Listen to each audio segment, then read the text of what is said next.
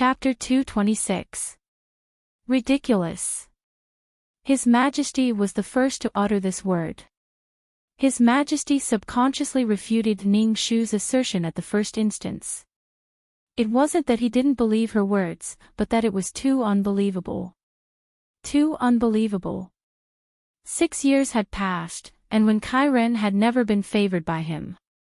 Therefore, his impression of that average-looking woman was like the wings of a butterfly, broken and blurry. If she wasn't Changping's birth mother, he probably wouldn't even remember who she was. He accidentally slept with her when he was drunk, and when he woke up, his first reaction was to frown. When he found out that she was pregnant, he had no choice but to make her a concubine and throw her into the harem. After that, the number of times he had slept with her could be counted with one hand. There were too many women like this in the palace. When he heard that she had died of an epidemic, it didn't even cause a ripple in his heart. He only casually ordered people to bury her and then completely threw it to the back of his mind. He would never have thought that the ordinary and boring woman would be brought up today, and in such an unbearable way. If what Ning Shu said was true, then what happened to old Princess Yu 38 years ago? My daughter's words may sound preposterous, but they are not without reason. It started from when 4th Miss and the 13th Princess fell into the water in the Imperial Garden. When 4th Miss fell into the water, she pointed out that the 13th Princess did it on purpose. The 13th Princess said that she suddenly saw a poisonous bee trying to sting 4th Miss, so she went forward to warn her. After that, I asked the 13th Princess in private and found out the mystery of Wen Qiren's death. It turned out that Wen Qiren didn't die from the epidemic, but from the poison of the ghost head bee. After that, I boldly examined Wen Qiren's corpse and found that the 13th Princess was not lying. Moreover, I also obtained an unexpected harvest. Wen Qiren's coffin had been opened not long ago and someone had put something inside. Ning Shu gently took out the longevity lock that had been weathered by the wind and frost for more than 30 years and presented it in front of everyone, including old Princess Consort Yu. Old Princess Yu's eyes were wide open as she stared fixedly at the longevity lock. It was as if she wanted to see through the longevity lock and see through the sorrow that she had been trying to escape from for many years, but had never been able to. And that sorrow was mixed with the mournful cry of a baby. The meaning of something like a longevity lock is too extraordinary. Normally, it would be prepared by the biological parents for the babies they are pregnant with. Wen Qiren's parents had passed away long ago. How could someone suddenly pry open her coffin and put this thing in her heart? Thus, I had a huge suspicion. But first, this conjecture was so bizarre that I didn't dare to believe it for a while. Second, other than this longevity lock, I didn't find any other sufficient evidence.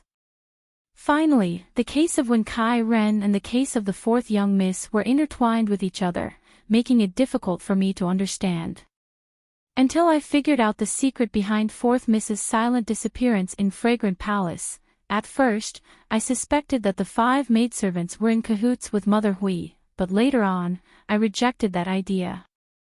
Because to succeed in this case, it wasn't something that could be done by a few lowly servants. There must be someone in a high position behind the scenes, providing help and cover for others. But who could this person be? Only you, whether it was the consort selection in Weiyang Palace, the appearance of the poisonous bees in the Imperial Garden, or the disappearance of Fragrant Palace. The one who witnessed all of this was you, old Princess Yu.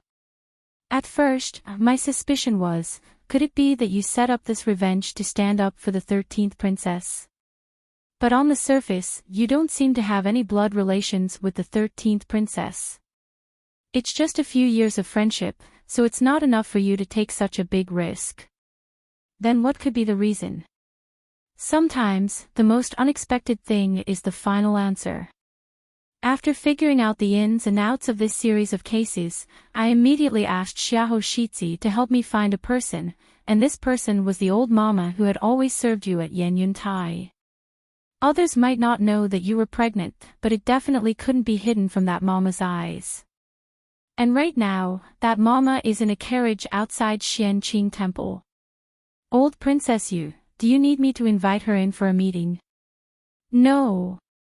Old Princess Yu almost screamed. She stumbled and was hurriedly supported by the palace servants beside her. That pair of old and unfocused eyes suddenly rolled out large drops of tears. She tightly clutched her chest, as if she didn't do so, that old and unbearable heart would be vomited out of her mouth. No need, she forcefully closed her eyes, as if she was crying, as if she was laughing. She finally accepted the fact that she didn't want to face in this lifetime. Yi Ji is indeed my biological daughter. It's Changping, and also my biological granddaughter. Chapter 227. Looking at this old woman who had finally been defeated by her and admitted to all her crimes, Ning Shu didn't feel very happy. Instead, she felt depressed, as if she was stuffed with cotton and couldn't breathe. She just wanted to let out a long and helpless sigh.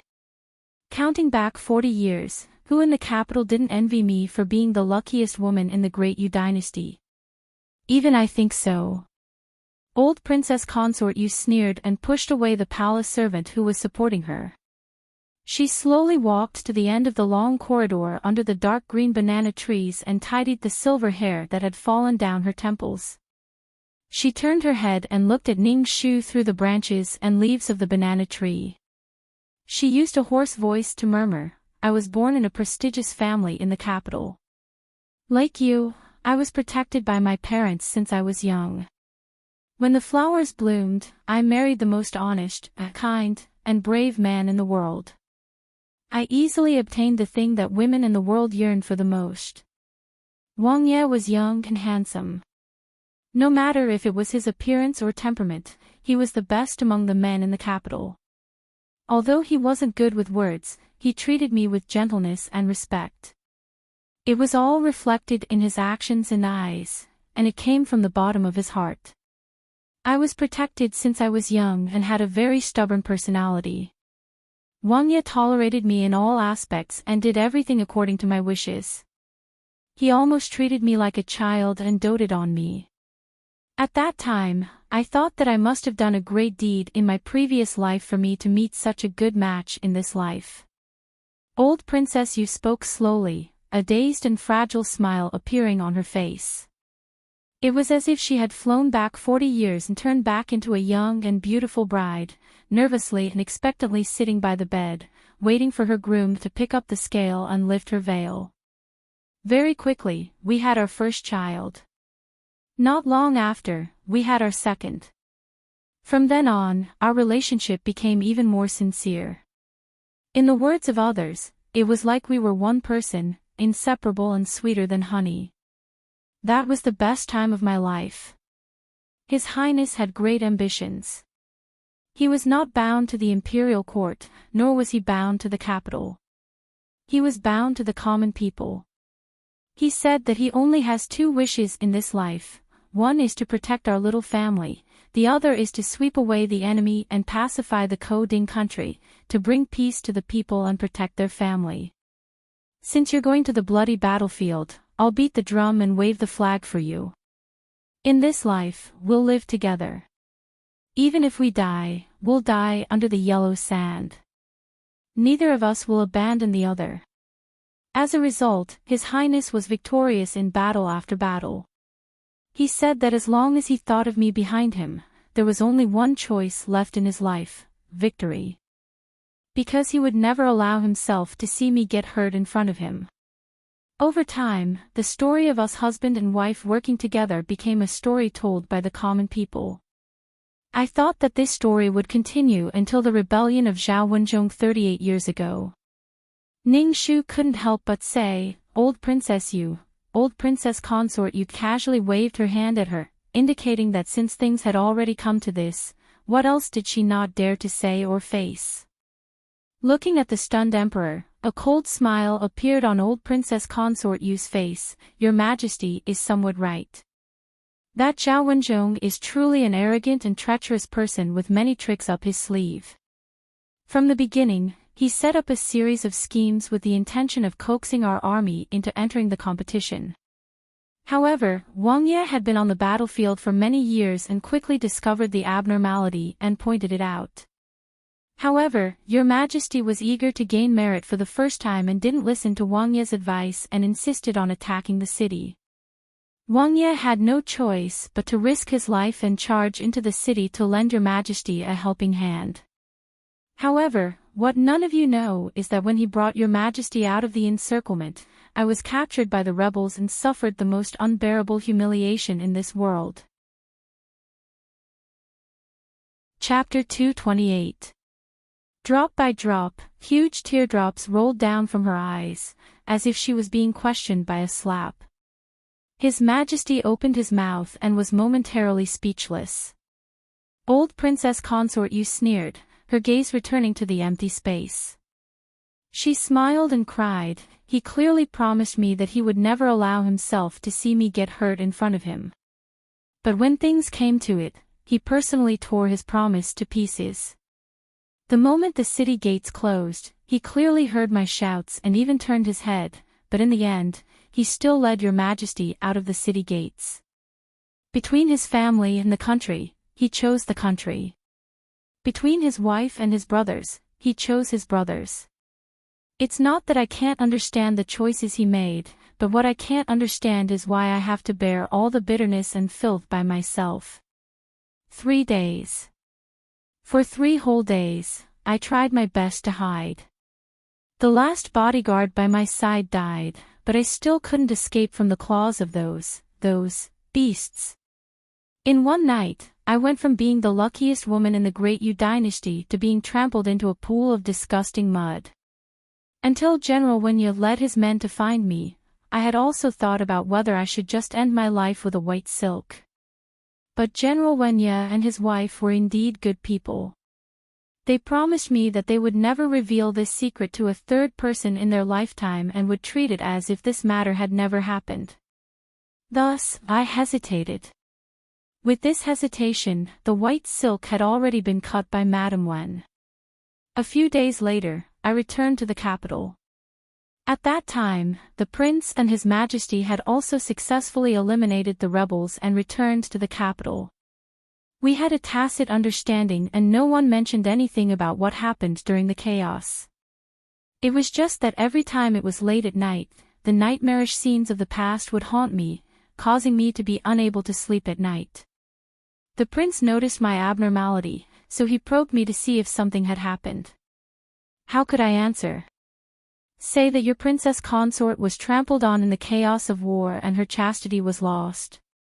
In that case, the glory of Prince Yu's residence and the face of my mother's family would be reduced to a laughingstock. Even my Qing and Yu would find it difficult to establish themselves in this world.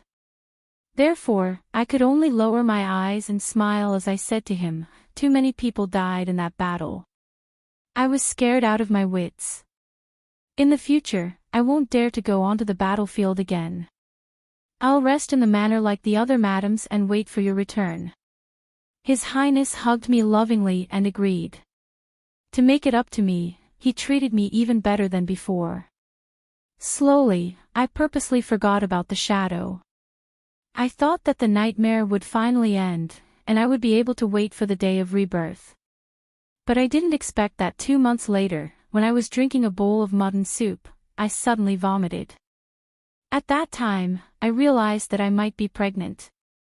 Ning Shu said in a low voice, so, after that, you used the excuse that you weren't feeling well and moved to the Yanyun Terrace to recuperate.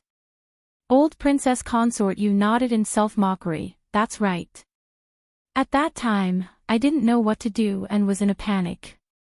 I didn't dare to call any doctor to take my pulse. Otherwise, my secret would have been exposed.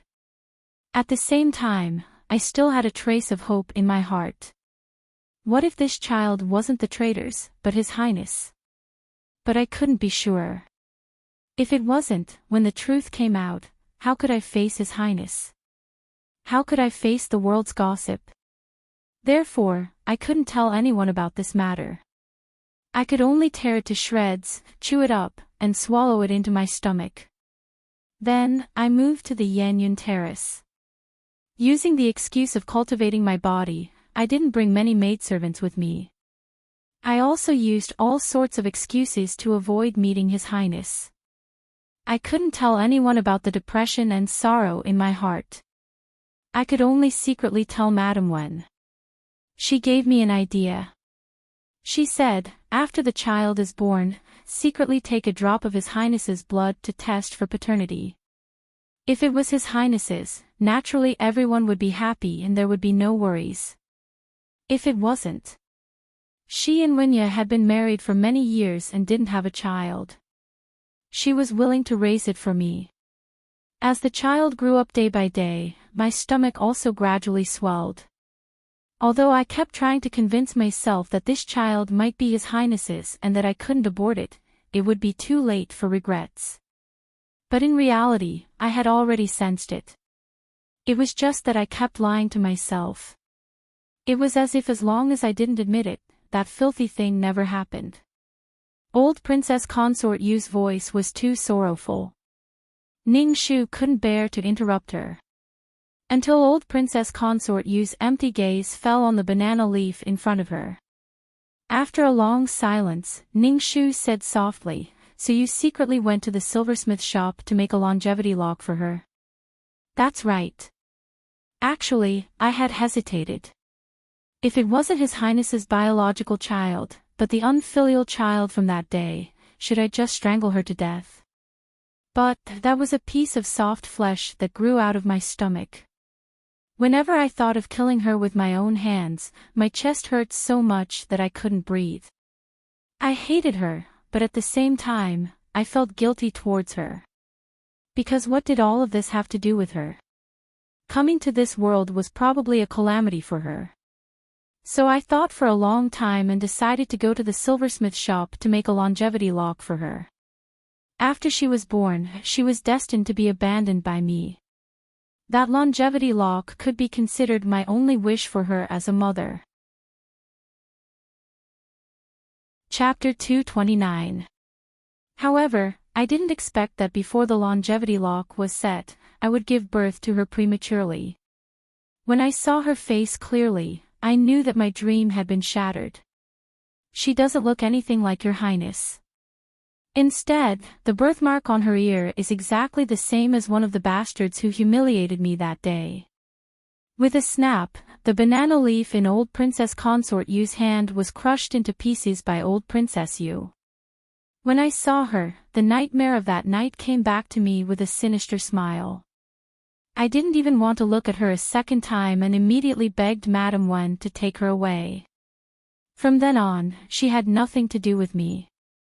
After that, I rested at Yanyun Terrace for 2 months and returned to the prince's residence. I didn't leave the house and lived the life of a noble lady that I used to despise the most. As for the child that represented my humiliation, I completely threw her to the back of my mind. Madame Wen kept her promise and never came to disturb me again. I also deliberately avoided any news from the Wen family. Until one day, I suddenly heard that Lord Wen and Madame Wen had died of illness one after another. That child was sent back to her hometown in the countryside. After a few years, I heard that she was sent to the palace as a palace maid. In all those years, I always knew about her. I knew that she was looked down upon and treated as a servant. I knew that she was favored by His Majesty and gave birth to a princess. However, her life was even worse than before. However, I never interfered with her. I didn't even see her once. Because I didn't dare. Because I didn't want to. Because she was a thorn in my heart. Her life was poisoned. Who told her to come to this world and throw herself into my stomach? She deserved it. She deserved it all. Ha ha ha, listen to this. Which child in this world is more unlucky than her to have such a vicious birth mother like me? I always cursed her in my heart, hating that she shouldn't have come to this world. Then, my curse came true and she really died. She died from the ghost head bees that imperial concubine Qi gave her, and she died because of my indifference. Perhaps even the heavens couldn't stand it anymore and wanted to punish me. Not long after her death, the prince suddenly died of illness. Following that, my Qing and Yu were ambushed while suppressing bandits and were pierced through the heart by thousands of arrows. It was as if all the people I cared about had died overnight. Not a single one was left alive. I was the only one left in this huge mansion.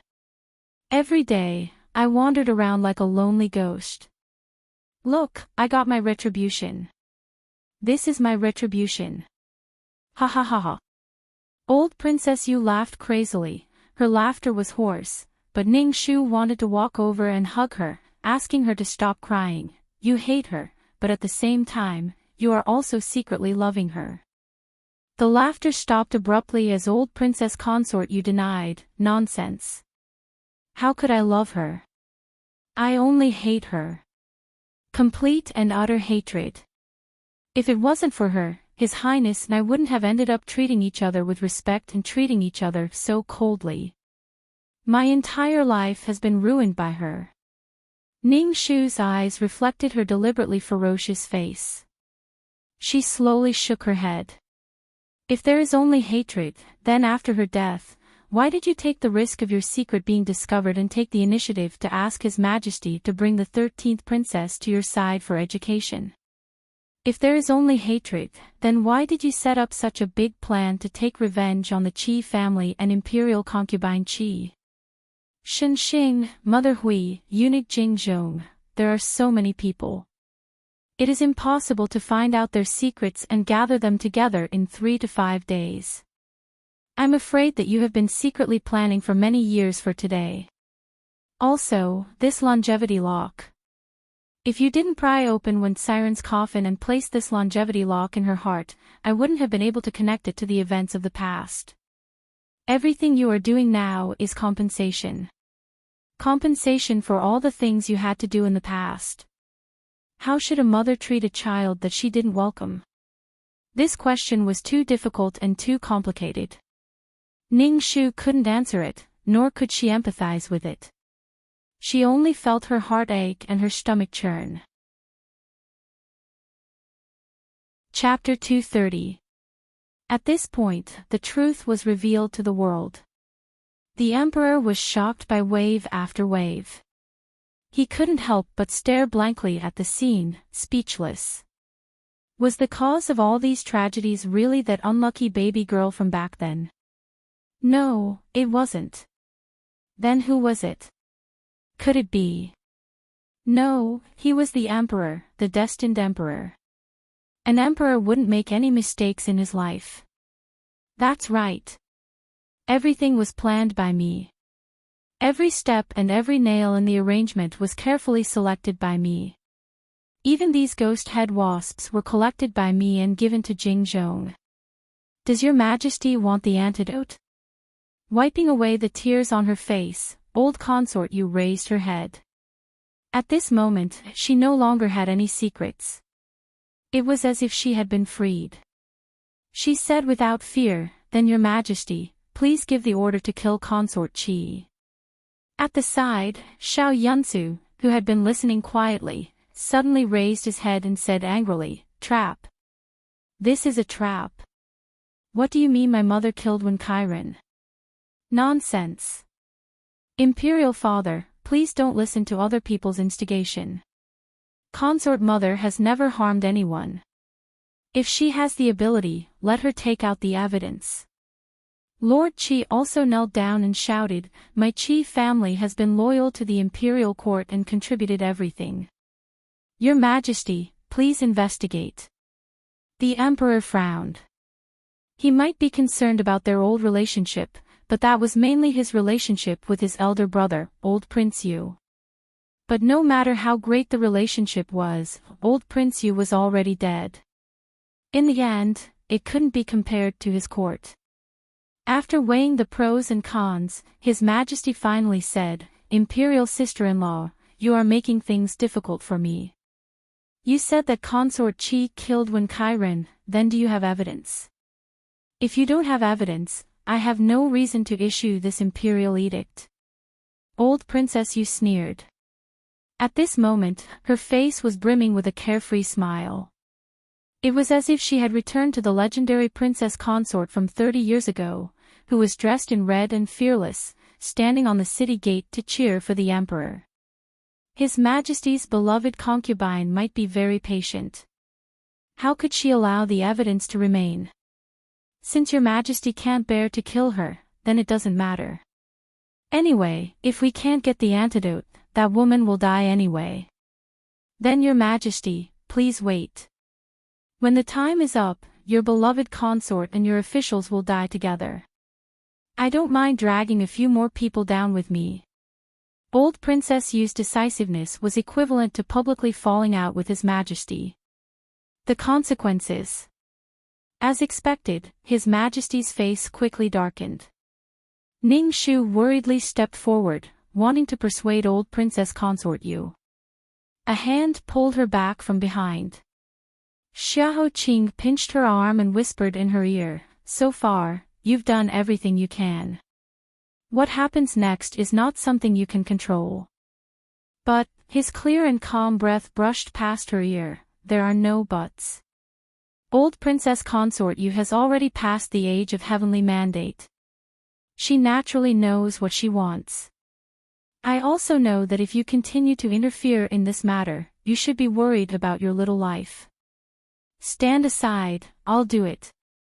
After pulling Ning Shu behind him, Xiahou Qing stepped forward and asked Old Princess Yu calmly, "Old Princess Yu, if you were given a choice, did you really want someone to stop you when you picked up the white silk 38 years ago?" "What do you mean?" "Nothing, I just have a doubt. Humans seem to be naturally afraid of death.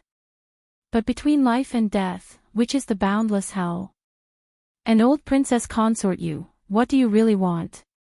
Xiahou Qing's voice was extremely calm, like a frozen pond without a single ripple. However, it caused Old Princess Consort Yu's eyes to reveal a moment of confusion. Looking back at the half of her life that was immersed in the dark swamp, Old Princess Consort Yu couldn't help but stagger as she muttered to herself, "That's right, sometimes living is even harder than dying." Compared to the endless torture, death was much more satisfying. I almost let her off easy.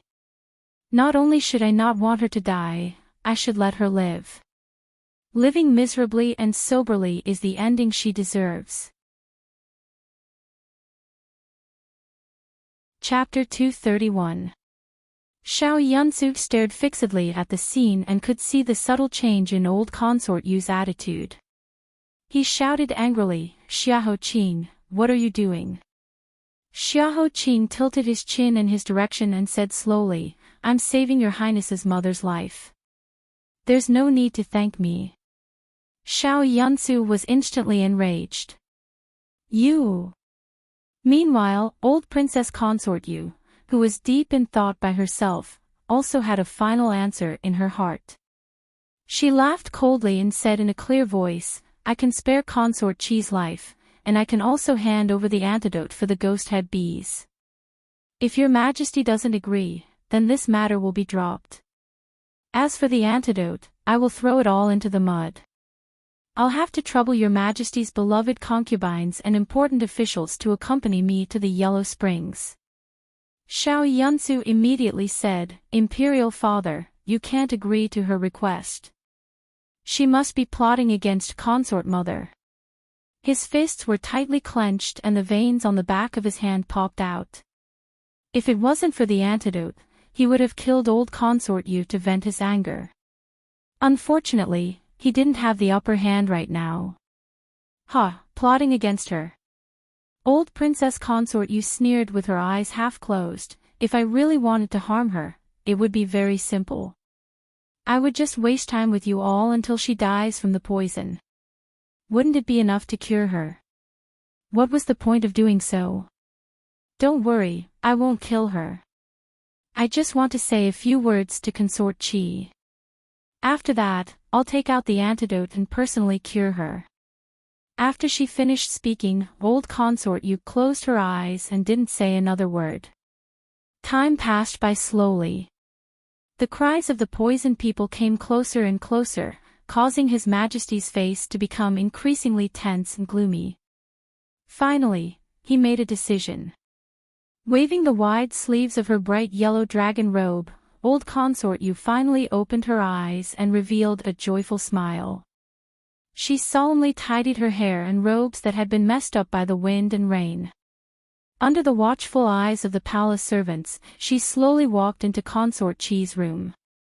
No one knew what she was going to say. Step by step, she slowly walked towards Consort Chi, who was screaming in pain from the poison. Behind her, the emperor's muffled voice sounded, "Sister-in-law, think about Chongping." Old Princess Consort Yu's body became sluggish, as if she was tired. She bent down and coughed heavily a few times, coughing until her face turned pale. Only then did she stand on her tiptoes again. "Your Majesty actually used your own daughter to threaten me. You are truly wise and divine.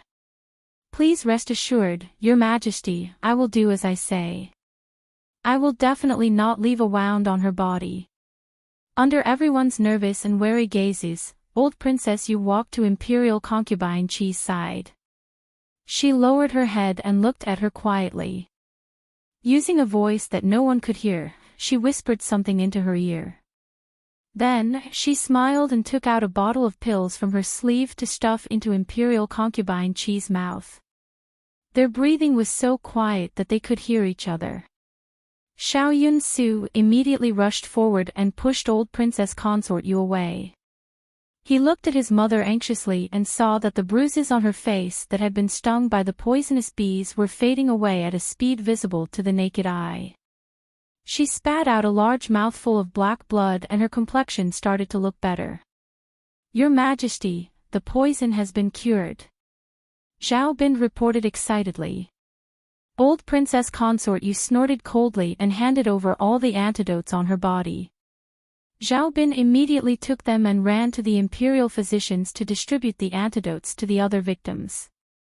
Everyone secretly let out a sigh of relief. Even His Majesty's complexion was slightly better, but his brows were still tightly knitted. He still hadn't decided what crime to punish old Princess Consort Yu for and how to punish her. In the next moment, Xiao Yun-su's eyes suddenly widened. His gaze landed on the side of Imperial Concubine Chi's neck and he shouted in alarm, What is this? Imperial Father! Imperial Father!" Ning Shu subconsciously restrained herself and quickly stepped into the quiet room. Imperial Concubine Chi, whose complexion had just improved, suddenly felt her throat bulge as she spat out another mouthful of blood. Following that, her entire body began to convulse. On the side of her snow-white neck, a faint color slowly appeared. Then, more and more of it gathered and formed the pattern of a plum blossom. Ning Shu sucked in a cold breath and clutched her chest. Plum Blossom Kiss. This was Plum Blossom Kiss.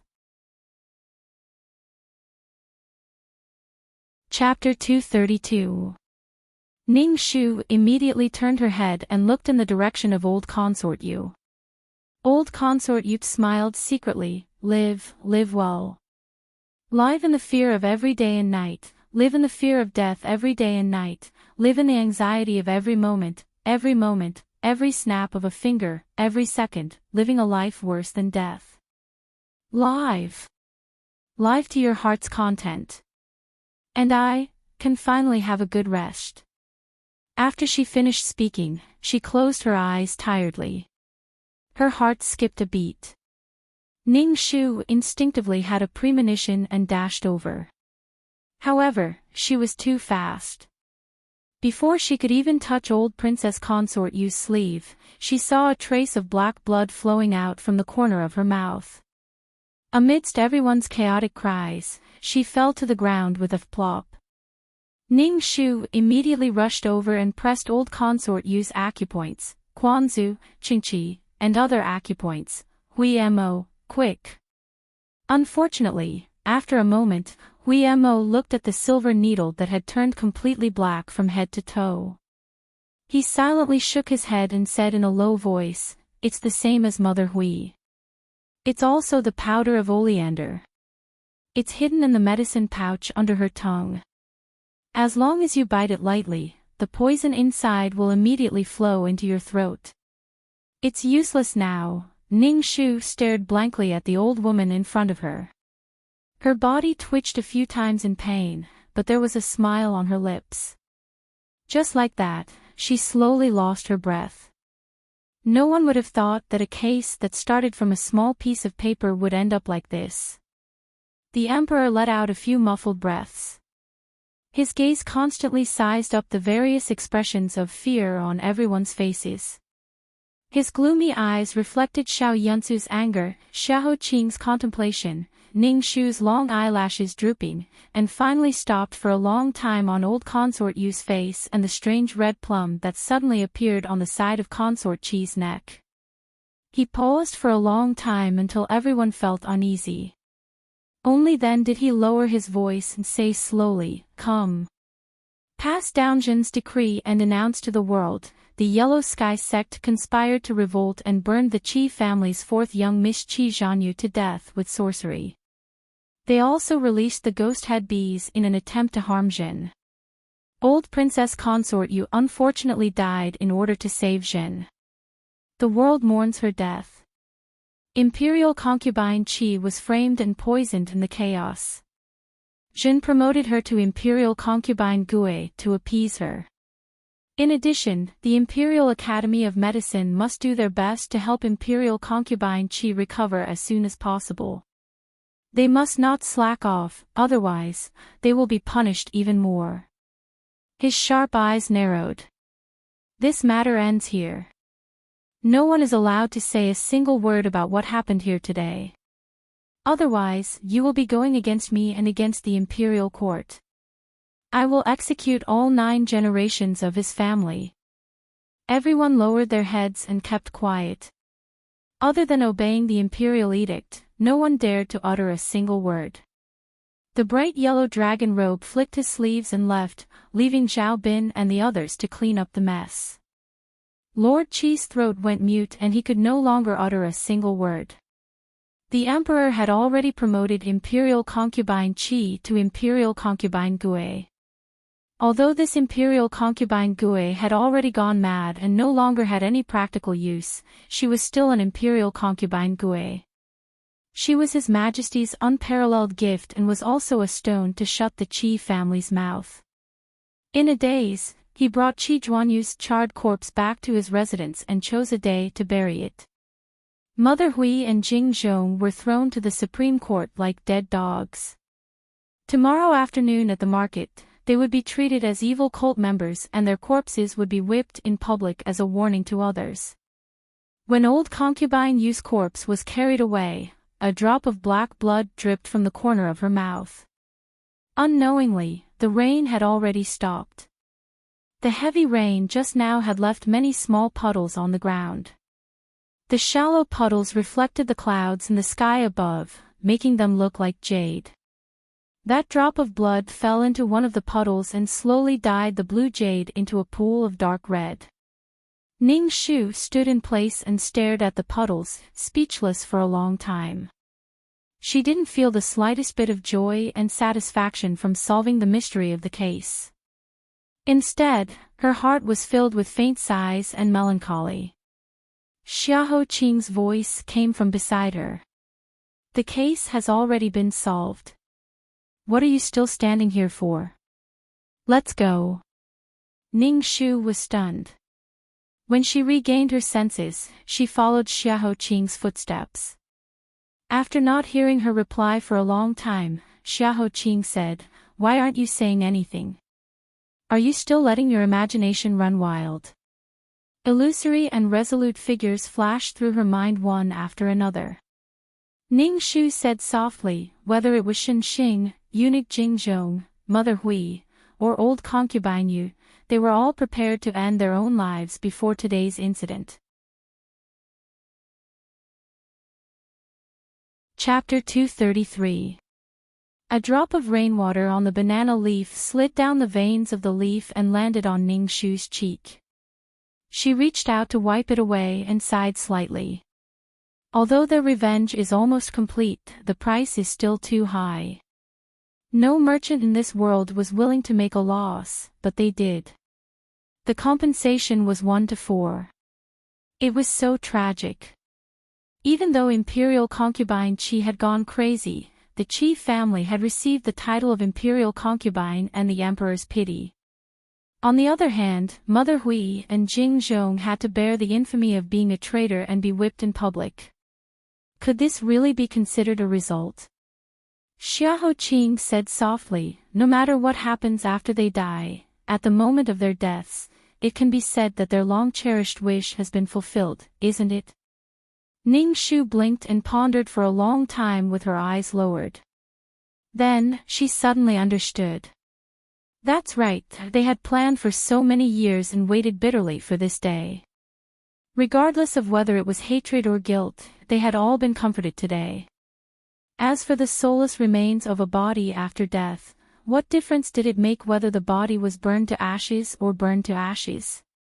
The greatest fortune in life was to ask for benevolence and obtain benevolence. The gloominess in his chest dissipated without a sound. Ning Shu let out a long breath and raised her chin to look at the man beside her. She suddenly asked curiously, "Your Highness, aren't you anxious?" "What's there to be anxious about?" After the excess emotions were swept away, Ning Shu quickly regained her rationality. She quickly went through the series of events that had just happened. The plum blossom kiss appeared again. According to the situation at that time, the poison must have been placed on Imperial Concubine Qi by Old Concubine Yu. But before I could ask any questions, Old Concubine Yu had already committed suicide and the clues were cut off. Now, if we want to wait for the next clue, I'm afraid we'll have to wait a long time. Furthermore, this wait is very likely to come to nothing. It was truly too confusing. Could it be that the person who had used the plum blossom kiss to control the situation was Old Concubine Yu? But this didn't make any sense. If it was Old Concubine Yu who had poisoned Imperial Concubine Qi, it was understandable. After all, Imperial Concubine Yu had killed Imperial Concubine Yu 6 years ago. But why did old Princess Consort Yu want to harm her and Xiahou Qing? There was no enmity between them, and they were completely unrelated to each other. What reason was there for her to spend so much effort on this matter? Also, how did she manage to give Consort Qi a kiss? At that time, there were so many pairs of eyes watching. Old Princess Consort Yu walked in front of Consort Qi and bent down to whisper a few words in her ear. Then, she took out the bottle containing the antidote and casually poured out a pill to feed Consort Qi. Could it be that the antidote was added to the poison? But why was it that everyone else was fine after taking the antidote, but only Qi Fei was poisoned? How did old Princess Consort Yu ensure that she would be able to find the only pill that had been tampered with?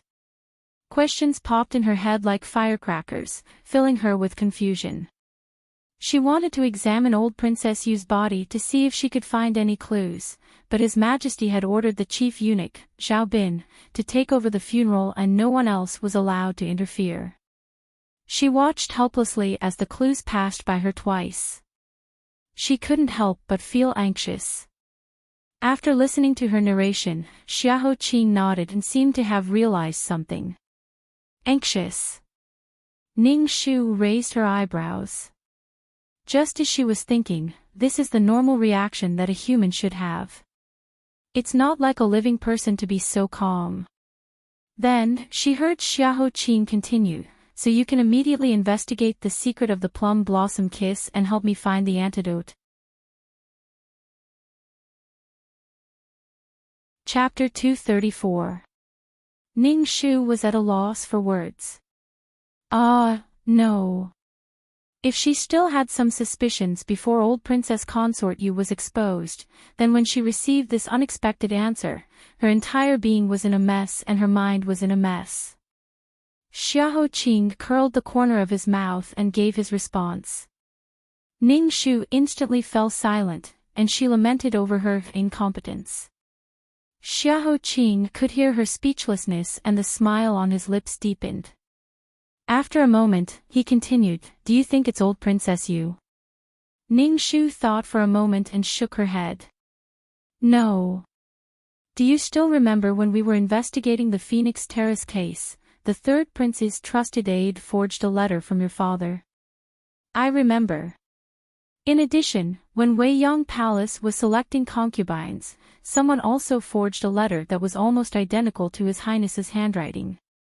Now that the truth is out, it was old Princess Yu who ordered someone to do it."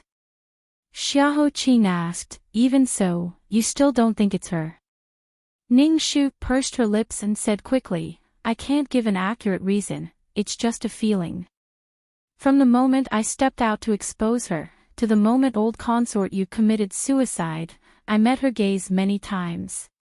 In her eyes, I saw coldness, nervousness, uneasiness, despair, relief. There were countless emotions, but I didn't see any hostility from the start. Unless she acted too well and didn't let me find out. But since she wanted to die, why would she hide it? Whether it's from my feelings or the analysis of the motive, I feel that the person we have been looking for is not old Princess Yu." Xiahou Qing said, "But there must be some kind of secret relationship with her." Ning Shu agreed with this point. "Yes. This poison is too special, even the previous emperor died because of it. It's impossible for too many people to be involved in such a big mystery. So, if we continue to investigate old Princess Yu, we should be able to find some clues." But the problem came back. Old Princess Yu's corpse was in Zhao Bin's hands. And His Majesty's attitude just now clearly showed that he was very secretive about the plum blossom kiss. Otherwise, he wouldn't have given such a verbal order. The water here was too muddy. Ayaya, it was really a headache. Xiahou Qing silently turned the bones in his palm a few times, then he raised his chin and signaled Ning Shu to follow him into the carriage. "Let's go." Where are we going?" Xiahou Qing calmly said, "Hui Mo hasn't played horseplay for a while, don't you think so?" Being called out for no reason, Hui Mo was confused. "Ha!" Ning Shu was also surprised for a moment, then she immediately reacted. She curved her eyes and revealed a sly smile. "Yes, I haven't played for a long time, so I'm really itching. The three of us can't sit at the same table, so we have to disturb Prince Ku and ask him to fill in the vacancy." Although old consort Yu's corpse was in Zhao Bin's hands, but for such a big matter like the burial of old consort Yu, there would definitely be people from the Ministry of Rites helping to arrange it. And wasn't Prince Ku the head of the Ministry of Rites? It was really embarrassing to have to trouble him again. A few miles away, Prince Ku, who was lying in Xiao Hongyan's arms and eating grapes, suddenly felt an itch at the tip of his nose and he sneezed loudly. He got up in confusion and looked at the closed window and the crack of the door. There was not a single gust of wind coming in, but why did he feel a gloomy chill, as if he was being watched by someone? He suddenly shuddered. "Not good, not good, this is very bad." Chapter 235. Inside Fu Ning Palace Hall. With a "pa" sound, a porcelain bowl filled with medicine was smashed to the ground by the emperor with a flick of his sleeve, shattering into pieces. "Take all of these away for Zhen. They're completely useless and extremely bitter. Zhen has already said that I won't drink a single mouthful, yet you keep bringing them over to be an eyesore. Are you deliberately trying to make Zhen even more unhappy?" The emperor stood up from the dragon throne and glared at the servants in front of him. His face was filled with thunderbolts. The ground was immediately filled with people kneeling, trembling as they begged for forgiveness. "This servant doesn't dare." But the imperial physicians. Imperial physicians, what dogs hit imperial physicians, they're all a bunch of trash. The poison of the ghost bees can't be cured. Imperial concubine cheese illness is also at a loss. Even Zhen's head illness has not been alleviated after drinking so much of their medicine. Instead, it's getting worse, causing Zhen to have headaches and sleepless nights. They really can't do anything, so they're the number one in kowtowing and begging for forgiveness. Zhen will definitely drag them out one day and behead them all. The emperor was furious to the extreme. His vision turned black and his legs swayed, almost causing him to fall. He grabbed onto the armrest of the dragon throne, causing himself to fall onto the bright yellow and cold throne, so that he wouldn't lose his dragon face. Is your Majesty's head illness acting up again? A gentle and graceful voice followed the master's footsteps into the palace hall. Empress Chao waved her hand to dismiss the kneeling palace servants and walked to the emperor's side with a smile. This concubine has just learned the art of massage. Let this concubine give you a massage. Perhaps you'll feel more comfortable. As she spoke, Empress Chao took off the golden armor on her hands one by one. Just as her soft fingers touched the emperor's temples, he suddenly opened his eyes and grabbed Empress Chao's hand. He raised his head and looked at her with bloodshot eyes. Empress, the plum blossom kiss is back. Empress Chao let out an "aw" in a low voice. Her hands trembled, but she quickly calmed down, steadied her hands, and continued to massage. She deliberated and said, "Could it be that your Majesty was mistaken, or that someone deliberately set up a trap to create panic and deceive your Majesty?" The emperor's face was filled with exhaustion. No, this time, this emperor saw it with his own eyes. That plum blossom petal appeared on Imperial Concubine Chi's neck out of thin air. This emperor just ordered the palace servants to check it out. Imperial Concubine Chi's sense of taste has already disappeared. There's no doubt it's that damn thing. But why did Imperial sister-in-law have to use this poison? And where did she get this poison? I really don't understand. Previously, in the Phoenix Terrace case, the impostor also used this thing to murder the young master of the Yun family, Cloud Leaf. However, that impostor was unwilling to tell the truth until her death. Now, that damn thing has appeared again, and this time, it's even more arrogant. It actually dares to appear in front of me so openly. If it's not challenging my dragon might, then what is it? There must be someone secretly plotting all of this. Because he hadn't slept for many days and had personally experienced the series of events at Xianqing Monastery, the emperor had a splitting headache. His gaze fell on a certain point in the air, and he suddenly gripped the dragon throne's armrest tightly. His throat was almost hoarse as he said, "Empress, Imperial father died from that poison." Empress Chao gently patted the back of his trembling hand that was bulging with blue veins. She gently comforted him. Since the young master of the Yun family was able to recover, it means that there's an antidote for that poison. It's not as frightening as we imagined. Your Majesty, don't worry. You are the destined emperor, the chosen one. Under Empress Chao's comforting voice, the emperor gradually calmed down. The empress is right. This emperor is the chosen one and will not fall to the same fate as Imperial father. Since we found out that it was Imperial sister-in-law, then we should cut the weeds and eliminate the roots. All the servants in Prince Yu's estate are granted the grace to be buried with Imperial sister-in-law.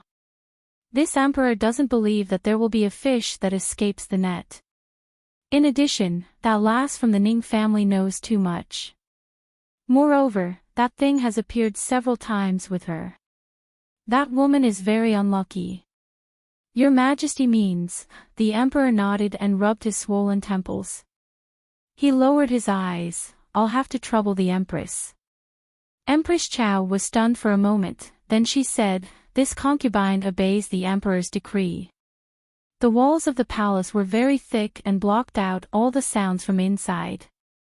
No one knew that just a few words from the emperor and empress had already decided the life and death of a bunch of people, including Ning Shu, who they were just talking about. Only a gust of wind spied on the heavenly secrets outside Fu Ning Palace. It spun around quietly and drifted far away. It drifted to the most prosperous East City in the entire capital.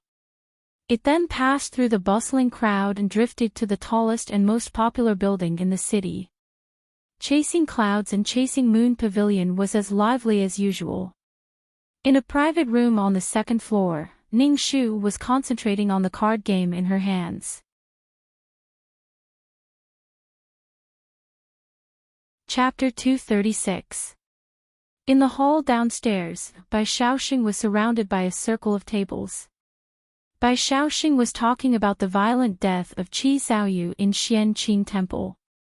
Everyone was listening with great interest, even forgetting to eat their melon seeds. After their true identities were exposed, the two evil cult members suddenly started chanting incantations. Under their summoning, countless poisonous bees flew over from the horizon, almost covering half of the sky. They rushed towards His Majesty and the other officials present. That scene, ayaya, simply made one's legs tremble, and one's stomach turn cold. Old Princess Consort Yu was standing beside His Majesty at that time. She immediately stood in front of His Majesty to protect him, but unfortunately, she was bitten by the poisonous bees. His Majesty was filled with grief and anger. A purple gold dragon light burst out from his body, burning all the poisonous bees to ashes and taking down the two people on the spot. Unfortunately, old Princess Consort Yu was old and weak. Before she could be treated, she died from the poison. Bai Shaoxing shook his head and sighed. It really makes people cry out in grief. Everyone was also filled with emotions and smacked their lips. One of them suddenly asked curiously, "Is the evil cult's magic really so powerful?" The person next to him who was eating melon seed said, "Otherwise." Fourth Miss Qi's body was burned to charcoal. Consort Qi was scared out of her wits on the spot. There were also many officials who were poisoned and carried out of Xianqing Temple. If it wasn't evil magic, what other explanation could there be? But his words were quickly refuted. If they were really so powerful, why didn't they save themselves in the end? Instead, they committed suicide out of fear of punishment. I saw the notice. His Majesty ordered that their bodies would be whipped at the Meridian Gate tomorrow and left to rot for 3 days. The person who was eating melon seeds blushed and hurriedly said, "You don't know. This is called the golden cicada shell shedding technique." On the surface, it looks like the two of them committed suicide by taking poison. In reality, the two bodies are just their shells. They were discarded after they were used. As for their souls, they had already flown beyond the 9 heavens and escaped to heaven. Seeing that the two of them were about to quarrel in public, another middle-aged man wearing brocade clothes said, "You two are really simple-minded. You are so easily fooled. In fact, the real situation is not what you think." Hundreds of curious eyes looked at him, greatly satisfying the middle-aged man's vanity. He coughed a few times and deliberately lowered his voice to say, "My brother-in-law sells herbal tea outside Xianqing Temple." According to what he saw with his own eyes, other than His Majesty and the officials of the Ministry of Justice, there was another person who went in and out of Xianqing Temple. Do you know who it was? Who? Don't keep me in suspense. Tell me who it is. Duke Ning's eldest daughter, Ning Shu. Ah, why is it her again? Why did she go to Xianqing Temple? Could it be that he's there to solve a case? Stop joking around. Who in the capital doesn't know that she's just an embroidered pillow, an idiot among women? If you want me to believe that she has the ability to solve the case, why don't you tell me that in reality, all of this was done by her own fate of being a jinx? With the help of her identity as the reincarnation of a celestial fox, it's easy for her to summon some poisonous insects and bees. As for the motive, I've heard more than once that fourth young Mistress Qi was disrespectful to Ning Shu at the entrance of the Yun residence and was given a resounding slap by Ning Shu. Since then, the two of them have formed a deep grudge. I also heard that when she was young, she greatly offended Consort Qi, Ah no, Imperial Consort Qi. That's right. Third young Master Qi was also killed by her. There are more twists and turns in this than we think. If she wanted to kill Qi Zhanyu, she should have done it long ago. Why wait until now? Also, why did she target the consort selection of Shizi Xiaohu? The reason is too simple. Her third husband, the Cloud Leaf young master, encountered an accident and also returned home to recuperate. She is now in urgent need of a new husband. Who in the capital do you think is a better candidate than Shizi Xiaohu? The onlookers who thought they had seen through the secrets of the heavens took a deep breath and looked at each other. They came to two conclusions at the same time. This Ning Shu was really a powerful character. If they saw her in the future, they would have to take a detour. Also, Shizi Xiaohu was really unlucky to be chosen by this woman who could jinx her husband. Ning Shu was speechless after being smashed into a pile of mud for no reason. She deliberately left a deep impression on people that she was an idiot, but she didn't expect to hit herself in the foot. Was this a success or failure? Under Prince Ku's interested gaze, she quietly raised her eyes and wanted to glance at Xiahou Qing, but she interrupted herself and silently focused on the game in front of her. Last time, His Highness Prince Ku said that if she wanted to play with him, she should play with her real ability. Otherwise, even if she won, she wouldn't win happily. However, how could she let others pay for her help? Moreover, in a game of cards, if Prince Ku really lost too badly, although he didn't say it, he would definitely be unhappy in his heart. Therefore, there was a mystery in this. She couldn't let herself lose too obviously and dampen Prince Ku's mood, but she couldn't let him lose money. Ning Shu kept calculating in her heart. If she won a small round in this game and lost a big round in the next game, she would have 7 wins and 5 losses. Although it seemed that she won more often, in fact, the money would fall into Prince Ku's pocket more. She was concentrating on the small abacus in her heart and didn't see that Xiahou Qing suddenly raised his eyebrows thoughtfully when he heard the discussion downstairs.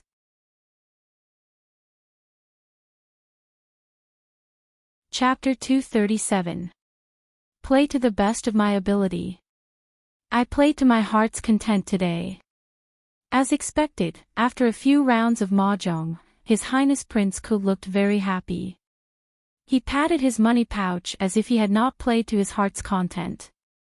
If it was not for the fact that it was already dark, he would have played 3 more rounds. He smiled as he pointed at Ning Shu. Little girl Ning, you must know that playing mahjong is like going to the battlefield. You cannot only care about the small benefits in front of you. You must consider the big picture and always remember that you cannot be arrogant. For example, in the last round just now, you originally had a chance of winning. However, you were too anxious at the crucial moment. You were too eager to win and went for wool but came home shorn. Ning Shu frowned and smiled bitterly in annoyance. She stood up and sent Xiao Minglan out of the private room with Xiahou Qing. That round just now was indeed my daughter's fault. His Highness Prince Ku is right. My daughter will remember. However, it's still all right. Although this prince won money, you are still better than me in terms of winning percentage. It can be considered a tie. Not bad, not bad. Ha ha ha. All right, I have played to my heart's content today. This prince will return to the residence first. You don't have to send me off. Xiao Minglan waved his hand and stopped them. He walked down the stairs under the guidance of the servants. After keeping the official seal of the Ministry of Rights in her sleeves, Ning Shu smiled and prepared to send the old man off with her eyes. Xiao Minglan had just taken 2 steps when he suddenly turned his head and asked curiously, "That's right. When we were playing mahjong just now, this prince heard the people downstairs talking about the case of Xianqing Temple. You took a fancy to Nanping Wang's heir and planned it. Is it true?" Ning Shu, ha ha ha ha, this prince was just joking with you. How could this case be done by you? However, why is your face red? Could it be that you really took a fancy to Namping Wang's heir? Originally, Ning Shu's face was not red. However, when this old man in his early 30s said that her face was red, the corner of her mouth twitched and she turned her face away speechlessly. Don't be shy. One of you is unmarried, and the other is about to get married. One of you has just lost your future wife, while the other has lost her third husband. There's no one else in the entire capital who is more compatible than you two. Are you sure you don't want to consider it? Xiao Minglan looked at the two of them and teased them. The mole under her eye was especially vivid. The blush on Ning Shu's face deepened, and she couldn't help but say in embarrassment, Your Highness Prince Ku. Heyoyo, I already said that I was just joking. Why did you take it seriously?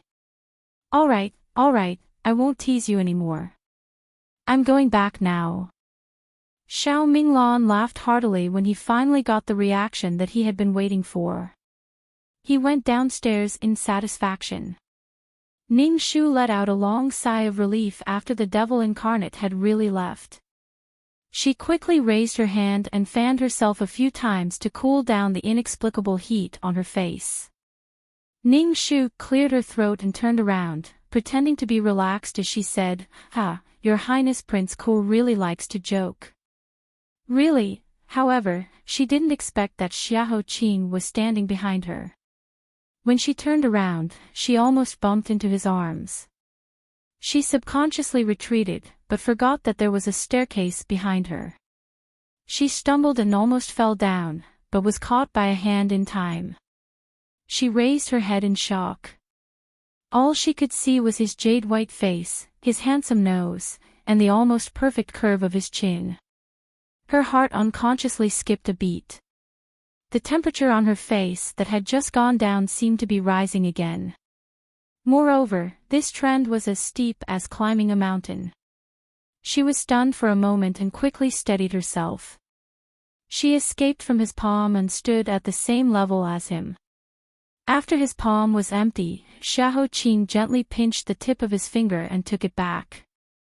His eyebrows were still wrinkled as he said, Impudent. Ning Shu awkwardly rubbed the tip of her nose and said, This little girl will definitely pay attention next time. Many thanks to Your Highness for saving this little girl's life again. Anyway, it's already late. Your Highness must be tired from running around today. How about you go back to your residence early and rest? This little girl will respectfully send Your Highness off. Her waist that was grabbed by him just now felt like it was on fire. She smiled and bowed, wanting to quickly end this awkward situation. However, she saw that Xiahou Qing was as steady as Mount Tai, standing in front of her motionless. Do you want to see? He suddenly opened his mouth. A wisp of wind came in from outside the open window and slightly lifted the end of the brocade cloth that covered his eyes.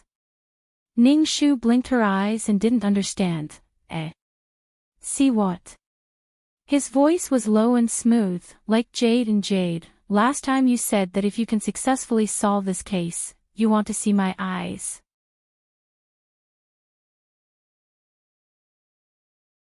Chapter 238. The floor below was filled with people. Some were marveling at how high the standard of old Princess Yu's funeral was, but for some reason, she would not be buried in the same grave as old Prince Yu. Some were discussing how Southern Yan's envoy had come to the capital to ask for the princess's hand in marriage. His Majesty seemed to have sent the 13th princess for political marriage. Some were whispering that imperial concubine Qi had personally witnessed her niece die an unnatural death and that her mind was not normal. The discussion was lively. Upstairs, only 2 zhang away, Ning Shu's stunned eyes clearly reflected Xiahou Qing's calm face. Her palms couldn't help but heat up and sweat seeped out. She had always boasted that her face was as thick as a mountain, but at this moment, she actually felt a rare sense of helplessness. This sense of helplessness came too unexpectedly, making it hard for her to deal with. She had always been clever and had an outstanding memory. Naturally, she remembered that not long ago, when she sat in his carriage in a half-conscious state, she had boldly made a request. She just didn't think that he would really come to fulfill his promise. "Do you want to see?" These 3 words beat back and forth in her heart like a rattle drum, urging her to make a decision. Should she look or not look? Should she nod or shake her head? If she shook her head, it would seem that she was guilty of something and didn't dare to look into his eyes. But if she nodded, it would seem that she really coveted his beauty. If she had known that her careless words would cause her to fall into this situation, she would have sewn her mouth shut at that time. She was racking her brains to think of the best response. His hand had already reached over. First, he vaguely grabbed her shoulder, then slowly moved down her shoulder to her elbow and wrist. Finally, he pinched her wet and warm palm and simply pulled it over. The black brocade was as smooth as water silk. With a gentle lift, it fell to the ground like a piece of black hair. At this moment, her heartbeat forgot the rhythm of her heartbeat. Time slowed down to the extreme. Ning Shu opened her eyes wide and slowly looked at the pair of eyes that slowly appeared under the brocade. It was as expected. His long eyelashes were as black as ink, and his eyes were like dots of lacquer. With just a glance, one would feel that the world was magnificent. Half of it was condensed in those eyes, making one's heart beat faster. Unexpectedly, he felt heartache. He felt heartache that such a beautiful pair of eyes lacked the supreme elegance that they should have. Shock and regret mixed together, making Ning Shu stand and speechless for a long time. After not hearing her voice for a long time, Xiahou Qing frowned slightly. "What's wrong? Is it ugly?" He let go of Ning Shu's hand, turned his face to the side, and motioned in the direction of Hui Mo to pick up the brocade and cover himself again. He mocked himself, "Are my eyes as lifeless as those of a dead fish?" Ning Shu came back to her senses and hurriedly said, "No, Your Highness misunderstood. It's very beautiful." She paused, then solemnly repeated, "Your Highness' eyes are very, very beautiful." She lowered her head and pondered seriously. Moreover, such heavenly eyes, such an otherworldly person, shouldn't be damaged by anything, not even the plum blossom kiss. If she raised her head at this moment, she would discover that Xiahou Qing seemed to be pleased by something. The corners of his mouth rose, revealing a slight smile. It was like the first dragonfly flying across the pond in summer. Every shallow ripple was gentle.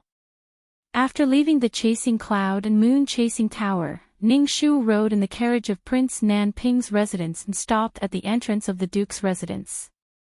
Jumping down from the carriage, Ning Shu turned around and said, "Tomorrow, Hui Mo and I will disguise ourselves as officials from the Ministry of Rights and see if we can find an opportunity to examine old Princess Yu's body. Therefore, I will have to trouble Your Highness to lend Hui Mo to me." In addition, who was old Princess Yu's close friends when she was alive and where she often went? "I will have to trouble Your Highness to send more people." The plum blossom kiss in her hand can't appear out of thin air.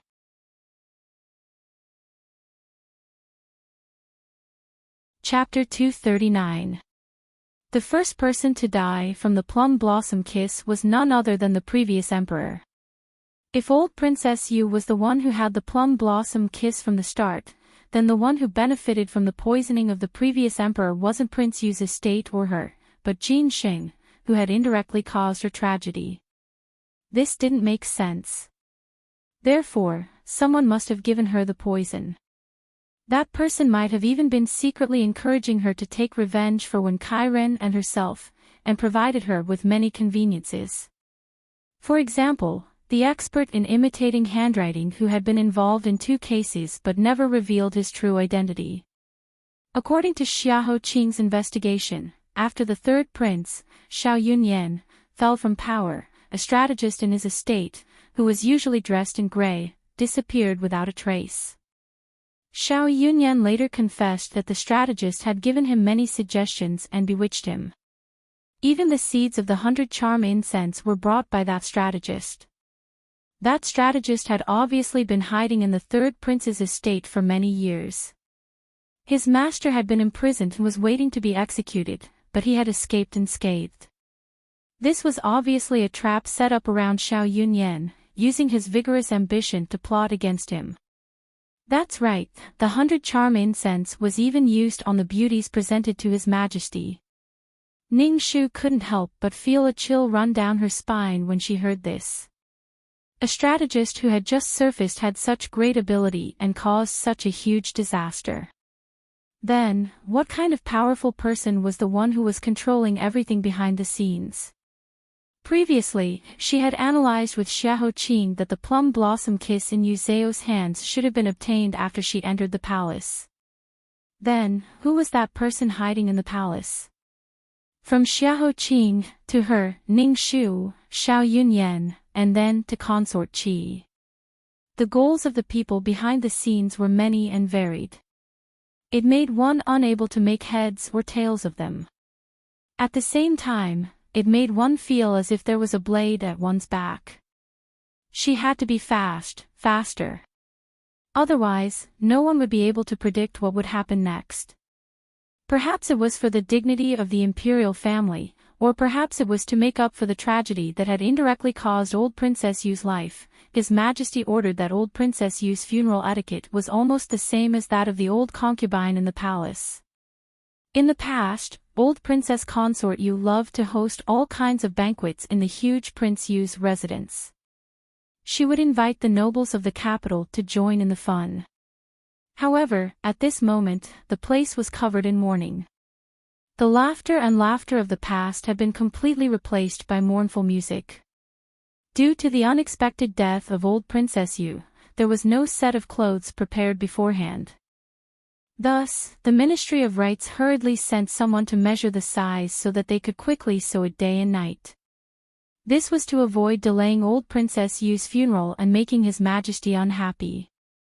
Ning Shu and Hui Mo blended into the crowd and followed the assistant minister of the Ministry of Rites into Prince Yu's residence. As if they had already foreseen the outcome of being buried with old Princess Yu, the entire residence was filled with cries of grief. Only one person dressed in mourning clothes knelt quietly in front of old Princess Yu's coffin. She did not move and only stared blankly at the brazier in front of the coffin, where old Princess Yu's coffin was placed.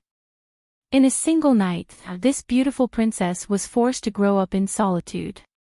In the past, even though she had lost her mother, she still had someone to rely on. She could still pretend to be arrogant in front of others. However, from that day onwards, even though she had the title of princess, there was no one who could protect her anymore. And this girl would never have the chance to know how much her own grandmother had endured, and how much she had protected her. Ning Shu lowered her head slightly and sighed softly. She walked past Xiao Zhangping and took out a soft measuring rope. After kneeling in front of old Princess Yu with Hui Mo and two other officials from the Ministry of Rites, she stepped forward to measure old Princess Yu's body.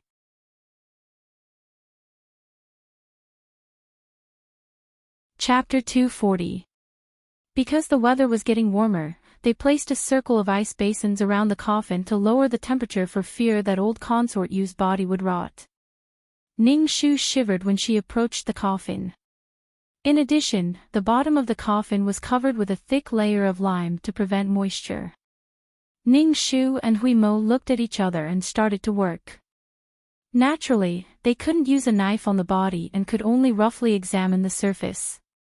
They had to be careful and fast.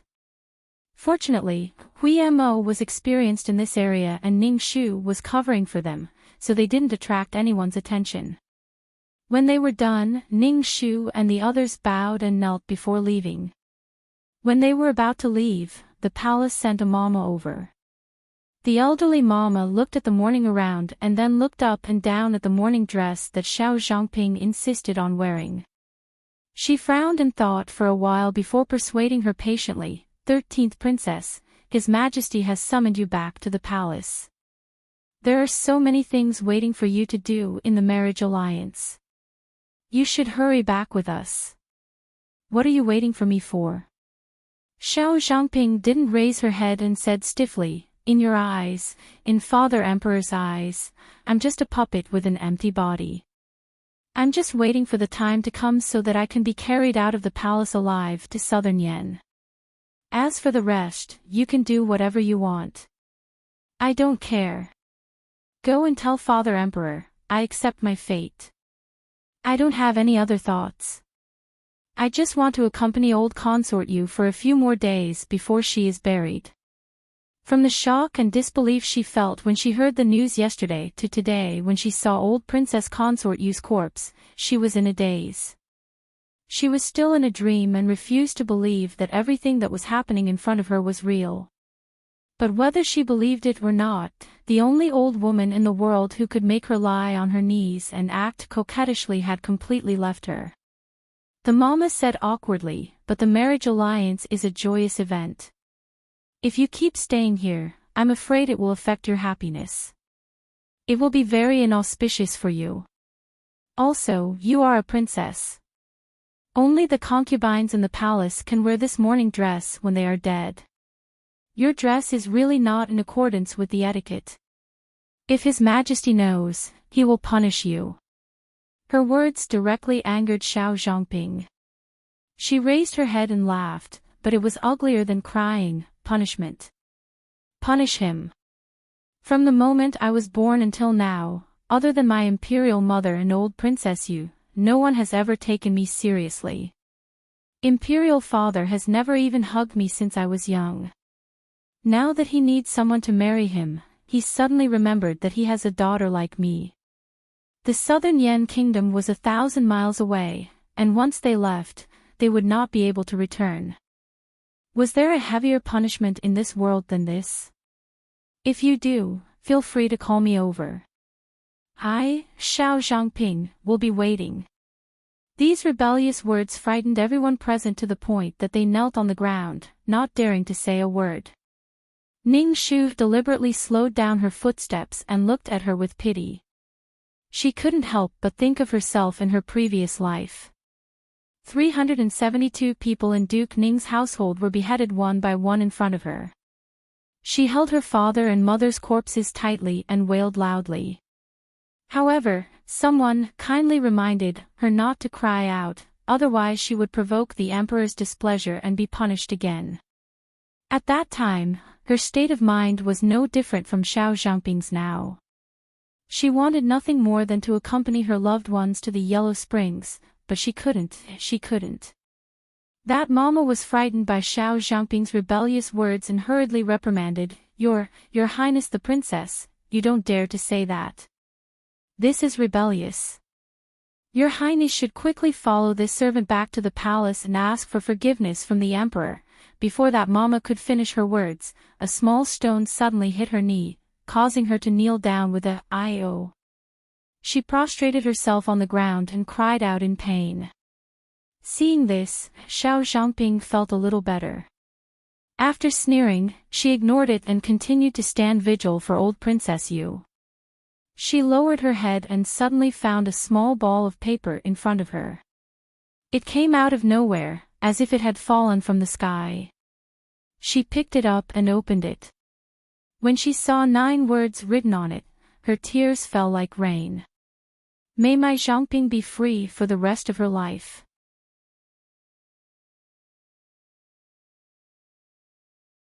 Chapter 241.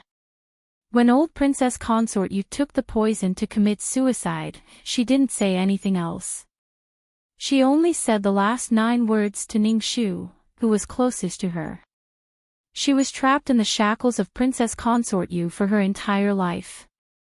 Every day, she tried her best to pretend to be the most respected princess consort in the world while stepping on her real self. Every day felt like a year. Her only daughter was trapped in the cage-like harem and was bullied until she died. Thus, she didn't have any other wishes. She only hoped that her most cherished granddaughter could obtain the most luxurious freedom. Because that was the dream that she had been trapped in for 38 years. What did you find? After leaving Prince Yu's estate, Ning Shu used the excuse of leaving the Ministry of Rights team and pulled Hui Mo to a hidden corner. With so many pairs of eyes watching, I couldn't investigate in detail. Thus, I could only make a rough guess. I didn't find anything related to the plum blossom kiss. I only found a wound on her finger. It seemed like she bit it herself. I don't know why. In addition, her lower limbs were swollen and her organs were as hard as rocks. There were many purple scars on her arms and neck. This means that old Princess Consort Yu was seriously ill when she was alive. Even if she took medicine every day to save her life, she probably wouldn't live past this autumn. The last bit of doubt in her heart was solved. Ning Shu finally understood. No wonder she was in such a hurry to take revenge. Even if she revealed a flaw, she wouldn't care. Because if she didn't hurry up, she wouldn't have another chance.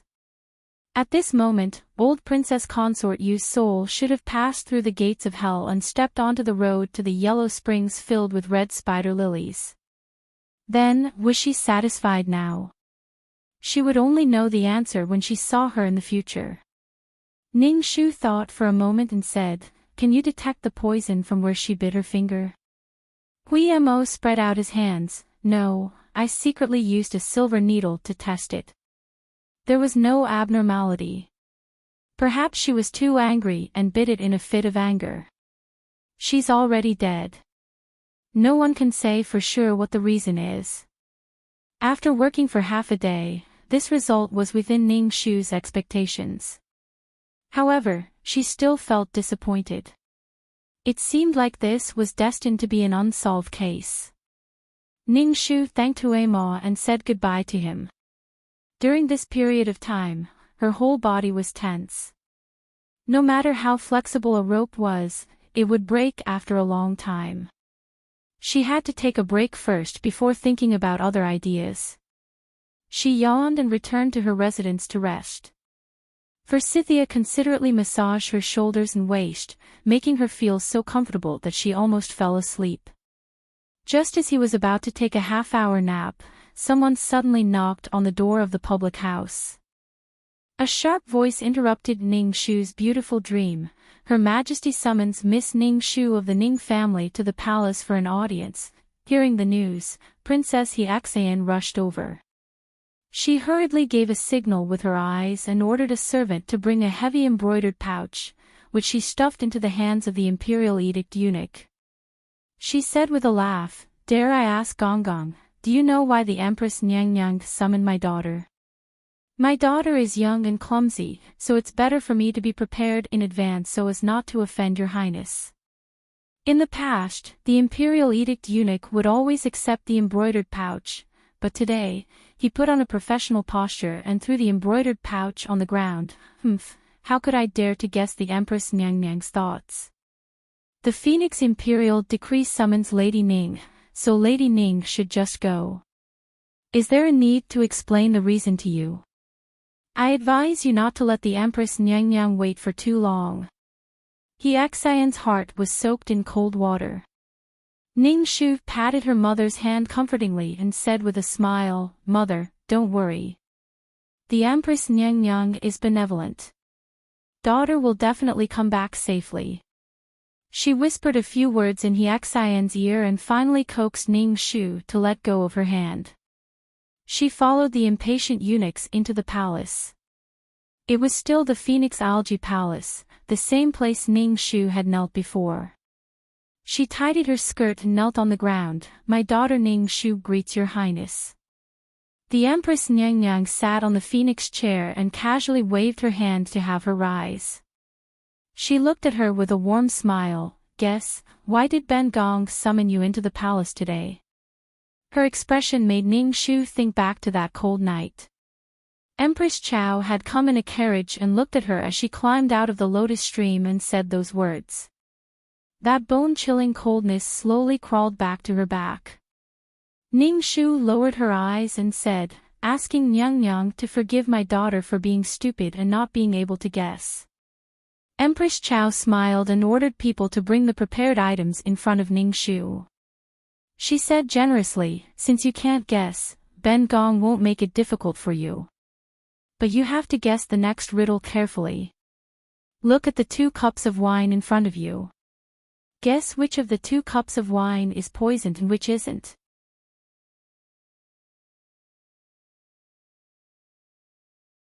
Chapter 242. This was the place where the crazy Empress Shou had killed the crown prince of the previous dynasty. Ning Shu stood here once again. There were 2 cups of fine wine in front of her. The light pink wine gave off an alluring sweet fragrance. On the phoenix chair, Empress Chao looked at Ning Shu and said slowly, "Guess which cup is not poisoned. Drink that cup. If you are lucky enough to guess correctly, Ben Gong will let you walk out of this Phoenix Algae Palace unharmed. If you guess incorrectly, then don't blame Ben Gong. Also, don't think that someone will come to speak for you this time. Ben Gong has already ordered that no one is allowed to take half a step into the Phoenix Algae Palace. It's a 50-50 chance. Whether you live or die, it's all in your hands. Choose." Ning Shu couldn't help but bitterly smile inside. It's all in her hands. If she really had the right to choose, could she not choose any cup and just turn around and leave?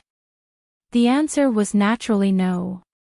Therefore, this so-called "it was all in her hands" was nothing more than a joke. Before, she could still hope for Xiahou Qing, but this time, the Empress had clearly cut off all her hopes. She looked down at the 2 cups of wine that looked identical. Her back was covered in a chill. The same wine cup, the same color, and even the smell were the same. She had no choice. And her life and death was tied to these 2 cups of wine. Ning Shu slowly exhaled from the bottom of her heart. She bowed and said, "This girl has decided. This girl will not guess which cup and will allow Empress to bestow the wine." This unexpected answer caused Empress Chao to raise an eyebrow. She curled her lips and said coldly, "If Ben Gong makes a choice for you, then you will definitely die. You don't even want this 50-50 chance." Ning Shu raised her head and said word by word in a tone that was neither servile nor overbearing, "If Empress really wants to kill me, then no matter which cup I choose, I will not be able to escape. So this girl will not guess and there is no need to guess. But Empress, this girl does not understand one thing. This girl has not offended you, so why do you want this girl's life? Please let Ning Shu die knowing the truth." Empress Chao laughed. Her laughter was particularly clear and loud in this spacious and empty palace. "Smart, you are indeed very smart. That's right, these 2 cups of wine have been poisoned by me. No matter which cup you choose, you are destined to die on the spot." Ning Shu didn't feel the slightest bit lucky that she managed to save her life. Instead, it made her even more frightened. It seemed that Empress Chao really wanted to kill her today. What should she do? What to do? Empress Chao bent down and looked down at Ning Shu. Her eyes were as gentle and magnanimous as ever, and there was even a hint of pity in them. "You're right. You didn't offend me. You could even say that you helped me solve the Phoenix Terrace case and made a great contribution. Besides, you're smart enough to know what to say and what not to say. To be fair, you even look a little similar to this consort when she was younger. Whenever this consort sees you, it often reminds this consort of herself from back then. If I could easily erase you from this world, it would be a bit of a pity. It's a pity that the one who wants you dead this time isn't anyone else, but His Majesty. There's really nothing I can do." After saying this, Empress Chao sighed regretfully and waved her hand. The palace maid holding the poisoned wine took a step forward and raised the 2 cups of poisoned wine even higher, bringing it to Ning Shu's eyes. "Lady Ning, please. You have to thank the Empress for being merciful on leaving you with an intact corpse." Ning Shu clenched her fists tightly and looked at the thing in front of her without moving. Her mind spun furiously as she tried to think of a way to save her little life. But her mind was empty. There was nothing. It was as if she had been forced to a dead end and had one foot on the edge of a cliff. There was no way to retreat. The only thing she could do was accept her fate.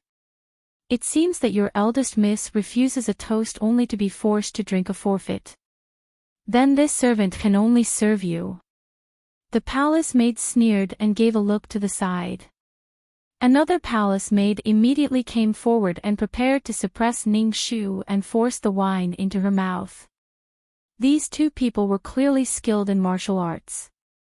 Ning Shu's three-legged cat was completely powerless in front of them. The wine cup was about to touch her lips. In that instant, Ning Shu suddenly thought of a solution and said loudly, "Has Empress not thought of a problem? This subject's daughter is only an insignificant person. If His Majesty wants this subject's death, it's only a matter of a word. Why does His Majesty want Empress to do it for him?"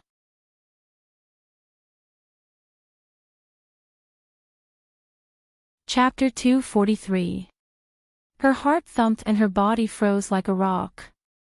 Ning Shu ordered herself to raise her head and look at Empress Chao with the most fervent gaze, looking at her last sliver of life. She had died 7 times before, so death was nothing out of the ordinary for her.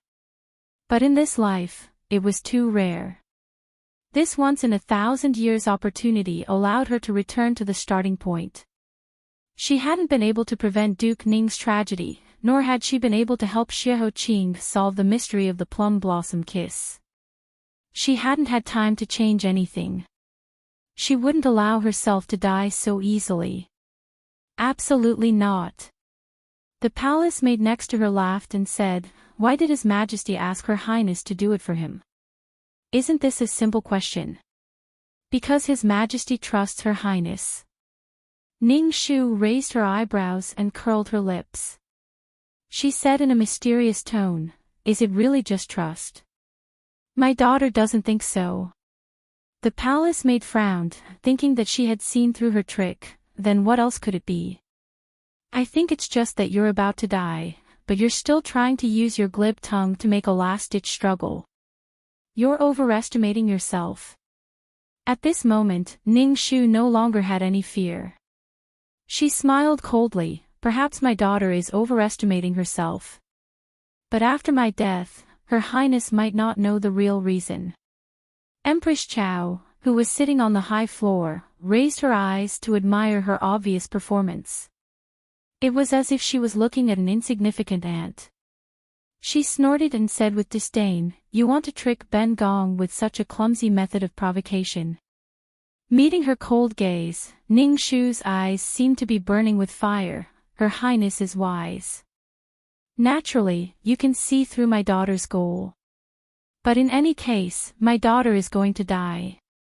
It's only a matter of time before she dies.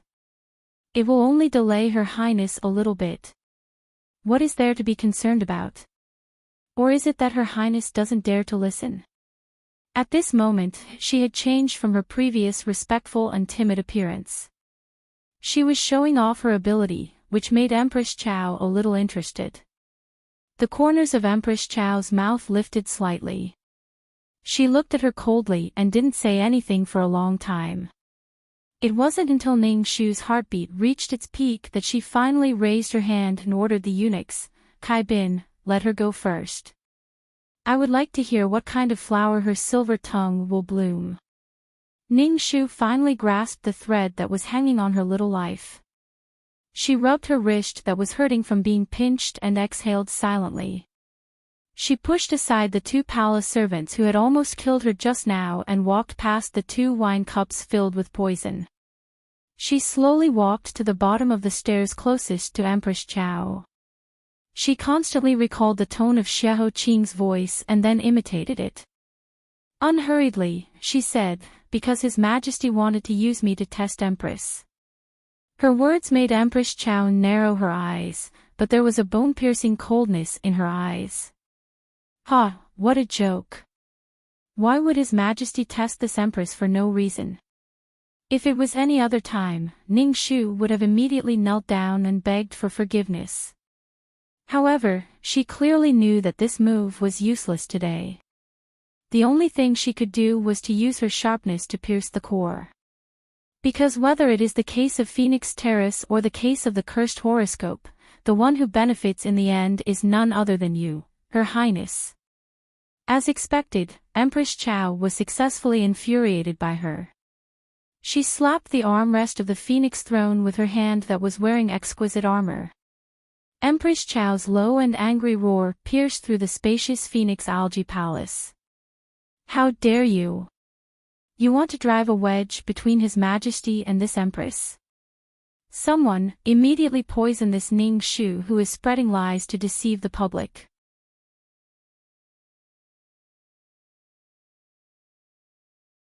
Chapter 244.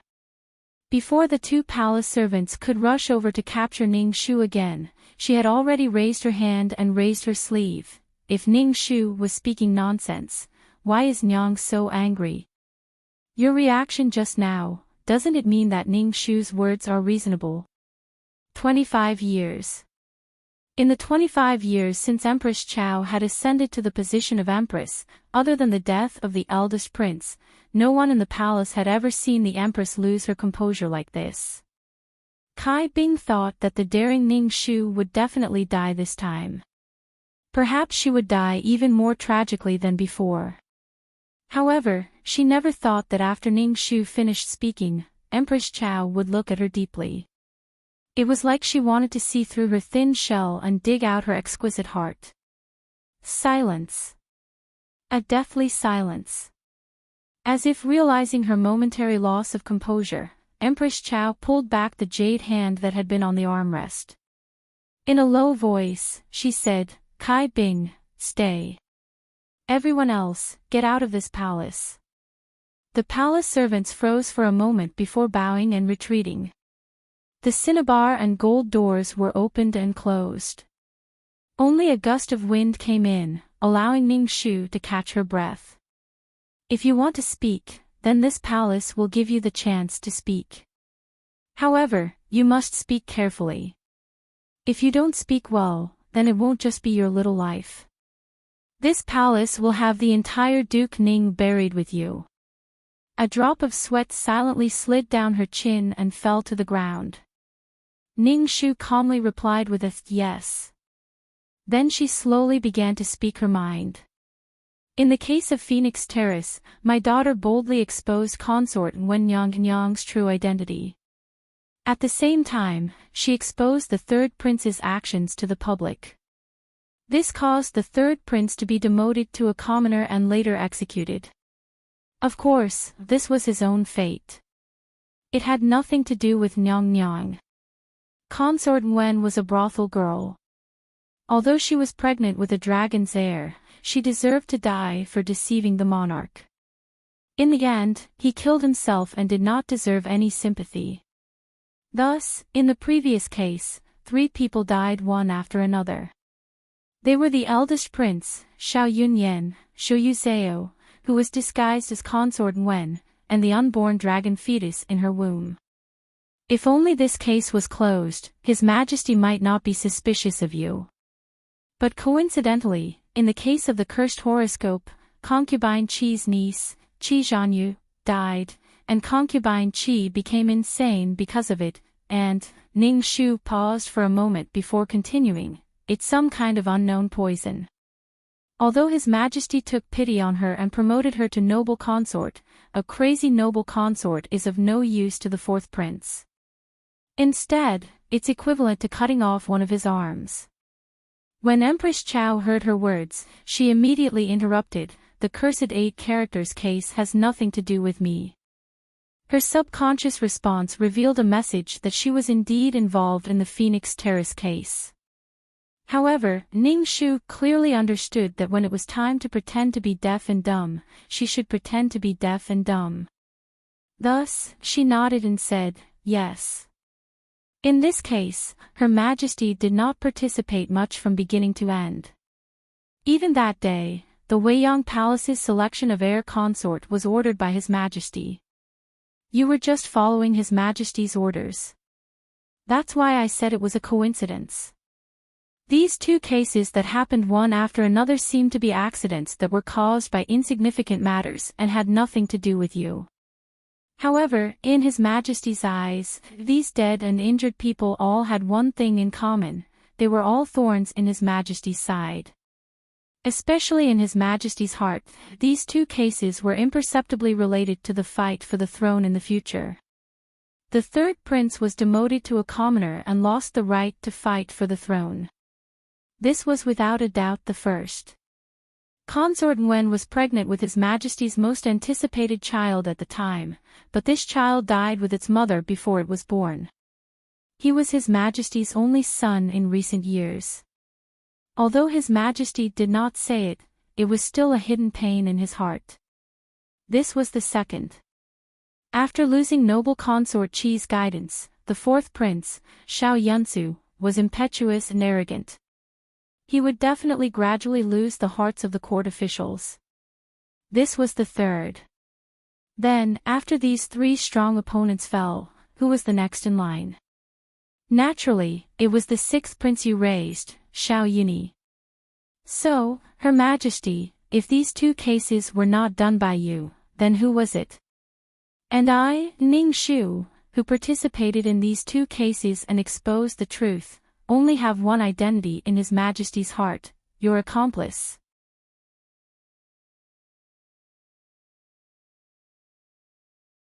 Chapter 245. Ning Shu's two sentences, one subdued the other, raised the other. The first sentence almost aroused Empress Chao's thunderous rage, but the second sentence promptly placed herself in the same camp as Empress Chao, pulling back the dangerous situation. Saying so much in one breath caused her lungs to ache slightly due to the lack of oxygen. However, she didn't have time to stop for a moment, because her life depended on this moment. She took a deep breath and finished her unfinished words. This subject and Nyang both know that this is all a misunderstanding on His Majesty's part. However, the so-called truth is often not what actually happened, but what people are willing to believe. And the truth in His Majesty's heart seems to be different from Nyang's. The last sentence was simply a heart-rending words, causing Empress Chao's expression to suddenly change. Her gaze deeply pierced Ning Shu's body, the depths of her eyes surging with gloomy contemplation. Every strand of contemplation hid the shadow of a sword and the light of a knife. Her back had long been soaked with a layer of cold sweat, causing her entire body to feel cold. However, Ning Shu knew that if she showed the slightest bit of timidity or lack of confidence, she would completely lose this game of chess. Because in front of an absolute powerhouse, there was no room for a good-for-nothing. Thus, she straightened her back and quietly welcomed Empress Chao's scrutiny. She was like a green lotus that had just emerged from the water, neither creeping nor branching, graceful and pure. Empress Chao finally stood up and slowly walked up the high platform step by step towards her. She laughed mockingly. So, in order to wash away the suspicion on me, Ben Gong should instead kill you. This subject doesn't think so. Because in this world, there is something called the seed of doubt. Ning Shu's voice was like a vine, seemingly soft but full of tenacity. It invisibly spread throughout the entire palace. She softly said, "This kind of thing is soundless and formless, but it is the most terrifying thing in the world. Because once it is born, no matter how much you swear to the heavens or do your best to prove it, in the eyes of doubters, it will become evidence that you are trying to hide. In Nyang's eyes, killing my daughter is to express your sincerity to His Majesty, but in His Majesty's eyes, would it be to silence her? As for whether it is the former or the latter, Your Highness has spent nearly 30 years by His Majesty's side. Your heart should be 10,000 times clearer than my daughter's." Finally, Empress Chao walked in front of her. Her high hair bun was adorned with 9 phoenix hairpins that symbolized the power of the phoenix. Each feather was lifelike and as sharp as a blade, making her look graceful and inviolable. She lowered her eyes and her gaze slid down from Ning Shu's face to her shoulders before sweeping over her body. According to what you've said, it's wrong for this consort to kill you, but it's also wrong for this consort not to kill you. Instead, it's this consort's turn to be helpless. In order to save your little life, you really did your best. Under this kind of oppressive gaze, Ning Shu slightly bowed as a form of greeting. Nyang Nyang is too kind. Even an ant would struggle to survive, let alone a person made of flesh and blood. However, my daughter is even more clear that if I don't have the ability to satisfy Nyang Nyang, even if I can use my glib tongue to temporarily save my life, I will definitely die in the future. The words she had said today, no matter which one was picked out, would be considered disgraceful. It would be like handing the other party a knife to stab at her. But she had no other choice. She could only take the risk and rely on these heart-wrenching words to surrender to the Empress. She wanted to see if she could move this Empress who looked gentle but was actually cold-blooded.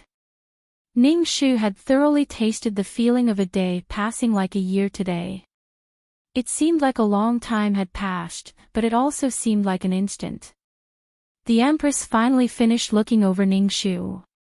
She turned around and returned to her phoenix seat.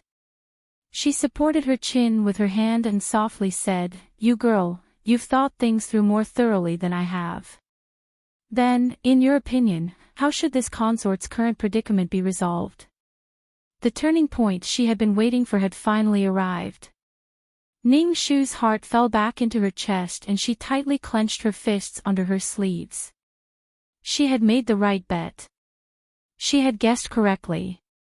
Although Empress Chao and His Majesty had been husband and wife for nearly 30 years and seemed to be harmonious and close, in reality, they were already riddled with holes.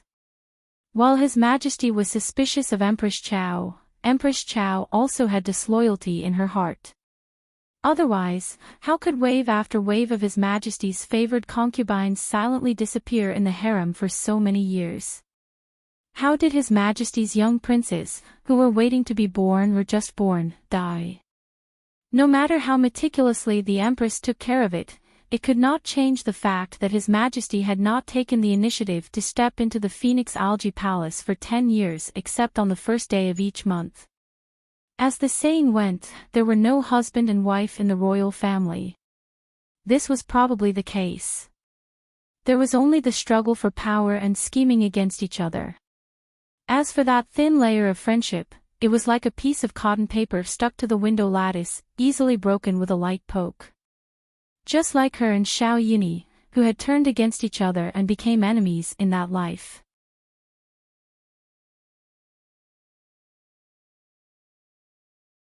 Chapter 246. Ning Shu said sincerely, "Many thanks for your Highness' trust. This humble girl believes that there is only one way to dispel His Majesty's current suspicions, and that is to ask Your Highness and His Highness the Sixth Prince to conceal their strength and bide their time." How do we conceal our strength and bide our time?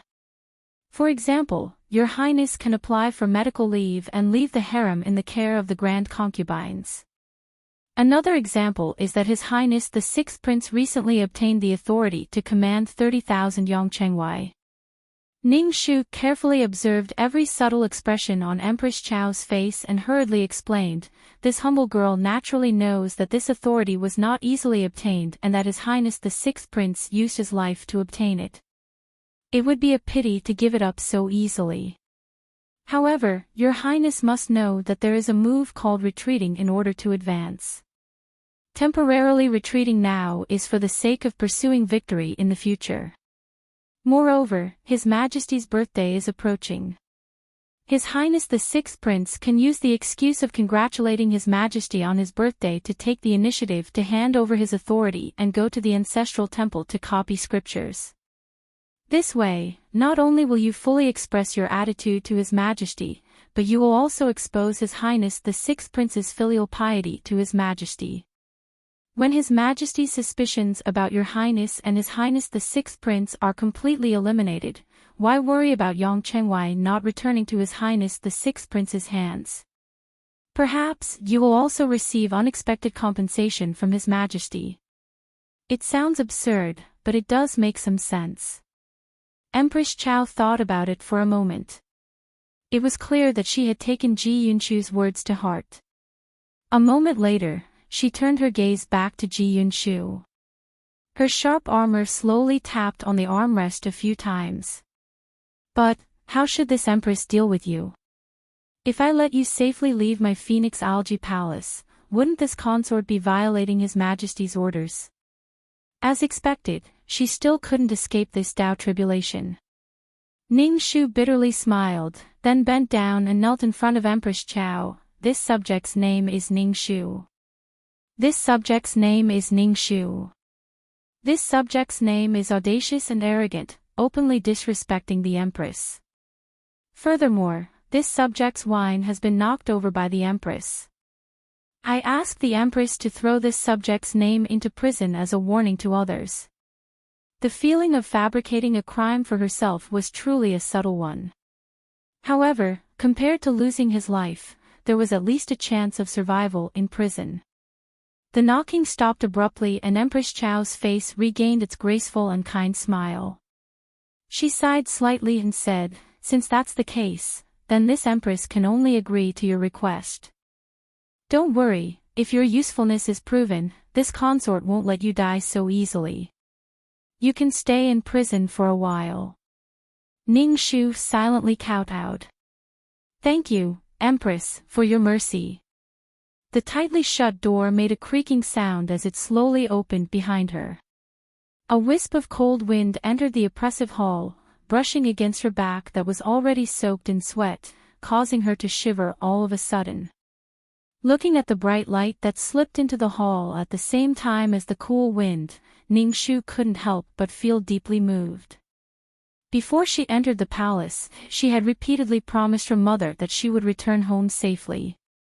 Unexpectedly, not only had she broken her promise, she had also become a prisoner. How was she going to explain this? Ning Shu, Ning Shu. Ever since you were reborn, everything you've experienced has been too smooth, making you unconsciously blindly confident. It's good to learn a lesson this time. As she comforted herself in her heart and prepared to leave, she heard Empress Chao's deep and unfathomable voice again.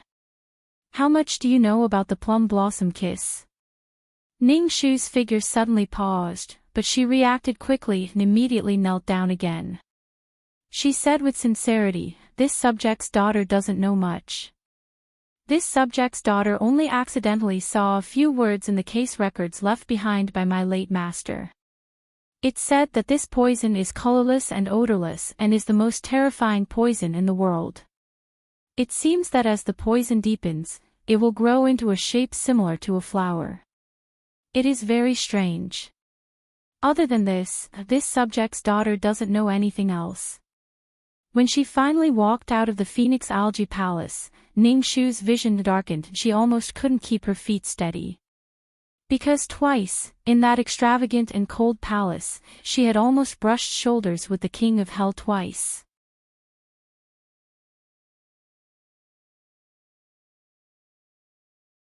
Chapter 247.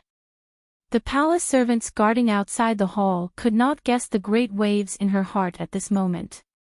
They were all shocked at what kind of magic this Lady Ning had to be able to escape death from the Empress again. She could be considered a strange person. However, this strange man still ended up in prison. The palace servants sighed as they tied up Ning Shu and sent her to prison. In the past 7 lifetimes, she had been an animal, a beggar, skinned alive, and suffered from the cold and hunger. Even in the 7th lifetime, she had been thrown out as bait by Xiao Yuni's reincarnation. Before it was her turn to go to jail, she had already been cut into 1,000 pieces and executed on the spot. So for Ning Shu, the experience of being in prison was really the first time a girl had entered a bridal sedan chair. It was very refreshing. The air of the Ministry of Justice's prison was filled with the smell of blood all year round. This nauseating smell had already seeped into the texture of every wall in this prison and could not be washed away.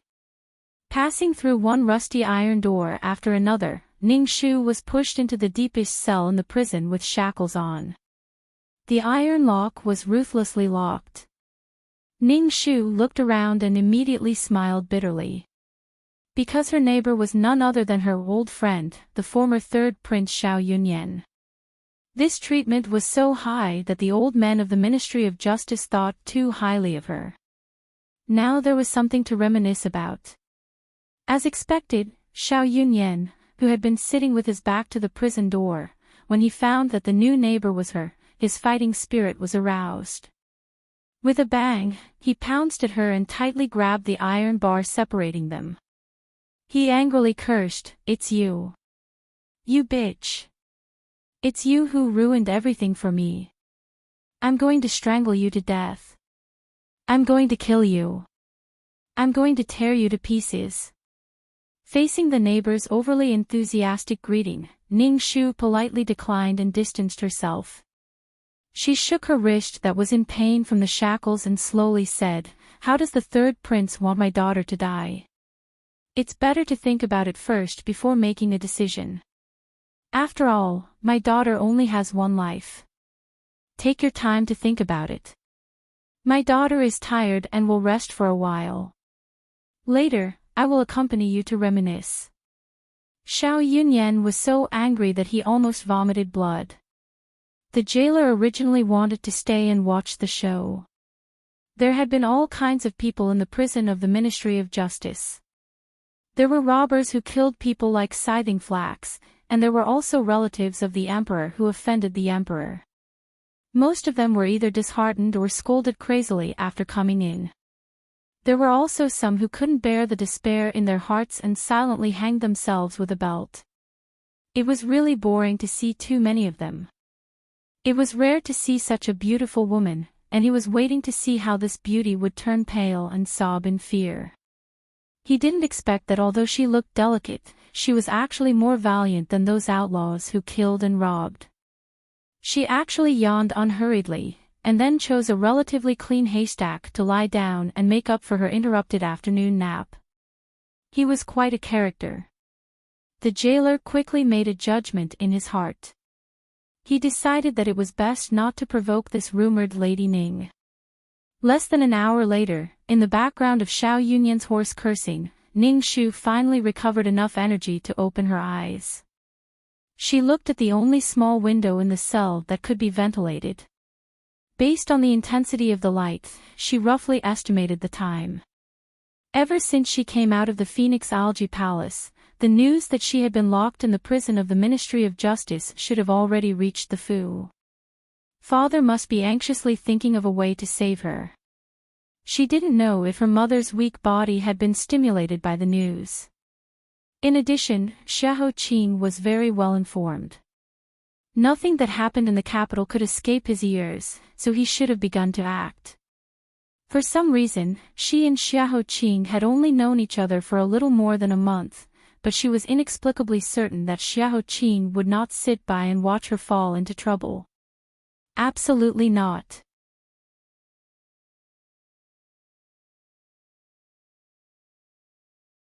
Chapter 248. Pain. It had been a long time since she had felt this kind of pain. 1 strike, 2 strikes, 3 strikes. The Ministry of Justice's special solid wooden sticks were made from heavy yellow rosewood. 1 strike was enough to split open a person's skin. Fortunately, the Empress had given special care. The jailer had wrapped the wooden sticks in a thick layer of cotton before the execution, but each strike still caused Ning Shu to break out in a cold sweat. Then the next strike, she was covered in sweat. Not long after, Ning Shu's body was soaked in cold sweat. She couldn't help but start to tremble from the accumulated pain. Ning Shu gritted her teeth and silently endured the punishment for offending the Phoenix countenance. When the 20 strikes were over, she was dizzy. She couldn't even stand up. Her knees gave out and she fell to the cold hard ground. After the execution, the jailer said with a cold smile, "Get up quickly. It's only been a few strikes and you can't take it anymore." You really are a delicate young miss. Ning Shu raised a trembling hand to wipe away the fine layer of sweat on her forehead. She forced herself to stand up and walk back to her cell step by step. She had a bitter smile on her face. 3 days. She had already endured this kind of punishment for 3 whole days. When she had stepped into the prison of the Ministry of Justice, she had already prepared herself. Even if it was for the sake of acting, the Empress would still give her a light punishment. But she hadn't thought that this light punishment would last for 3 days. Even though Chao Ho had already given her some face and ordered people to wrap cotton around the wooden sticks, the bruises from the first day had not yet faded. Then came the second day. The 3 days almost took half of Ning Shu's little life. She knew that there was a warning from the Empress in this. If you were to ask a tiger for its skin, you had to be prepared to deal with the tiger's teeth. This iron-blooded Empress was never an easy person to deal with. 3 days ago, she had been speculating whether it would be her father or Xiahou Qing who would come to save her first. But as time passed, no matter how sure she was, she began to have doubts as time passed. Could it be? No, there was no could it be. The more the situation was like this, the more she couldn't have doubts. Otherwise, she wouldn't be able to endure the rest of her days. She kept telling herself to believe in her own judgment, to believe in the people she trusted, to believe in her father, and to believe in Xiahou Qing. He had to believe it. It was a short journey, but it took her the time it took for an incense stick to burn. When she finally returned to the cage, she collapsed on the pile of gray hay and took a deep breath. Beside her, Xiao Yunyan had enough of watching her make a fool of herself. However, at this time, Ning Shu did not even have the strength to bicker with him. She could only let him be. She mocked herself in her heart, every dog has its day. Look, she's the unlucky one now. The cell door that had just been locked made a creaking sound. Ning Shu's heart skipped a beat and she looked up, but the next moment, the anticipation in her eyes was extinguished. Because the person who came wasn't anyone she was expecting, but Xiao Yuni. This prince is here on mother's orders to give a lecture. I want to see if this bold Ning Shu knows her mistake. Open the cell door for this prince. The young prince stood in front of the cell with one of his subordinates and lifted his chin arrogantly. The Ministry of Justice official who accompanied him hurriedly bowed and went forward to open the cell door with a flattering smile to lead the way. When he reached the cell where Ning Shu was locked up, Xiao Yuni waved his hand and motioned for the official to leave. He walked in front of Ning Shu and looked at Ning Shu's miserable appearance in the cell. Something similar to heartache flashed past his eyes. He then took a deep breath and said with a cold expression, "Shoot her, do you regret it?" Behind the iron bars, Ning Shu slowly stood up. Enduring the pain, she respectfully bowed to him and confessed in a hoarse voice, "This girl greets your Highness 6th Prince. This girl has boldly offended your Highness the Empress and caused your Highness to be unhappy. My heart is filled with regret. I beg your Highness and your Highness to take into account that this girl is young and ignorant and forgive this girl." Xiao Yuni furrowed his eyebrows and suppressed the anger in his chest as he said mockingly, "You know that I'm not asking about this, but you deliberately distanced yourself from me and got close to Xiahou Qing. Now that you've fallen to such a state, he didn't even plead with father for you. Even after he found out that you were sent to the Ministry of Justice's prison, he closed the door and focused on being his young master in his palace. Only I took the risk to come and see you at such a sensitive time. Do you regret it?"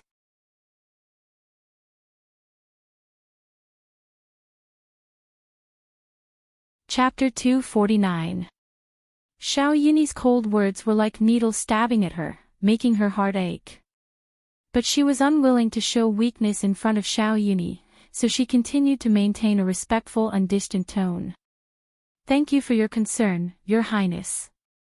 But just as Your Highness said, at such a sensitive time, the Empress is doing her best to plan for your Highness's bright future.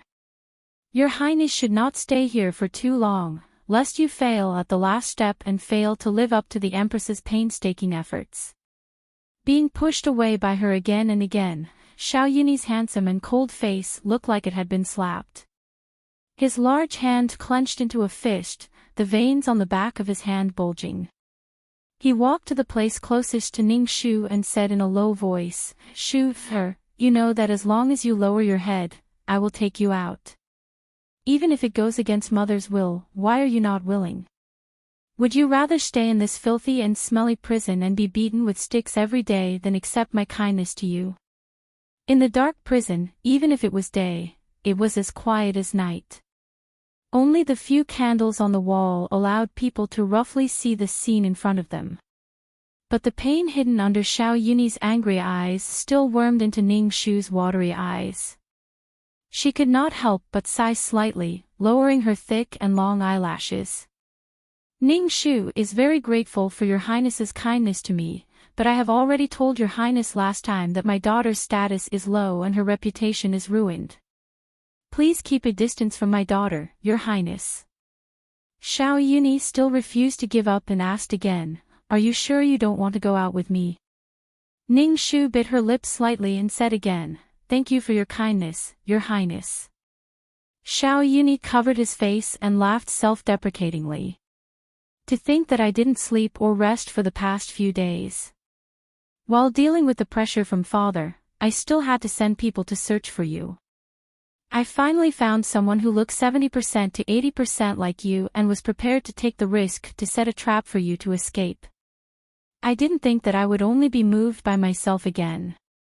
A precious ray of light came in from the only small window left on the wall of the cage and fell on the face of the usually proud and aloof young prince. His appearance was half inherited from Jin Xing and half from his birth mother, Yin Zhaoyi. That vassal prince had presented him. Even in this flourishing harem, he had to admire the beauty of his appearance. However, he was different from Yin Zhaoyi, who was weak and easily bullied. His face was as handsome as a knife, which was hidden in the scabbard when he was enduring, but when he was unsheathed, it was hard and sharp. However, the smile on his face was so bitter that Ning Shu couldn't help but be stunned. He took a deep breath and turned his head away. He took out a white porcelain medicine bottle from his sleeve and threw it in front of Ning Shu. He said in an almost embarrassed manner, "Forget it. Since you have made up your mind, then why should I force you? This is the golden wound medicine I brought for you. If you are seriously injured, remember to apply it. It is made by the Imperial Academy of Medicine, so the effect should be good. I will leave now. Try to take care of yourself." After he finished his last sentence, he turned and left. Ning Shu looked at his back. She wanted to say something, but when she opened her mouth, she didn't say a word. She just bent down and silently picked up the white porcelain medicine bottle that had fallen into the haystack. She suddenly remembered that in the distant first life, from the age of 5 to 15, the most important 10 years of a young girl's life, his figure was always by her side. It was so deep, as if it was engraved into her flesh. Even if she had always deliberately ignored it and deliberately avoided it, it was an unchangeable fact. He was the most important witness in her 7-colored and worry-free years. He was even the one she looked forward to the most in her thousands of dreams. She had deeply believed that he had her in his heart. He had always looked at her with such cherishing and burning eyes. How could he not have her? But, he used the bloody reality to fiercely slap her awake. In this life, how could she allow herself to fall into his trap again? Good things in the world were not firm. Colorful clouds scattered easily. Beautiful dreams were just beautiful dreams. The feelings between men and women, no matter how beautiful and sweet it was at the beginning, it was hard to guarantee that it would not fall into a state of being riddled with holes. Then, should she have completely distanced herself from him from the beginning? Her heart couldn't help but flash another pair of eyes that were shockingly beautiful, but had been stolen away by something else. Ning Shu quickly shook her head, shaking away the image that shouldn't have appeared in her mind. It had already been decided. In this life, she had been reborn. She didn't ask for anything else, she only wanted to protect her family's health. The countdown to 17 was getting shorter and shorter.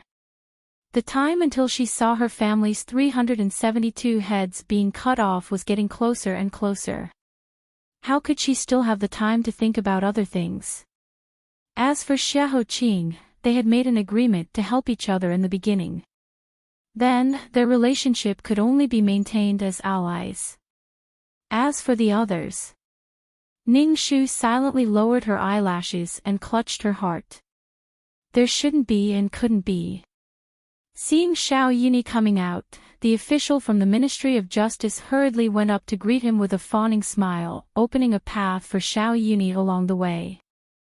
He had seen from afar that His Highness the Sixth Prince seemed to be entangled with that eldest Miss Ning and recalled the rumors he had heard before, so his eyes turned and he went forward to probe. Eldest Miss Ning has committed the crime of disrespecting the Empress. According to reason, she should be flogged 20 times a day as punishment. Your Highness the Sixth Prince, do you think this punishment should be? Xiao Yini glanced behind him, as if giving her a last chance. As long as she spoke to persuade him to stay, or even show a bit of fear and pleading, it would be good. But there was none at all. There was only the same indifference and calmness as before. Xiao Yuni gave an inexplicable chuckle. When he turned back, his face was full of bone-chilling coldness. He narrowed his eyes. His back was facing the candlelight and no light could reach his face. At this moment, his expression was extremely sinister. He lowered his voice and said slowly, "Since she hasn't admitted her mistake, then we'll do it according to the rules. Just remember not to beat her to death or cripple her, understand?" His expression was so cold that the heart of the official from the Ministry of Justice who was about to come forward to curry favor trembled. He hurriedly lowered his head and said, "Yes, I'll follow your Highness' orders." Xiao Yini raised his feet and walked out of the prison, a cold smile on his face. I gave you a chance. You didn't want it, so you can't blame me for the consequences.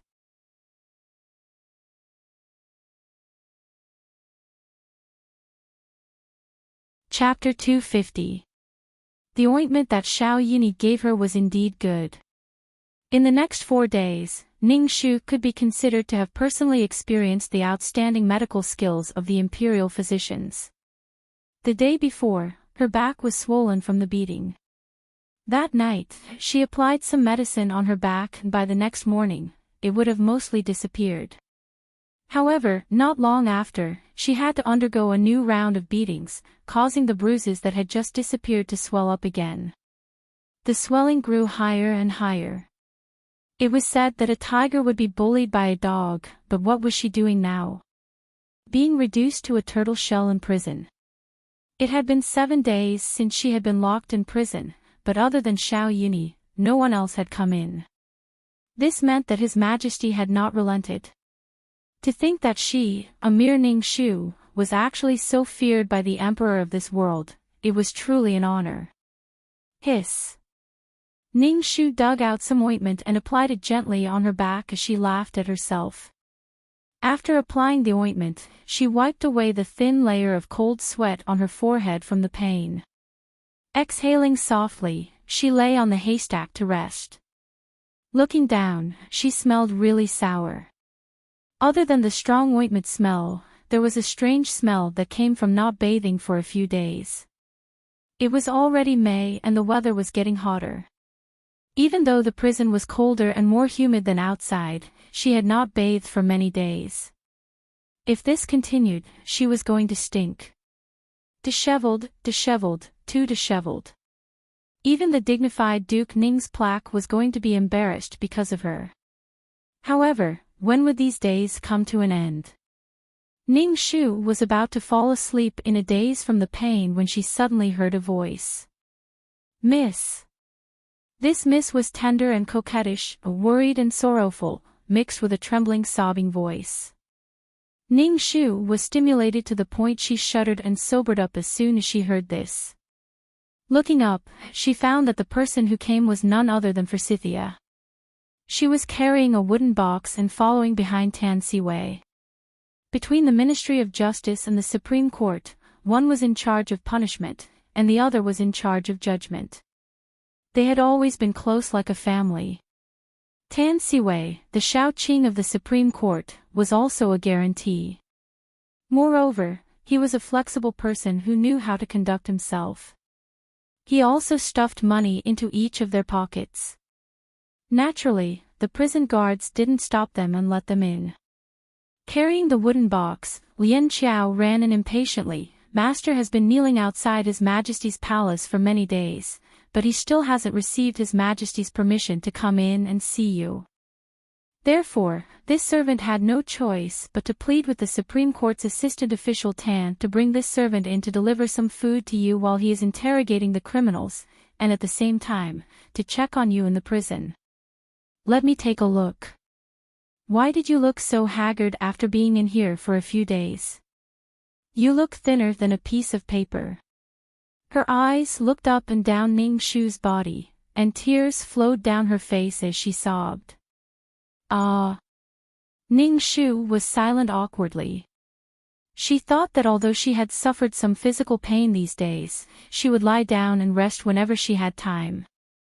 Although the food in prison did not taste good, it was enough to fill her up. So other than looking a little embarrassed, she did not seem to have lost any weight. As for the so-called thinner than a piece of paper, it was too exaggerated. She covered her face and hurriedly got up with the help of the railing. Although she was in a prison and in such a sorry state, Ning Shu did not lack etiquette. She bent her knees and thanked Tan Siwei solemnly. Thank you for your help, Lord Tan. I will remember it in my heart. If there is a chance in the future, I will repay you generously. Tan Siwei blushed slightly and hurriedly waved his hand. It's just a small matter. Lady Ning, you don't have to take it to heart. You master and servant must have something to say. I won't disturb you here. If there is anything else I can help with, please don't hesitate to ask Lady Ning. Tan Siwei took his leave. Forsythia hurriedly took out the pastries from the first layer of the wooden box and gave them to Ning Shu through the gap in the iron bars. When she got close to Ning Shu and smelled her body odor, she began to sob again. Miss, you stink. What kind of life have you been living these days? My heart hurts. She hurriedly ran to the jailer's side and softly begged, Big brother jailer, my family's young miss has been begging you to make an exception since she was young. Let this servant go in and help my family's young miss change her clothes. It will only take an incense stick's worth of time. A young girl's tears were the world's greatest weapon. With the help of a heavy purse, even a man with a heart of stone couldn't help but waver. The two jailers hesitated for a moment before smacking their lips and saying, All right. All right. Hurry up and go in. Come out immediately after changing your clothes. At most half an incense stick's worth of time. If we delay any longer and our superiors find out, even we will be punished. Forsythia smiled through her tears and hurriedly thanked them. Thank you, brother prison guard. You are really good people.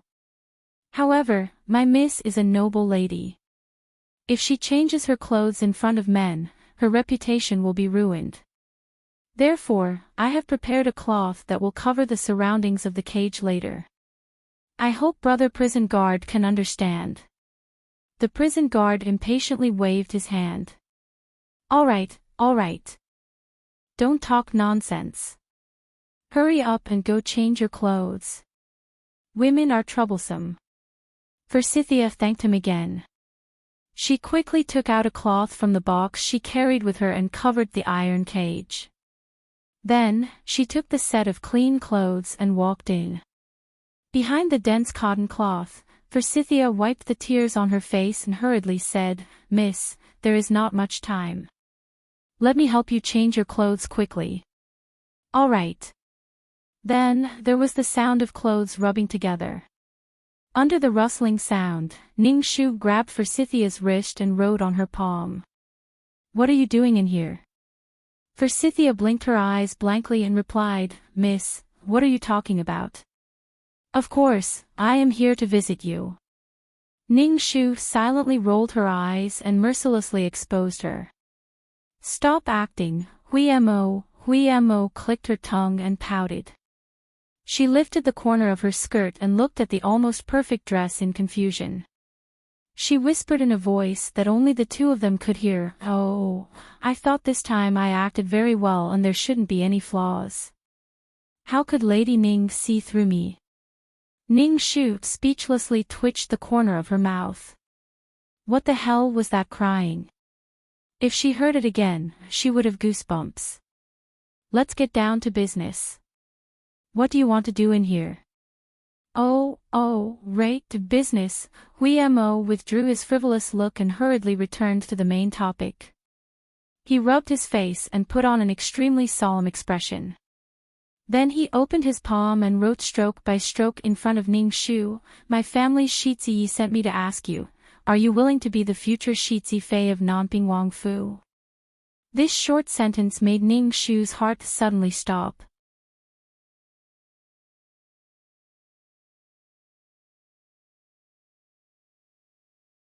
Chapter 251. Her breathing also stopped at that moment. She was stunned and almost thought that her eyes were playing tricks on her. After a short pause, her heartbeat recovered at an extremely fast speed. It was beating faster and faster, as if it was going to burst out of her heart. The heat in her palm surged up along her blood vessels, causing her cheeks to burn uncontrollably. She clearly didn't feel the wind, but all her thoughts were blown away. She subconsciously clenched her palm and pressed it against her heart.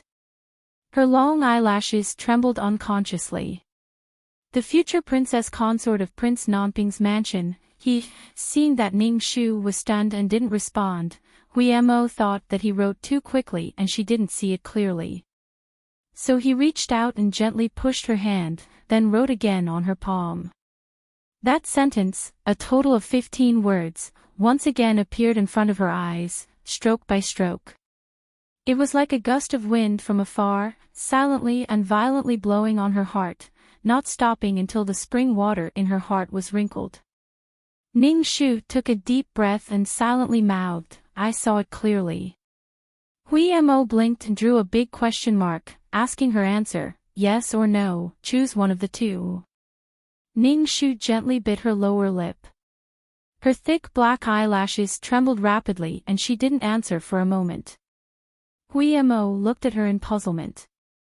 Did she still need to think about this question? It was simply the simplest question in the world. What kind of person was his Shitzi? He had money, power, talent, and appearance. The girls who wanted to marry into Prince Nanping's mansion could line up from the capital all the way to Yunnan province. In his heart, his master was the most unparalleled person in the world. Those ordinary girls were definitely not worthy of him.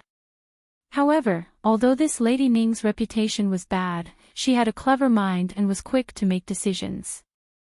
She had solved 2 tangled and complicated mysteries in a row, which made him gasp in amazement. She barely passed. As for her appearance, well, although she was a bit embarrassed now, she would be as bright as a pearl after dressing up a little. When she stood together with his master, they were like a pair of jade. They were very compatible.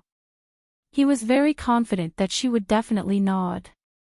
But before he could feel confident for long, she moved her hand away from her chest. She seemed to have made a decision. She raised her head and slowly shook it at him. Hui-mo's eyes almost popped out of their sockets. He lost his voice and said, Why? The 3 words that came out of his mouth immediately attracted the attention of the jailer who was guarding outside. What's wrong? What's going on inside? Why? Miss, why did you disrespect Her Majesty the Empress to the point that you suffered such a great crime and suffered so many injuries? Woo woo woo, miss, you should change in the future. The prison guards urged, half an incense stick's time is almost up. Hurry up, don't dawdle. Change your clothes and come out immediately. Hui Mo mumbled a few words and glared at Ning Shu with dissatisfaction. But now was not the time to ask. There was not enough time and the place was not right, so he could only sulk. Ning Shu could only quickly write on his palm, I know that your Shitzi is kind and wants to use this opportunity to save me. However, on the one hand, I have already been feared by His Majesty. Becoming the future Shitzi consort of Nanping Wang's mansion is a chance for me to escape, but for your Nanping Wang's mansion, it will only be a burden. On the other hand, Ning Shu's fingertips paused and a blurred light flashed through her green eyes. Then she continued to write, marriage is not a trifling matter. Although I am suffering some physical pain in prison now, my life is not in danger. When the time comes and His Majesty's anger subsides, he should let me out for my father's sake. If in order to save me, His Highness Shitzi consort agreed to the marriage lightly, I will feel guilty.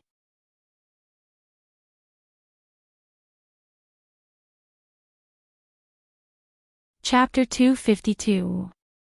That person was the most amazing stroke in the painting of mountains and rivers. He was the most refreshing piece of ice under the summer sun. If it was just to save her, she would accept his kindness. But she couldn't accept it. Moreover, she had already decided that before she broke the curse of the 9 clans at the age of 17, completed the covenant with Xiao Qing, and found the final answer to this series of mysteries, she shouldn't and didn't have time to think about other things. Well, I reluctantly accept your explanation. Hui Mo pouted, squatted down and quickly took out the tools hidden at the bottom of the wooden box. Then he took out a human skin mask from his chest. His Highness said that if you don't want to, I will change you. Don't worry, I have already prepared the tools. No one will expose it. Ning Shu frowned, but the punishment is every day. Hui Mo waved his hand disdainfully, I have been practicing bone shrinking since I was a child. Every day my bones are broken and remodeled. The few sticks of the Ministry of Justice are hard work for you soft girls, but in my eyes, it is lighter than a bite of an ant. I will just lie here and rest for a few days. If someone comes to interrogate me, I will pretend to be injured and weak. I will try not to move or speak. Don't worry, I will act according to the circumstances. The jailer outside urged again. Hui Mo hurriedly whispered, hurry up, don't hesitate. If we are discovered by the jailer, both of us will be finished. I must complete the order given by Shitzi. Otherwise, I will not have the face to go back to see Shitzi. In addition, Shitzi has encountered a problem. I can't do anything outside. He needs your help to solve it. The jailers urged for a long time, but they didn't see anyone coming out. They impatiently went forward to tear the cloth. Finally, the delicate girl came out, thank you for waiting for a long time. My miss has changed her clothes. They went forward and carefully looked around. They didn't find any problem. They searched the haystack and the broken quilt again. They didn't find anything extra. Then they said, okay, hurry up and pack up and leave. You shouldn't stay in the Ministry of Justice for so long. There won't be a next time. Therefore, Ning Shu, who was disguised as Forsythia, was driven out. She hadn't seen the sun for 7 days. As soon as she walked out of the Ministry of Justice, Ning Shu was almost blinded by the bright light. She knew that there were several pairs of eyes staring at her from behind. She forced herself to straighten her back so that she didn't show any flaws. It wasn't until she turned a corner and was completely out of the sight of the Ministry of Justice's guards that she held on to the wall beside her and slowly bent her knees. This body had been pampered for many years, receiving the most precious care from her parents. 7 days of injuries from the rod had drained all of her strength. She ordered herself to get up quickly and leave this place, but just as she took half a step with difficulty, her vision turned black and she fell towards the cold hard ground. Before she lost consciousness, she thought, "It's over. I've fallen head on. This time, my pretty face is going to be disfigured." A pair of hands reached out in time to support her and half pulled her into an embrace. Ning Shu moved the tip of her nose and vaguely recognized the familiar fragrance of duheng. Then she finally relaxed and allowed herself to faint. Xiahou Qing turned his face and frowned slightly. He asked Zhou Si, who was serving beside him, "Is it her?" Zhou Si stepped forward and removed a corner of the mask on Ning Shu's face. He nodded, "Yes. Why are you so much lighter? The sound of your footsteps is also shallow and weak." Xiahou Qing whispered. He held her steady with one hand and touched her forehead with the other. It was boiling hot.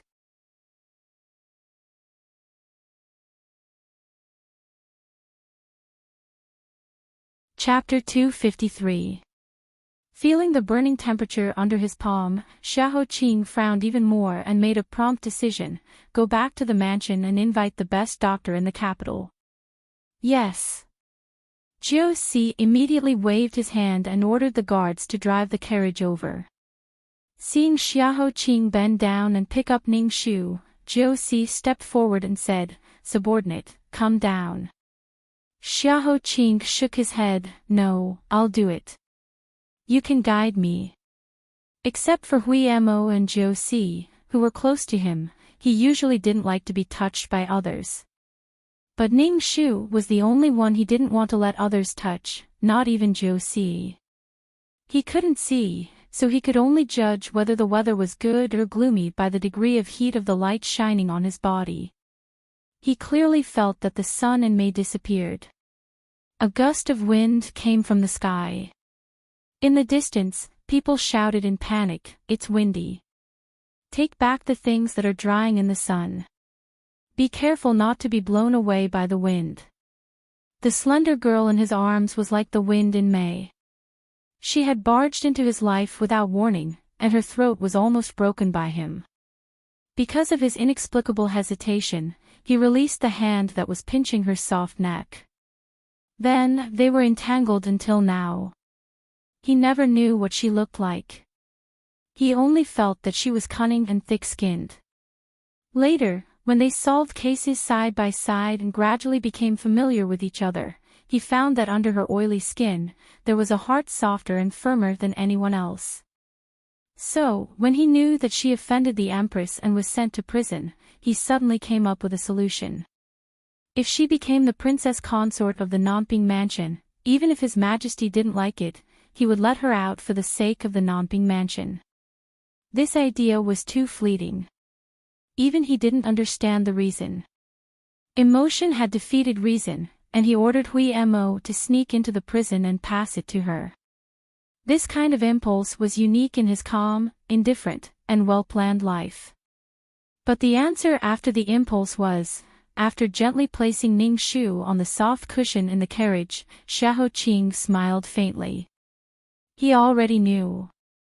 She didn't feel disappointed, but there was an inexplicable sense of relief. Her decision wasn't wrong. He was destined to die in this kind of life, so he shouldn't involve anyone else. The best ending was to stay away from them and forget about them. When Ning Shu woke up, it was already evening. She should have been fed some medicine, so she didn't feel dizzy. The injuries on her back were also much better. She had been cleaned and changed into clean underwear, exuding a faint medicinal fragrance. She raised her head and looked out of the window. The sky had been washed clean by the rain and was now clear and bright. Purple clouds filled the sky and dyed the gauze-like clouds. It was so beautiful that it was like being in a painting. Ning Shu stared in a daze for a long time before she heard the footsteps of a maidservant. "Miss has woken up." The meal has been prepared. Miss, please put on your clothes and move to the parlor. As expected of someone trained by Prince Nanping, this maidservant was also a woman of few words. After a simple explanation, she put down a stack of clean and tidy clothes and turned to leave. Ning Shu got up and walked over to unfold it. When she saw it, she was silent. It was actually a guard's uniform, the same as Juicy Huey's. The most amazing thing was that there was a pair of specially made shoes beside it. They looked the same on the outside, but when she looked inside, she found that there was something hidden inside. The heels were specially made high and thick, as if a stilt was stuffed inside. It mercilessly laughed at her for being short. Ning Shu looked at it for a long time speechlessly. She sighed and put it on. The thick shoes were very awkward to wear. Ning Shu walked around the room a few times before she got used to it. Under the guidance of the maidservant, she came to the parlor. Xiahou Qing was already waiting there. There was a very sumptuous meal on the table. Ning Shu's favorite food, dragon soup of the 4 seas, white jade fish balls, and sweet and sour shredded papaya. Without needing to get close, the aroma could be smelled. Ning Shu had been in prison for many days. When she saw these delicacies, there was only one word left in her mind: hunger. She couldn't even see Xiahou Qing next to her. Hearing Ning Shu's footsteps, Xiahou Qing lifted his chin slightly and said lightly, "The doctor said that you should wake up at this time." He was right. Juicy, add an extra reward. Her eyes moved from the delicacies to Xiahou Qing. Ning Shu's cheeks blushed slightly. "Thank you, Shitzi, for saving me again and finding a doctor to treat me." Before she could finish thanking him, Xiahou Qing raised his hand and interrupted her. "Juicy will pay the reward and the medical expenses first. Remember to pay him back when you recover." Ning Shu felt as though a bucket of cold water had been poured on her.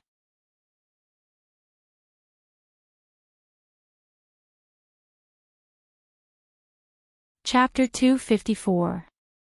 Ning Shu chuckled and said with a fake smile, "Your Highness is indeed as generous as before." Xiahou Qing did not take it seriously and said, "Judging from the strength of your clenched teeth, you have recovered most of your vitality. It seems that you can start working tonight." Ning Shu gathered her clothes and sat opposite Xiahou Qing. She blinked and asked, "What do you mean?" "I have already sent someone to tell Duke Ning that you have been safely released from prison and asked him not to worry too much. However, in order to prevent others from noticing, you can't return to the Duke's mansion for the time being. Since I'm lacking a personal bodyguard, you'll temporarily take over Huema's position and stay in the Nanping mansion to serve me." This arrangement was reasonable, and she couldn't think of any reason to refuse. Ning Shu was so touched that she rolled her eyes. She picked up the jade chopsticks and pierced the fragrant and soft white jade fish ball on the plate. Just as she was about to put it into her mouth, she suddenly stopped. "Then the food on the table, as well as my accommodation in the Nanping mansion for a period of time, won't I pay for it myself?" Although he couldn't see it, he could imagine how pleasing Ning Shu's gloomy expression was. Xiahou Qing was pleased, and a chuckle escaped from the bottom of his throat. "Don't worry, eat. This meal is what I promised you before. It's a reward for successfully solving the case. As for the accommodation, it will be paid with your salary. Then I won't be polite."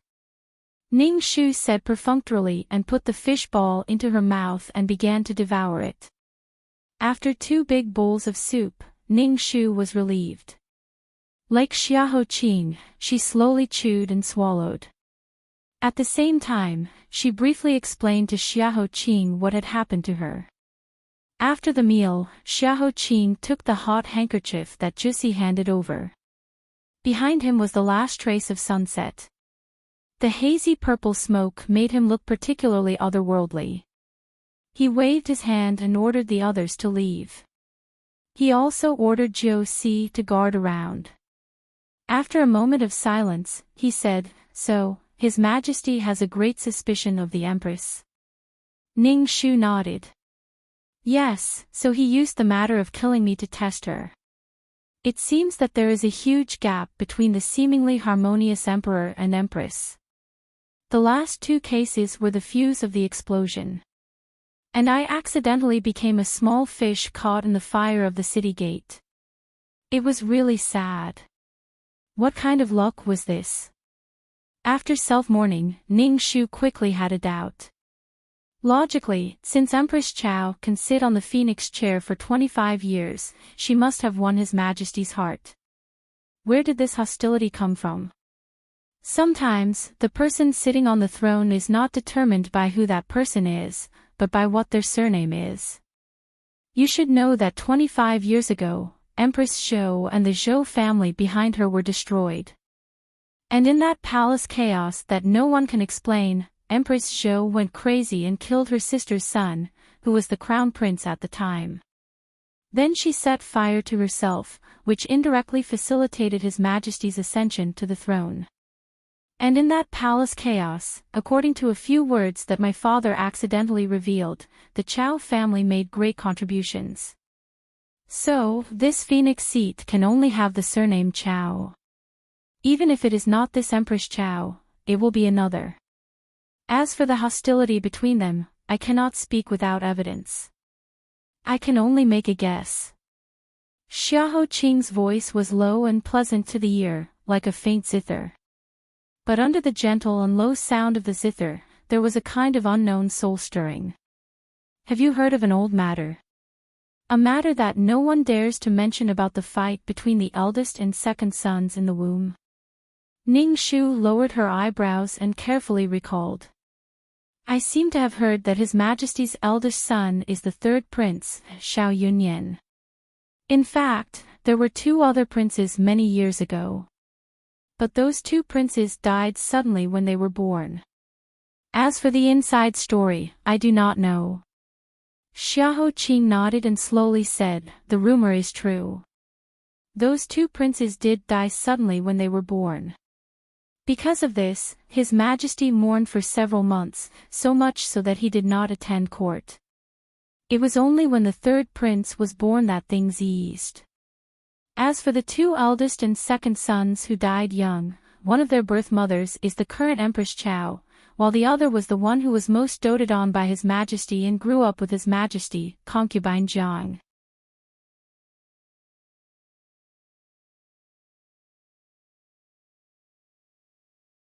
Chapter 255. This was related to the secrets of the harem. Ning Shu's heart trembled. She put down her chopsticks and listened quietly. In the first year of Tianzhe, His Majesty ascended the throne and sealed the 6 palaces. The first daughter of the Grand Tutor, Chao Shi, was the Empress. The second daughter of the Guanwen Hall's Grand Scholar, Jiang Shi, was the imperial concubine. The rest were Zhao Yi, beauties, and talents, all over 70. Ning Shu calculated with her fingers. At that time, His Majesty was in the prime of his life. He ascended the throne after the previous crown prince was killed by Empress Zhou for no reason. 3 years without an heir, he must be under pressure and suspicion from all sides. He must be burning with anxiety. Yes. Under these circumstances, the imperial physician came to report that imperial concubine Jiang was pregnant. His Majesty's dragon heart was overjoyed, so he announced to the imperial harem, if imperial concubine Jiang gave birth to a prince, he would be conferred the title of crown prince.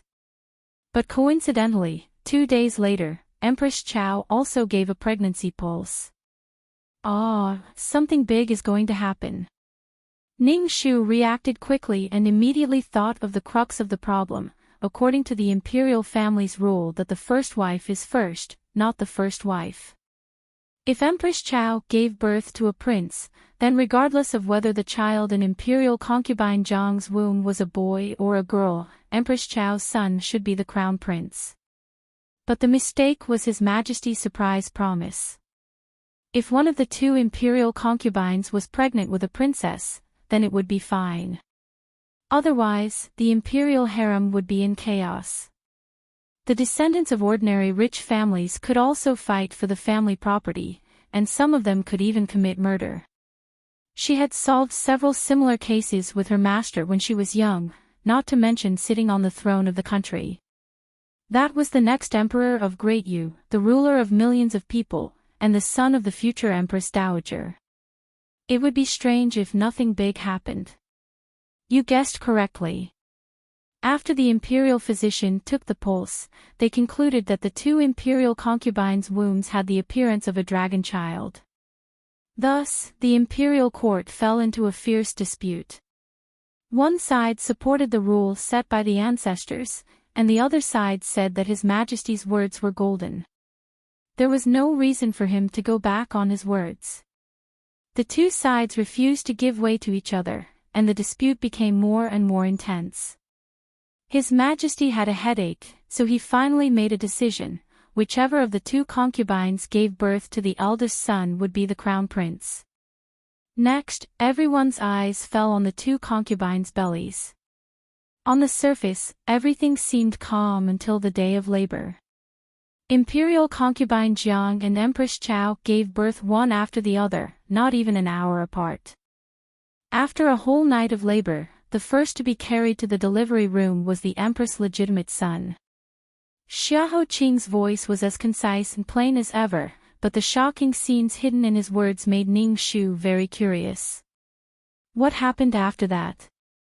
The emperor appointed the eldest son. But why did they die one after another? No one was appointed because the eldest son was found to be stillborn after he was born, and concubine Zhang's son was poisoned to death within 24 hours of his birth. Ning Shu took a deep breath. The two princes, who were highly anticipated by His Majesty, had caused such a big dispute. Who would have thought that it would end up like this? Ning Shu subconsciously covered her chest and asked in a low voice, who poisoned the second prince that imperial concubine Jiang gave birth to? Could it be Chao? She was too suspicious. Her own child was born to be stillborn, and she was heartbroken. How could she allow someone else's child to steal the position of crown prince? At first, imperial concubine Jiang's target was Empress Chao, but in the end, it was found that imperial concubine Jiang had poisoned herself. The reason was that in order to compete for the position of the eldest son, she used medicine to bring forward the time of labor. She didn't expect that the fetus would suffer from a deficiency. Imperial concubine Jiang simply poisoned Empress Chao to take the position of empress. After His Majesty knew the inside story, he banished imperial concubine Jiang to the cold palace, never to see the light of day again. After that, there was excessive grief, so much so that there was no funeral. After hearing this, Ning Shu's heart was in a daze. She couldn't help but sigh. No one would have thought that two women, who were at the peak of their power, would end up in such a state. Imperial concubine Jiang had been in the cold palace for 25 years, and even her name had been forgotten by the world. Empress Chao had not been able to conceive a child after that, so she could only choose someone else's child to be her weapon. Fate was indeed full of twists and turns, and it didn't follow the will of the people. The hostility between the emperor and empress had probably started from that matter. She thought for a moment and said, but imperial concubine Jiang deliberately used medicine to bring forward the time of labor. Why was the empress still one step ahead? Moreover, after the second prince was born, the imperial physicians should have quickly discovered his deficiency. Why did the imperial physicians only confess after the poison was discovered? Doesn't your highness feel that these 2 points are suspicious? Xiahou Qing picked up the teacup by his hand and took a sip. He slowly got up and walked to the window. Whether or not there are suspicions has already been decided. The truth of many things is not based on the matter, but on the person. The sunset behind him had already disappeared, and the deep blue and almost black night gradually appeared with starlight. The evening wind gently swept his ink-colored hair, flying into the wind. He raised his hand, and the few birds that had eaten their fill and were jumping around happily flapped their tender yellow wings and fought to land on the back of his hand and shoulder. Moreover, the matter from 20 years ago, those who knew the details either sealed their mouths or were unable to speak again. As for the specific truth, who can say for sure? Let's not pursue the past.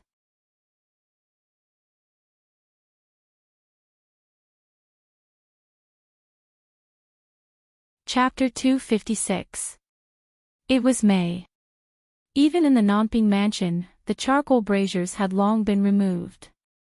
Jussi had mixed some mint into the duhing incense that Xiahou Qing was used to. On this early summer night, it was refreshing and pleasant, curling up in spirals. However, there was a place in the harem that, even in the hottest summer, when one stepped in, it would still make one shiver abruptly and feel cold from the depths of their hearts. Empress Chow's face was cold as she stepped through the threshold of the withered vermilion paint. She stepped over pieces of broken and missing bricks and walked into the tomb-like palace. There was no heat or candlelight in the palace.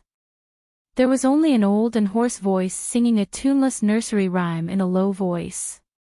Lingshan guard, several times we met in the dream. Couldn't bear to put down the brush, paper full of blood and tears. Lingshan guard, every blade of grass and every tree is haggard. It is said that Lingshan is 1,000 feet high, and it is difficult to find a red rose. Lingshan guard, how many feelings are in the world? Every day in the sky, I see wild geese flying to the south, but I don't see old friends, my heart is broken. The palace maids held the lamp. Empress Chow walked in front of a shabby cupboard in the midst of the noisy and ear-piercing nursery rhyme. She raised her chin. The palace servants accompanying her immediately moved the cupboard aside and found the deposed concubine Jiang Shi hiding behind it. Jiang Shi had a head of messy white hair and wore an old palace dress. She held an ugly doll carved from wood in her arms. It had no eyes or nose, only a large mouth drawn. There was a pool of blood-red paint on the side of the mouth. It looked particularly frightening at night. However, she turned a blind eye to it. Instead, she treated it like a treasure in the world, holding the doll in her arms and gently shaking it. Empress Chow lowered her eyes and expressionlessly looked at her almost crazy appearance. Her voice was like cold steel. "It's you, right?" Jiang Shi turned a deaf ear and continued to hum her messy rhyme. Lingshan guard, the annual cold star falls. Last year's star was in the north, but who is this year's cold star? Empress Chow bent down and grabbed her arm. She pulled her out of the dark corner and pulled her to her feet. Jiang Chizu, don't pretend to be deaf and mute. You're the one who's been sneaking around behind my back. You're the one who's been playing tricks, aren't you? Jiang Shi stared at her with those empty eyes. She did not speak and was also like a wooden person. This hellish cold palace had long turned her from a stunning beauty into a withered old woman. Only the outline of her face could be vaguely recognized. When she was young, she was once the most beautiful rose in this harem. Are you afraid? After a long while, she slowly laughed. Her empty face looked particularly frightening at this moment. She approached Empress Chow's eyes and whispered, "So you also know fear." "Ha ha ha, our great Yu dynasty's most honorable empress, whose hands are stained with the blood of so many people, unexpectedly also know fear." "Baby, did you hear that? It's too funny, ha ha ha ha ha." Empress Chow fiercely slapped her face. "What is there to be afraid of? Simply absurd, slap her face." Several palace maids immediately stepped forward and grabbed Jiang Shi. One slap after another landed on Jiang Shi's face. Soon, her face was swollen. In the midst of the slapping, Empress Chow sternly said, "At that time, that slut who pretended to be consort Wang suddenly committed suicide in the cold palace. As for old Princess Yu, I remember that you were close friends with her when you were young, and your relationship was very close. Did you do something to both of these things? How did you get the plum blossom kiss? Jiang Shi spat out a mouthful of blood from her mouth dizzily. She smiled and said, "Guess." Empress Chao also smiled. Her smile was incomparably cold. She whispered, "Then you refuse a toast only to be forced to drink a forfeit." She coldly waved her wide sleeves. Kai Bin immediately understood and stepped forward. She snatched the wooden doll that Jiang Shi was holding tightly. Starting from the four limbs, she broke them one by one and crushed them under her feet. Jiang Shi immediately collapsed. She desperately struggled. Snot and tears flowed down her face. Her forehead hit the ground. "I was wrong. I was wrong. Give my baby back to me. Empress, I admit my mistake. I didn't do it. I don't know what happened. I was trapped in this cold palace every day. I didn't know what happened outside. It really wasn't me, it wasn't. My baby." Admiring her crying appearance, Empress Chao narrowed her eyes as if she was thinking about something. After a moment, she finally ordered people to let go. Jiang Shi crawled like a dog to the broken doll and wailed in pain. Empress Chao lowered her head to look at her. Her lips hooked into a smile. Her eyes were sharper and more ruthless than a blade. "Whether it was you or not, Ben Gong is not afraid. 22 years ago, you lost to me. In this life, you are destined to be defeated by me. Someone come. Continue to serve her well for this consort. You must serve her until she doesn't fall ill or suffer any disasters and lives a long life. This consort wants her to personally witness the day this consort's child ascends to the throne and this consort ascends to the position of Empress Dowager."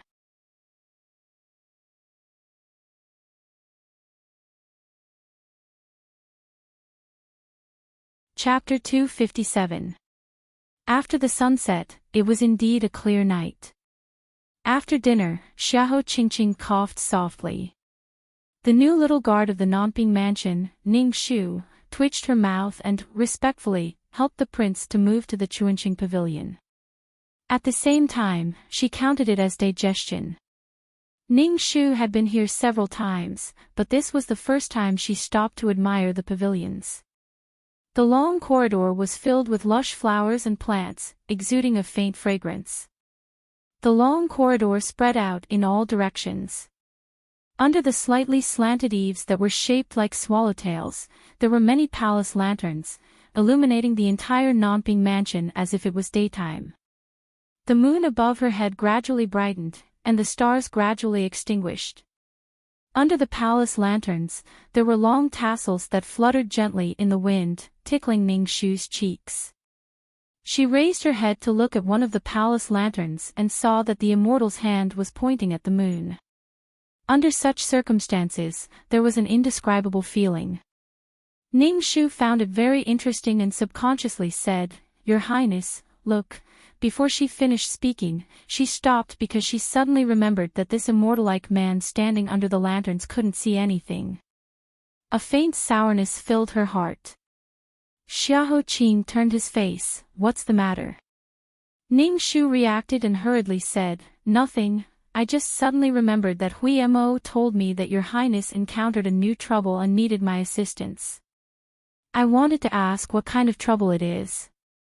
Xiahou Qing's white jade-like face flashed with an unfathomable expression. "That trouble is in the Chuanqing pavilion. You will know when you arrive later." Ning Shu, who had her curiosity piqued, no longer had the leisure to wander around the mansion. She quickened her pace and went straight to the Chuanqing pavilion. Xiahou Qing, who was being supported by her, frowned. "What's the hurry? That trouble doesn't have legs and won't run away."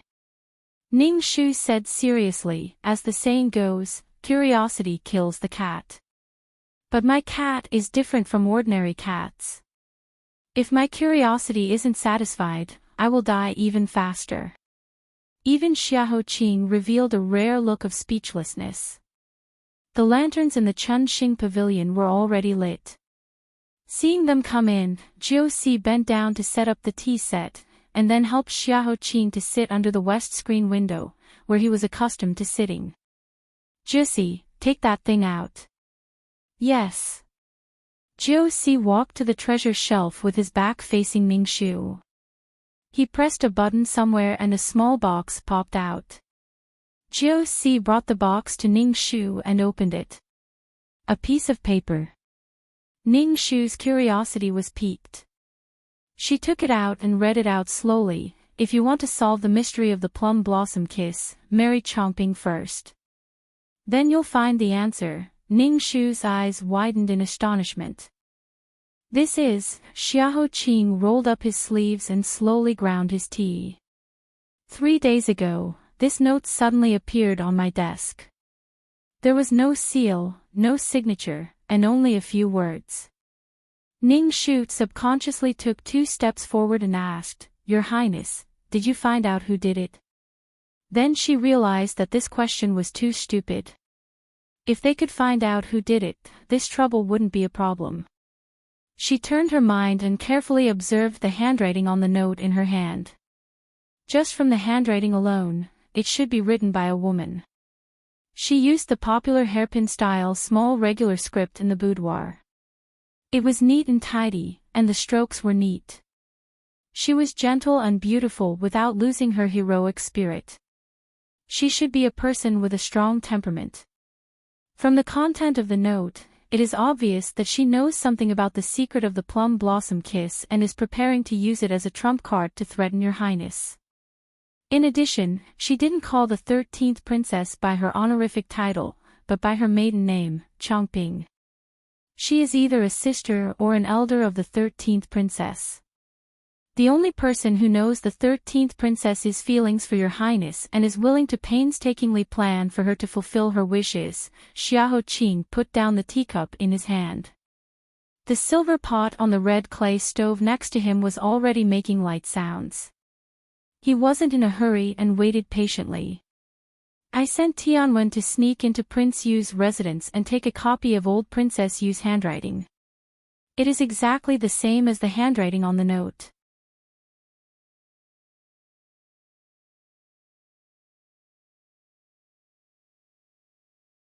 Chapter 258. But old Princess Consort Yu is already dead. Ningxu frowned. 9 days ago, she died in front of her eyes. That was irrefutable. Xiaoqing nodded in agreement, so, it can't be old Princess Consort Yu's doing. Then there's only one explanation. Old Princess Consort Yu prepared this note before she died, and then arranged for someone to sneak into the prince's mansion and leave it there. Ningxu thought for a moment before asking, "Then 3 days ago, did anyone visit the prince's mansion?" "There was one. It was an envoy from southern Yan who came to the capital. He was very obsessed with chess. Because he heard that my skills were outstanding, he specially sent a letter to play a game with me. However, after he finished his lunch, he left. The time of his departure was not past the hour of the sun, and the time of this note was at the 3rd quarter of the sun. The envoy from southern Yan originally came to ask for the princess's hand in marriage, and the 13th princess was the chosen candidate for this marriage. He had no reason to take the initiative to destroy this marriage. Moreover, the time doesn't match, so the possibility of it being him is very small." Ningxu slowly shook her head, rejecting this too obvious guess. She hurriedly scooped some water from the water mirror beside her, dipped her finger in it, and repeatedly wrote on the small table in front of her, "The 3rd quarter of the sun. That's about the same time as the current time." The water in the silver pot boiled, and the sound of bubbles popping could be heard. Jiuxi bent down and carefully handed the handle of the pot to Xiaoqing. His slender fingers held the small pot and slowly poured the water from the pot into the freshly ground tea bowl. "Yes, because every day before going to sleep at the hour of the sun, I would come here to grind tea or sit for a while. Ning Shu gently tilted her head. Your Highness, have you ever told anyone about this habit? I mean, other than the people in the prince's mansion.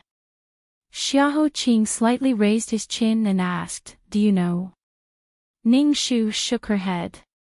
The sound of the water continued to flow. Xiahou Qing's voice was low, then there's no one else. It sounded like a casual sentence, but for some reason, it suddenly made Ning Shu blush a little. His words just now seemed to imply that if she didn't know about it, no one else had the right to know about it. She knew many things that other people didn't know about like the back of her hand. He had thousands of secrets, and if he had to find someone to share them with, it could only be her. He had clearly only said a few words. How could she make so many connections? Perhaps he didn't have any of these intentions at all. She was just flattering herself. She turned her face to the side and let the breeze outside the window blow away the inexplicable thoughts in her mind. Then she lowered her head and continued to think about business. She lowered her eyes and walked to Xiahou Qing's side. She knelt down and said in a low voice, so the possibility of this note being written by someone close to your highness is very high. Because other than the people in the Wang Fu, no one could find out the little habits and details of his highness' daily life. So, there are two possibilities. First, it was a guard or servant girl in the Wang Fu who was bribed by old Princess Yu to do this. They are familiar with all the big and small affairs in the Wang Fu and are most likely to do this without being noticed. Second, it was a conspiracy. Someone secretly told someone about His Highness' daily habits, and that person took the opportunity to sneak into the Wang Fu and put down the note. With the help of the informant, they sneaked out without anyone noticing. Jussi said, the second possibility is impossible. Everyone in the Wang Fu, including the helpers in the kitchen who are responsible for washing vegetables, I know their appearance, habits, family background, and other information by heart. It's impossible for a stranger to sneak in. Moreover, before the incident happened, Mo had always been in the Wang Fu. No one could fool his eyes by disguising themselves, not to mention the 80 guards who randomly patrol the entire Wang Fu every day. Ning Shu's finger tapped on the drawing just now. In that case, it can only be the first possibility. From what I know, most of the people in His Highness's Wang Fu are trusted aides who were brought over from Cloud Swallow Province. However, the Wang Fu is still lacking some people to do chores. Aside from the people who were originally in charge of cleaning and guarding the gates, there are also some people who were arranged by His Majesty's Internal Affairs Department. These two groups of people are more likely to have been bribed by old Princess Yu. Perhaps we can start by investigating them one by one. Also, she paused and suddenly thought of something. However, that thought seemed to be too frightening and she didn't know where to start. In front of her, the finely ground tea powder gave off a refreshing aroma after being brewed in the boiling water. Xiahou Qing took the tea sieve from Jussi and slowly filtered the tea dregs. Other than the soft sound of the green tea flowing through the sieve, the room was silent. Only Ning Shu suddenly clenched her fists and a cold sweat silently formed. After all the steps were completed, Xiahou Qing pushed a cup of fragrant celadone in front of Ning Shu and said, "What else? Why didn't you continue?" Faced with Xiahou Qing's questioning, Ning Shu's thick and long eyelashes fluttered. She took a light breath and said in a voice as low as a mosquito's buzz, "I wanted to say that there might be another possibility, and that is, she wanted to say the words several times, but because it was too scary, she couldn't squeeze them out of her throat." Xiahou Qing smiled and said faintly, "I know what you want to say. You want to say, could the person who put the note be the person who has been hiding by my side and giving me the plum blossom kiss time and time again?"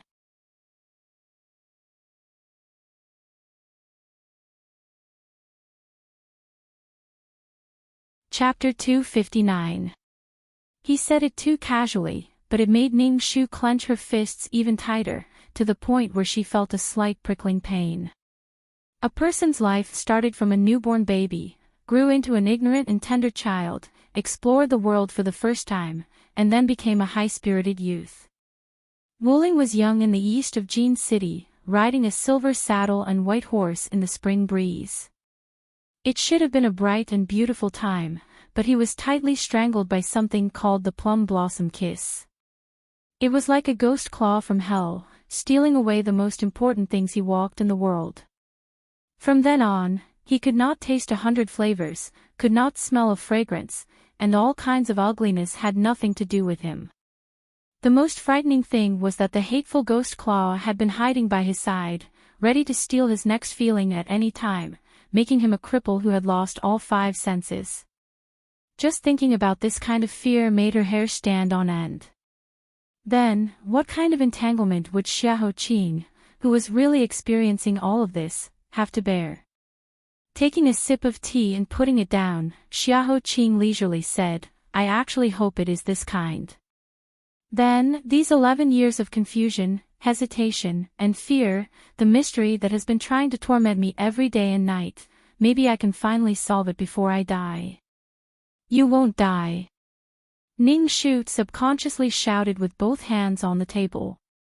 Seeing the slightly stunned expression on Xiahou Qing's face, Ning Shu realized that she had been a bit too excited. She turned her face away in embarrassment, but after a moment, she said softly but seriously, I will do everything I can to help your highness find out who poisoned you. I will not let your majesty die so easily." Xiahou Qing's light-colored lips lifted slightly, drawing an arc like a warm breeze stirring the spring water. Her fingertips, which were coated with a thin layer of calluses, gently slid the rim of the cup that she had just drunk from. "Then, I'll give myself to you." Ning Shu. The heat that had just disappeared from her face immediately boiled. Was she overthinking things? What he meant was that he was handing his life over to her, but why did it sound like she was imagining things? She raised her head to look at the bright moon in the sky outside the window and said cheerfully, "The moonlight tonight is really nice." Xiahou Qing smiled faintly and said nothing more. After pretending to admire the moon for a while, Ning Shu's gaze returned to the note. "Then, how does your highness intend to deal with the matter on this note?" "I'll leave it to you. What do you think I should do?" Ning Shu looked up at him and carefully said, "If we can really get the secret of the plum blossom kiss, then marrying the 13th princess may be the fastest and cheapest way." Xiahou Qing's faintly discernible smile suddenly froze, turning into an extremely cold sneer. "You mean I should accept the threat?" She knew that what she was going to say next might make him unhappy, but her rationality told her that even so, she still had to say it. "I know your highness hates being threatened, but this may be the only way to solve the mystery and save your highness's life. Since old Princess Yu set up this trap before her death, it must have been carefully planned. If your highness refuses, then..." Before she finished speaking, Xiahou Qing had already stood up indifferently. She couldn't see his eyes through the layer of black brocade, but his face seemed to be frozen with a layer of ice as he mocked, "Is it that in your heart, it doesn't matter to you who I marry because it has nothing to do with you?"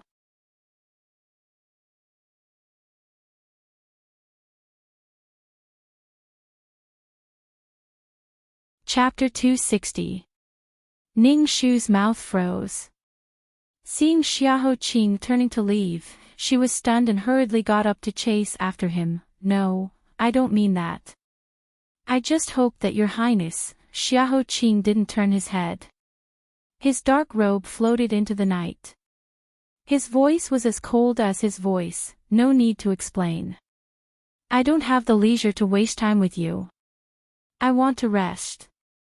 Jissy, let's go." There was no time to tidy up the things on the table. Jissy waved his hand and asked 2 guards to deal with it. He immediately followed. When he brushed past Ning Shu, Jiu Si paused for a moment and said softly, "This note appeared 3 days ago, and today is the day His Highness ordered Hui Mo to sneak into the Ministry of Justice's prison to deliver the message." Miss Ning, you have failed His Highness. After Jussi finished speaking, he quickly followed Xiahou Qing's footsteps and helped him into the night of Nanping King's mansion. Ning Shu stood in the same place. Her heart felt like it was pierced by a needle. She couldn't breathe for a moment. She understood what Jussi meant. Xiahou Qing understood what she thought. If he was really afraid of death and accepted the marriage with 13th princess, then he wouldn't have sent Hui Mo to ask her if she was willing to be his future princess consort. It was not that she didn't understand his good intentions, but it was the beginning of summer in the 5th month. The Spring Awakening Pavilion was surrounded by flowers. Ning Shu stood among the flowers and silently looked up at the moon in the sky that was as perfect as a mirror. She said in a low voice, "I only hope that Your Highness can live on peacefully. Even if we are separated in the future, going in opposite directions, I hope that Your Highness can appreciate the flowers of Sichuan, look at the sky and clear water, and live a good life in this world." She tossed and turned all night without a good sleep. In her half-awake state, countless images alternated in her mind. In that scene, there were the enchanting and beautiful red spider lilies that bloomed in the netherworld, the purple light that surged between King Chujiang's eyebrows of the 7 reincarnations in the netherworld, the corner of Xiahou Qing's clothes that turned around and left coldly in the Spring Awakening Pavilion, and the note written with a flower hairpin. If you want to solve the mystery of the plum blossom kiss, marry Chongping first and you will find the answer. The 17 words joined together to form a piece of cloth with the spell. Bit by bit, it wrapped around her tightly and pulled her into those ominous memories of the past. She remembered that in her previous life, all 372 members of her Ning family had their heads chopped off one by one in front of her eyes. She remembered that Ji had been soaked in an ice-cold water prison, his limbs swollen beyond recognition. She remembered that Xiahou Qing had died at the age of 24. Ning Shu opened her eyes abruptly and gasped for breath. She heard someone knocking on the door. She got up and saw that the small box with the note was still in her hand, placed over her heart. It was this thing that had caused her to have nightmares all night. She sighed softly, locked the small box, put it under the cabinet, and put away the key. The knocking continued outside. She rubbed her dizzy temples and replied, "I'm coming, I'm coming." Then she got up and put on the bodyguard uniform to open the door. She asked with hidden bitterness, "What's the matter?" Standing at the door was an older mama. "Bodyguard Ning, Shi Ziyi has already gotten up and is waiting for you to serve him." She looked at Ning Shu from head to toe and added, "Don't you know what time it is? How can a master wait for a servant?" Ning Shu's scalp went numb. She was really going to be serious. She said anxiously, "But this old servant doesn't care what your identity is, whether you're a man or a woman, whether you're a beggar or a noble young lady. This old servant only listens to Shi Ziyi. If Shi Ziyi says that you're a bodyguard of our residence, then you're a bodyguard. Bodyguard Ning, hurry up." The mama finished speaking methodically and stood at the door with a wooden face. That posture was 10,000 times worse than Jussi. Ning Shu let out a frantic howl in her heart. She resigned herself to her fate and quickly tidied herself up. She used a simple wooden hairpin to tie up her black hair. She didn't have time to boil water, so she used cold water to wipe it clean. Then she hurriedly put on a pair of high-heeled boots and followed the mama out.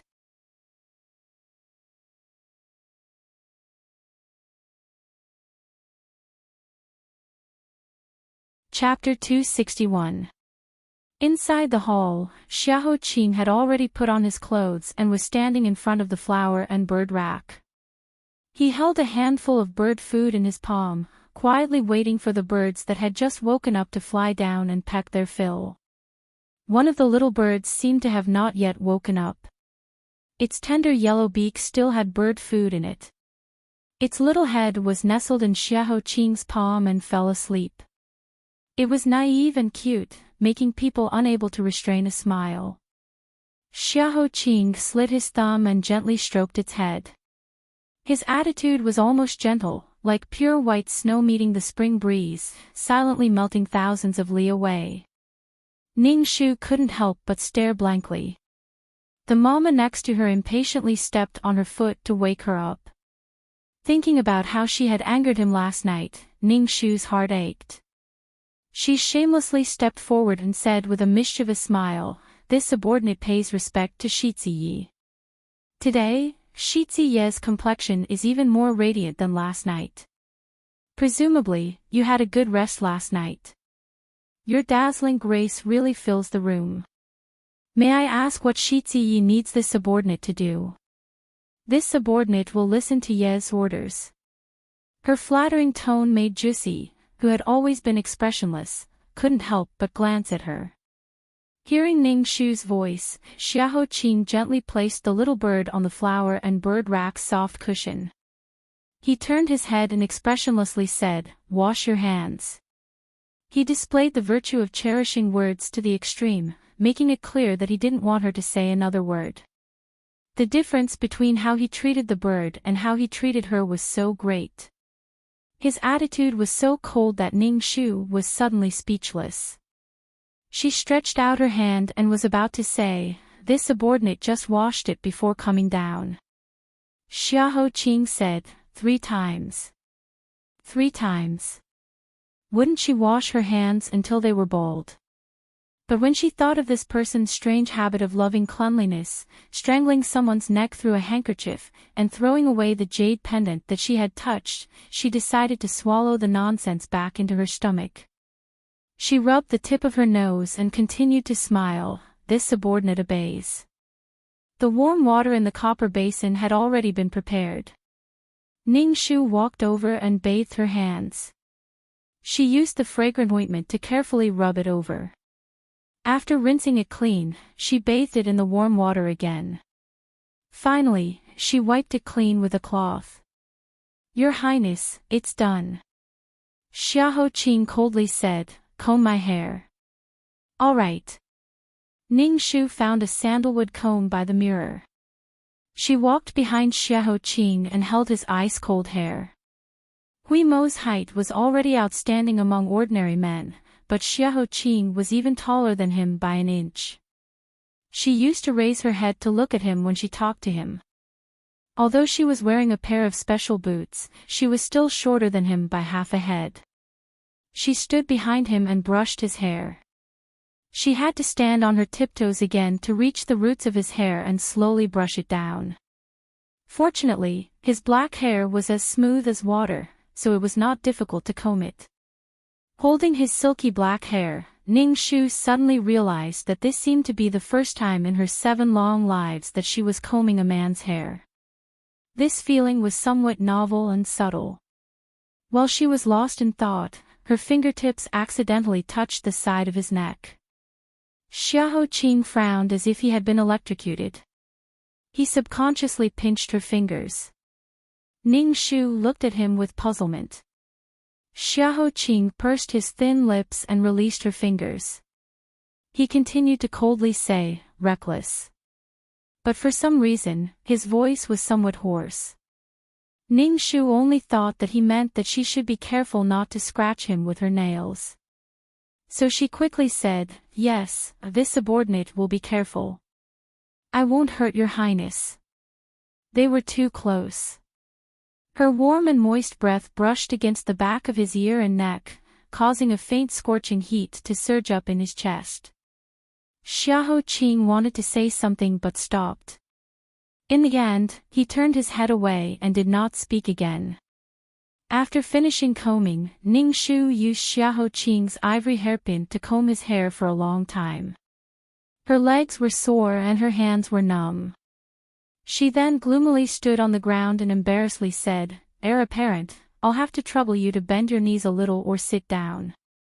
You are too tall, this subordinate can't reach you." Xiahou Qing lightly snorted and said, "It's your legs that are too short." Ning Shu choked and the corner of her mouth couldn't help but twitch. This subordinate will do her best to grow taller in the next life. I won't lose face for your highness. His highness finally magnanimously sat down and let Ning Shu tie up his hair. Then he waved his sleeve, indicating that she should serve him breakfast. Peach blossom noodles, lotus cakes, osmanthus tea cakes, first-grade cakes, 12 dishes were served one by one. Ning Shu faithfully played the role of his little bodyguard. She tried her best to serve him happily so that he would be magnanimous enough to forget last night's unhappiness. Unfortunately, who was Xiaoqing? How could he be so easily coaxed? One moment he was picky about the peach blossom noodles being too hot, the next moment he was picky about the cheese being too cold, the next moment the tea cakes were not crispy enough, and the next moment he said the first-grade cakes were too hard. Ning Shu was like a spinning top, being ordered around in circles. Her forehead was covered in sweat as she carefully held the fermented rice white jade balls that had just been made in the kitchen. This was already the 8th time she had gone to the kitchen to get a new dish. She just sat next to the kitchen maid and watched her make it. It was completely according to Xiaoqing's requirements. It was cooked with a moderate amount of hardness and light flavor. She carefully blew on it and brought it over. When she stepped over the threshold, she saw that the little sparrow that had been eating and sleeping in her palm had finally woken up. It flapped its wings and intimately flew to its master's shoulder. It used its fluffy head to gently rub against the side of its master's neck. Xiaoqing, who had always been picky with her, had an indulgent smile on his face. Ning Shu's hand that was holding the fermented rice white jade balls paused. Her face was stiff. A few words silently flashed through her mind. A person is inferior to a bird. A person is inferior to a bird. What does fried Oriole taste like? I want to know.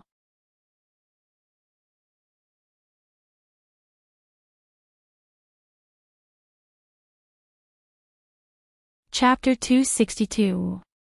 For 3 days in a row, no matter how much Ning Shu tried to be submissive, Xiaoqing didn't give her any face. Even the mama who knocked on the door to wake her up early looked at her with her nose in the air every day. Ning Shu asked the other servants in private and found out that this mama had served Xiaoqing since he was a child and had an extraordinary relationship with Xiaoqing. It would be strange if she didn't give a smile to Ning Shu, who made her family's Shitzi unhappy. It wasn't until 3 days later that Ning Shu, who had dressed herself simply like the previous few days, walked into the hall and found that Xiaoqing had already finished his meal. Hearing her footsteps, he threw away the last few pieces of bird food in his hand and said, "Let's go. You're leaving the food today. Is something the matter?" It was already warm outside. Walking a few steps under the sun would cause one to sweat, so it wasn't convenient to wear a fox fur coat. Xiaoqing took a piece of fake skin from Juicy and stuck it on the side of his neck to cover the 3 blood-red plum blossoms. "Today is the day of old Princess Yu's funeral," he said. Ning Shu made an "ah" sound and suddenly realized that it had already been half a month since old Princess Yu passed away. Time really passed quickly. "I have to go." She nodded and murmured. Suddenly, she remembered that she forgot to take something and hurriedly ran back to her room. "Your Highness, please wait a moment. This subordinate will be back soon." A moment later, she ran back, panting. She was already sweating profusely. Hearing her hurried breathing, Xiaoqing raised his eyebrows. "What is so important that you can't leave?" Ning Shu stuffed the thing into her sleeve and said carelessly, "Nothing, nothing. It's just a little girl's thing, hee hee." Xiaoqing didn't pursue the matter. He raised his hand and said, "Let's go." Ning Shu immediately understood and walked over to support him. After helping Xiaoqing onto the carriage, Ning Shu also stepped onto the step stool. She was hesitating whether she should sit in the carriage or outside. Logically speaking, with her current identity as a small imperial bodyguard of the South Pacifying King's estate, she shouldn't have entered the carriage. She thought about it and decided not to provoke Xiaoqing. It was better to sit outside with Juicy and drive the car. However, the sun was too hot today. After being exposed to the sun for a whole day, her snow-white skin, which she was proud of, would probably become charcoal. Sigh. She had just sat down next to Juicy when she heard Xiaoqing's impatient urging voice. "What are you doing outside? Come in." Ning Shu was stunned for a moment before she hurriedly lifted the curtain and entered. Xiaoqing casually pointed at the red-painted wooden box he had prepared in advance on the small table. Although he still did not smile, his tone was not as cold as it had been a few days ago. "I didn't tell you in advance that I was going out today. Open it. Here's your breakfast. Eat." Ning Shu was instantly overwhelmed by the favor. Did this mean that his anger was finally appeased? Ning Shu let out a long sigh of relief in her heart with tears streaming down her face. She covered her chest and gave a big smile. "Many thanks, Your Highness." It was just ordinary porridge with 2 side dishes. Ning Shu ate with relish, not even leaving a drop of rice soup behind. She only felt that the most delicious and comfortable thing she had eaten since her rebirth was this bowl of porridge in her hands. Hearing the purposeful sound of satisfaction she made after eating, Xiaoqing's lips curved into a faintly discernible curve. When Ning Shu raised her head, it suddenly disappeared. His Majesty finally decided to bury old Princess Yu in old Prince Yu's tomb with him. The pomegranate flowers in May gradually bloomed around the royal tomb. They were like a burning flame, and also like the scarlet cloak that they had once stood side by side on the battlefield to boost morale. This cloak was once damaged and thrown away. Today, it was finally mended and covered their bodies. Ning Shu stood under a pomegranate tree and looked at the coffin being sent into the tunnel of the mausoleum. For a moment, she was filled with emotion. When the ceremony ended and everyone dispersed, Xiaoqing was held back by the Southern Yan envoy who had also come to observe the ceremony. Ning Shu walked alone to old Princess Yu's tombstone and bowed deeply. She said in a low voice, "Old Princess Yu, Ning Shu boldly came to send you off. Please don't blame me. I have returned the silver lock that you left for Wen Kairen back to her coffin as an apology. This life is long and bitter. I hope that in your next life, you will be worry-free and smooth." After she finished bowing, she stood on her tiptoes and looked into the distance among the scattered crowd. Finally, under an inconspicuous small tree, she found 13th Princess Xiao Zhangping hiding behind the shadow of the tree and secretly crying.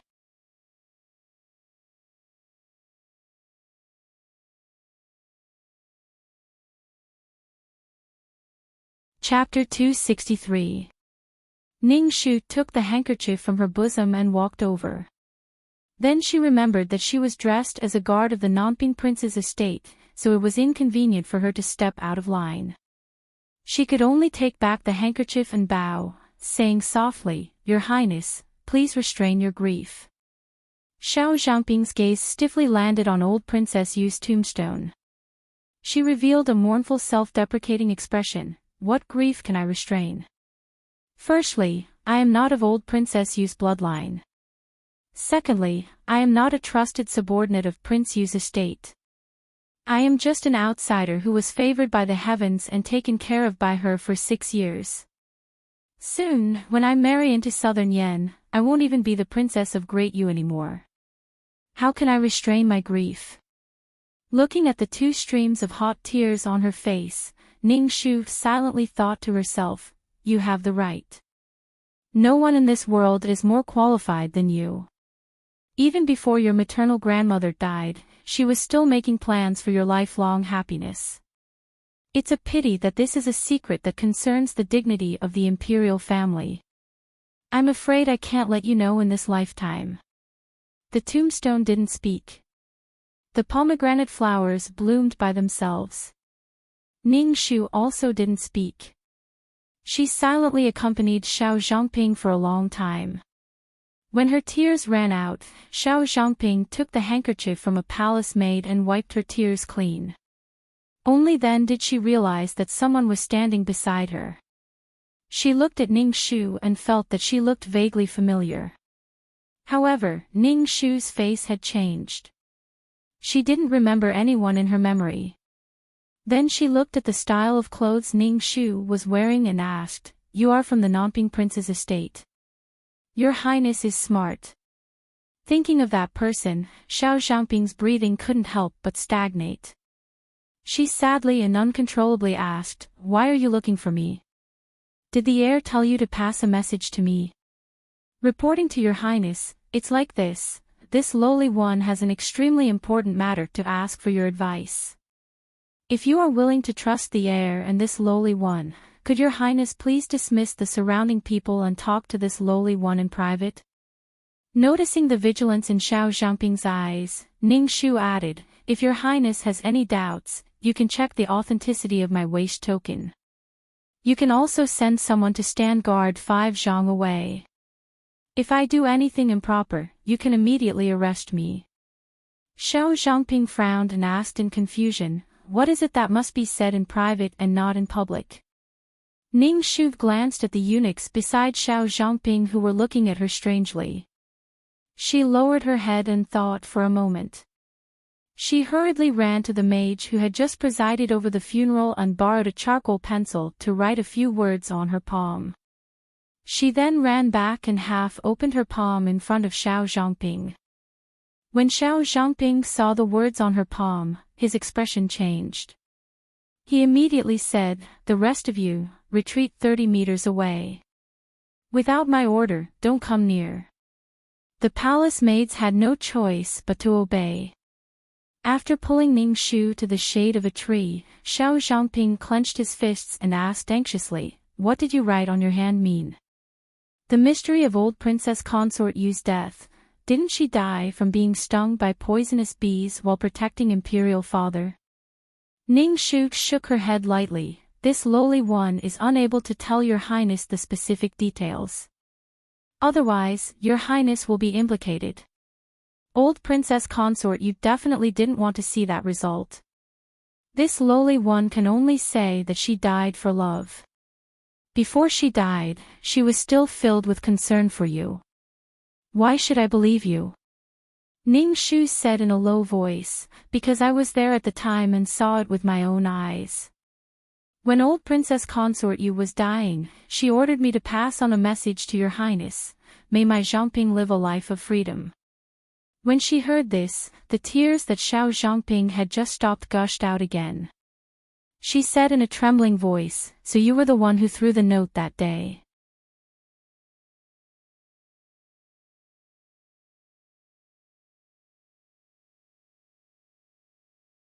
Chapter 264. No one born in the imperial family was stupid. She already felt that Qi Zhaoyu's sudden death, imperial concubine Qi's sudden illness after returning to the palace, and imperial father's tight-lipped refusal to ask about what happened that day were all very strange. After hearing Ning Shu's words today, she quickly came up with a guess. Could it be that she wanted to avenge me? In a sense, this was not wrong. Ning Shu did not deny it. Poison imperial concubine Qi wanted to avenge Wen Kairen, and Qi Zhaoyu was also involved in the plot. It was not without the intention of paving the way for Xiao Zhangping. Xiao Zhangping covered her eyes and cried silently. Large drops of tears fell through the gaps between her fingers and fell to the ground, wetting the soil. Her heart was filled with sorrow and guilt, but after hearing about old Princess Consort Yu's sudden death, her empty heart seemed to be filled with a lot of love, so she did not look around blankly, as if she was in an ice cave. After a long time, she stopped crying. "What do you want to ask?" "Ask, if I know." After confirming that there was no one around, Ning Shu said, "May I ask your Highness, did old Princess Consort Yu mention something called the plum blossom kiss to you when she was alive?" Xiao Zhangping wiped her tears and shook her head. "What is that? I have never heard of it." Her expression was very blank, and did not seem to be fake. Ning Shu continued to ask, or is it related to plum blossoms? Xiao Zhangping lowered her head in thought for a long time, then shook her head. No, she did not like plum blossoms, and there are no decorations related to plum blossoms in the Fu. Oh, right, there seems to be a painting of the four gentlemen in the parlor, but isn't that a very rare and ordinary painting? I did not notice anything different about it. Ning Shu refused to give up and asked again, then in the words she has said to you recently, is there anything different from the past that has caught your attention? Xiao Zhangping's heart skipped a beat and her eyes filled with tears again. She clutched her chest and said intermittently, that period of time was when Qi Zhuanyu went missing in Wenfang Hall and went crazy after being framed. No matter if it was in the palace or in the marketplace, there were rumors that it was my doing. Even Fu Huang was colder to me than usual. I was very depressed and washed my face with tears every day. Only she patiently comforted me and accompanied me every day. I was in such a bad mood that I didn't notice anything unusual about her. I only remember that on the night before her accident, it was already late at night, but she didn't leave. She hugged me on her lap like when I was young and caressed my back. She even sang me a nursery rhyme that used to coax me to sleep. In my days, I seemed to hear her whisper in my ear that everything would be all right when I woke up. But I didn't expect that when I really woke up, she was already. I was so stupid. I wasted her love for me. Ning Shu racked her brains again and thought of many questions to try to make her remember something useful. Unfortunately, it all ended in failure. Ning Shu rubbed her temples and shut her mouth. She was extremely depressed. Xiao Zhangping thought for a moment and said, is the thing that you want to know very important to the heir? Ning Shu took a deep breath and nodded solemnly, yes, very important. I have no way to ask anyone for help. I can only ask your highness for help. Xiao Zhangping said, I understand. I will go back and think about it carefully. I will also look for the things that old princess you left at my place. If I find it, I will tell you as soon as possible. Ning Shu took a step back and clasped her hands together. She bowed deeply to her, many thanks, Your Highness.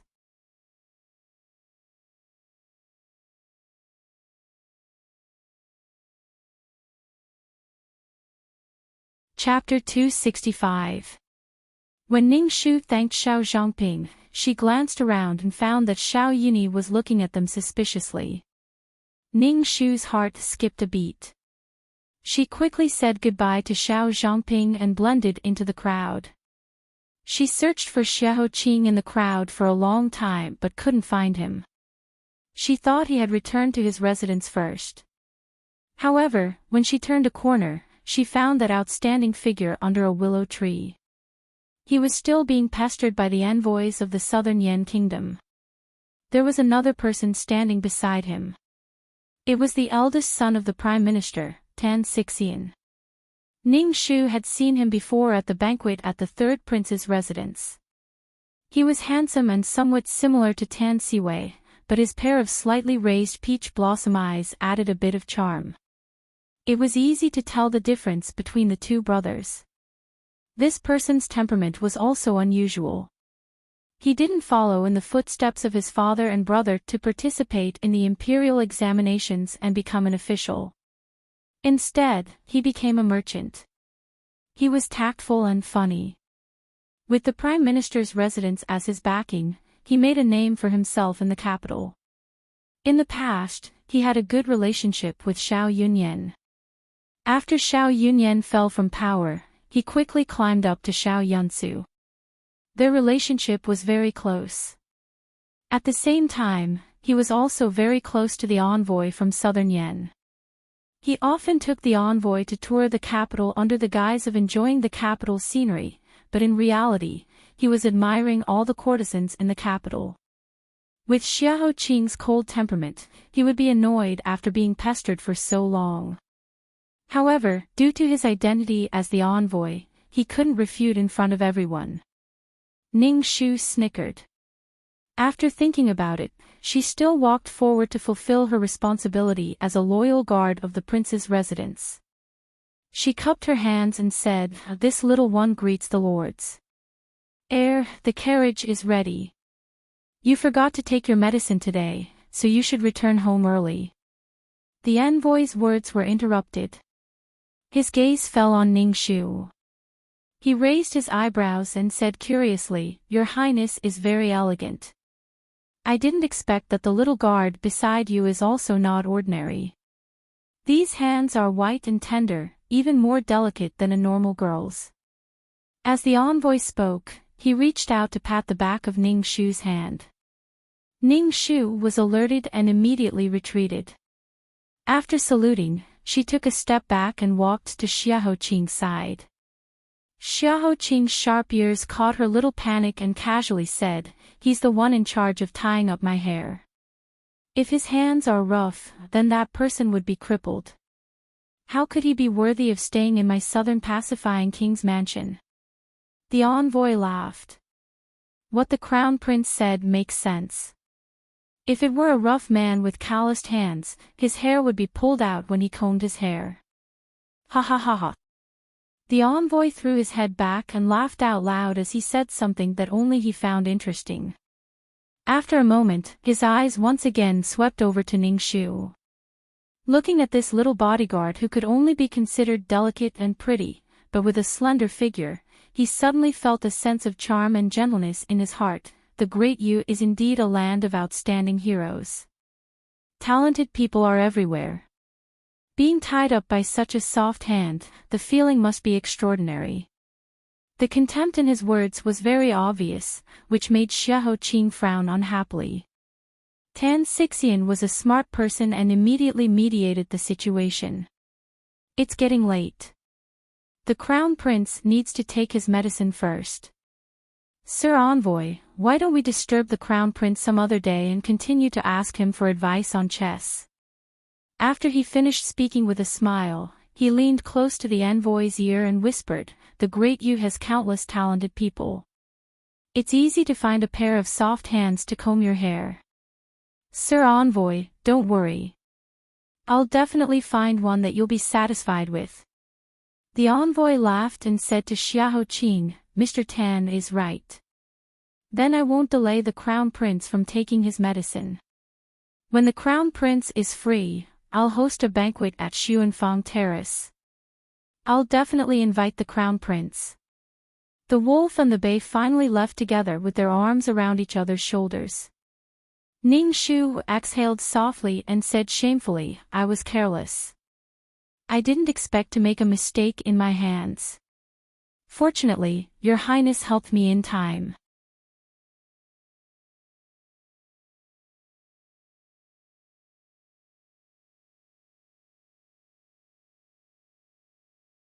Chapter 266.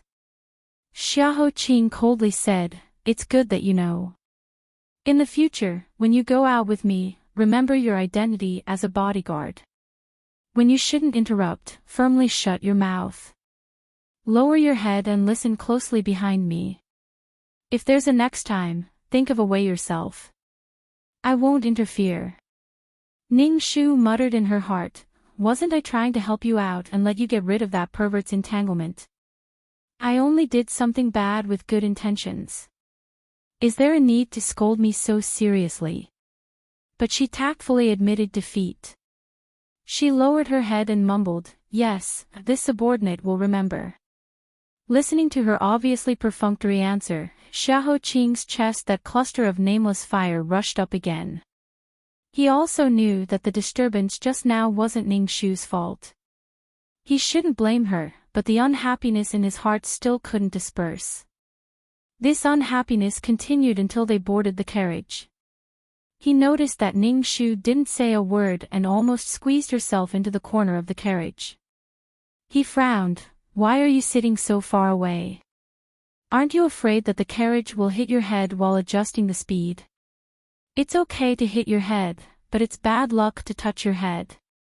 Ning Shu gave a hollow laugh. "It's okay, this subordinate will pay attention. Shi Ziyi, Please sit more spacious. Xiahou Qing realized that he couldn't control his emotions and let her perceive and misunderstand. He gently took a breath in the breeze that blew in through the window and softly said, "The matter just now wasn't your fault. It was also my negligence. In the future, when the Southern Yen envoys come to visit, they will all say that I'm not feeling well and can't see them. As for your hands, there are many gloves in the ink room. You can just take a pair and wear them." The air pressure in the carriage finally returned to normal. Ning Shu carefully observed his expression and finally relaxed. She sat opposite him and poured 2 cups of tea. One for herself and the other for him. It could be considered a reconciliation. Xiahou Qing took the teacup she handed over and took a sip. He suddenly laughed. What was the inexplicable sulk just now? It was somewhat like a woman in the marketplace who saw her husband being entangled by other women and made trouble for no reason.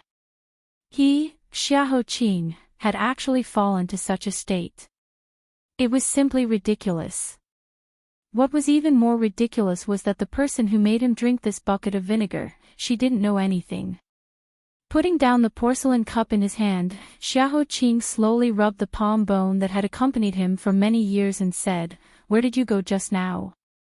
Are we going to look for Xiao Zhangping?" Ning Shu's heart was torn again when he saw through her little trick. This subordinate acted on her own initiative. "Please forgive me, Your Highness." Xiahou Qing sneered from the bottom of his throat. "Am I such an unreasonable person in your mind? Tell me, what did you find out?" Ning Shu shook her head regretfully. "Just now, as the heir's personal bodyguard, I asked Princess Chongping if she had heard of the plum blossom kiss from old Princess Yu. It's a pity that she hasn't remembered anything yet. However, I still feel that the crux of this matter lies firmly with Princess Chongping. The reason?" She dipped the cup in water and slowly organized her thoughts. "Previously, I guessed that the person who left the note might be the one who poisoned the air all this time. However, after a few nights of deep thought, I rejected this idea. The reason is that the two of them have different goals. The person who poisoned you all this time has a very simple goal, to torture you until the day of your death. But old Princess Consort Yu was different. Since she wanted to marry Princess Quan Quan Ping and have her become your Shitzi consort, then she definitely didn't want to see her most beloved granddaughter become a widow at a young age. Therefore, she secretly revealed this secret, hoping that Shitzi would be cured of the poison after marrying the princess and would grow old with the princess. One wants you to die, the other wants you to live. Old Princess Yu isn't a fool. How could she let the other party discover her goal? Let's return to the plum blossom kiss. 25 years ago, the previous emperor was poisoned to death by the plum blossom kiss, which directly led to the change of the throne. Old Princess Yu was someone who personally experienced it and naturally knew that this secret was no small matter. The person who left the note might be someone she trusted, but how could she guarantee that this person wouldn't betray her? Moreover, her only blood relative in this world is Princess Chongping. Other than Chongping, I can't think of anyone else she can be more assured of. In the end, the contents of the note were, if you want to solve the mystery of the plum blossom kiss, marry Chongping first. Then you will find the answer. The meaning of the words "find the answer" is really thought-provoking. You don't need to ask too many questions to get the answer. This is what it means to find the answer. Thus, I'm guessing that she might have hidden the secret in one of Princess Chongping's personal belongings, or... Ning Shu raised her head and secretly glanced at Xiahou Qing, a faint blush appearing on her cheeks. In that case, after marrying you, it will naturally appear in front of you.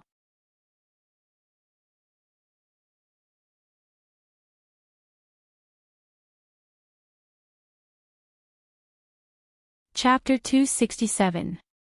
In the capital, Ning Shu was undoubtedly the most authoritative when it came to marriage.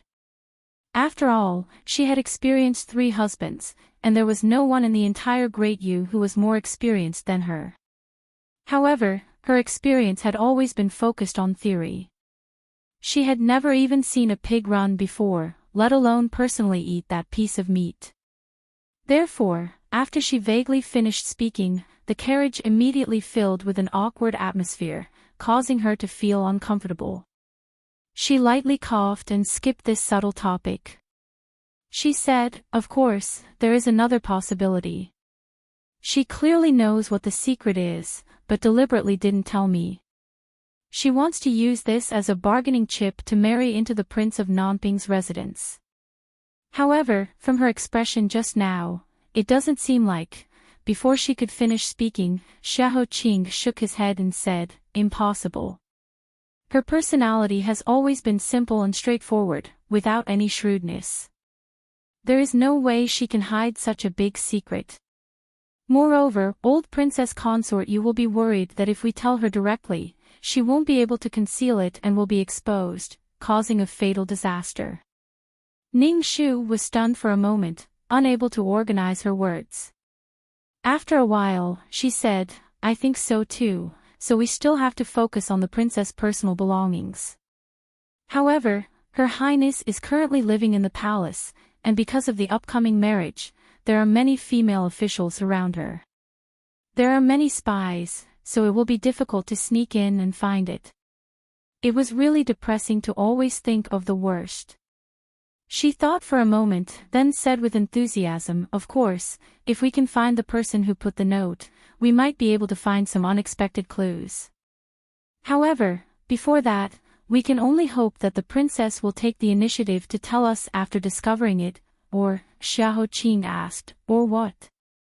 She shrank back and carefully said, "I can only inconvenience Shi Ziyi to use a handsome man trick." Ouch! Just as she finished joking, a golden bead was flicked onto her forehead, causing her to hold her head in pain. Xiahou Qing sneered, "It seems that you have been in the residence for a few days, but you still don't know the rules of the residence. What kind of punishment is it to casually make fun of your master? Jissi, after returning to the residence, watch her copy the rules of the residence 10 times. If she can't finish, she won't be able to sleep tonight." Outside the carriage, Jiu Si, who was driving, hesitated for a moment. In the end, he respectfully replied, "Yes." Ning Shu said in her heart, "If she wants to copy, then so be it." Ever since she was a child, because of all kinds of weird ideas and small actions, she was punished by her master to copy a lot of things. However, there are rules in the prince's mansion. How many words can there be? Can she copy to death? Then. Ning Shu stared at the pile of books in front of her and was dumbfounded. Why didn't anyone tell her that there were over 500 rules in the Wang Fu? If he copied it 10 times, that would be more than 5,000 lines. He really knew how to copy the rhythm of a dead person. Xiahou Qing said unhurriedly, "You should be glad that the Wang mansion in the capital is only used to enter the capital to meet the emperor. The rules here have been greatly reduced. If it were in Yunnan Prefecture, the number would be at least 3 times. Take your time. There's no need to rush." The gloating in his tone made Ning Shu's teeth itch with hatred. She angrily sat in front of the table and began to copy. Xiahou Qing was still sitting under the west window where he usually sat. He listened as Jiu Si opened the book that recorded the background of everyone in the mansion and read it word by word. Zhou Qin, 52 years old, in charge of gardening and weeding in the mansion. His family lives in Anji Square. His ancestral home is Yizhou. For generations, he has been a farmer. He moved to the capital in the 5th year of the previous emperor Xingkang. His wife is weak and has never gone out to work. He only has one daughter. She is engaged to the Li family of Chang'an Lane soy sauce shop. The note appeared on the day of Su. It was done and left the mansion. There is a guard, Li Zhong, as a witness. Zhang Youfu, 25 years old, in charge of the kitchen. His family lives in San Yuanli, his ancestral home. They had been working on this matter for many days since the note appeared. The other party was extremely careful and didn't leave any clues. Therefore, they could only start by investigating the background of the people in the prince's mansion, hoping to find some useful clues.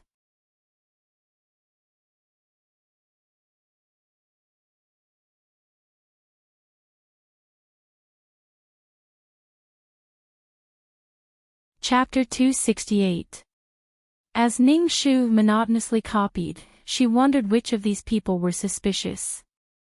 At the same time, she was doing three things at the same time. She stopped writing and rested her chin on her hand, thinking of ways to slack off. There were more than 5,000 lines here.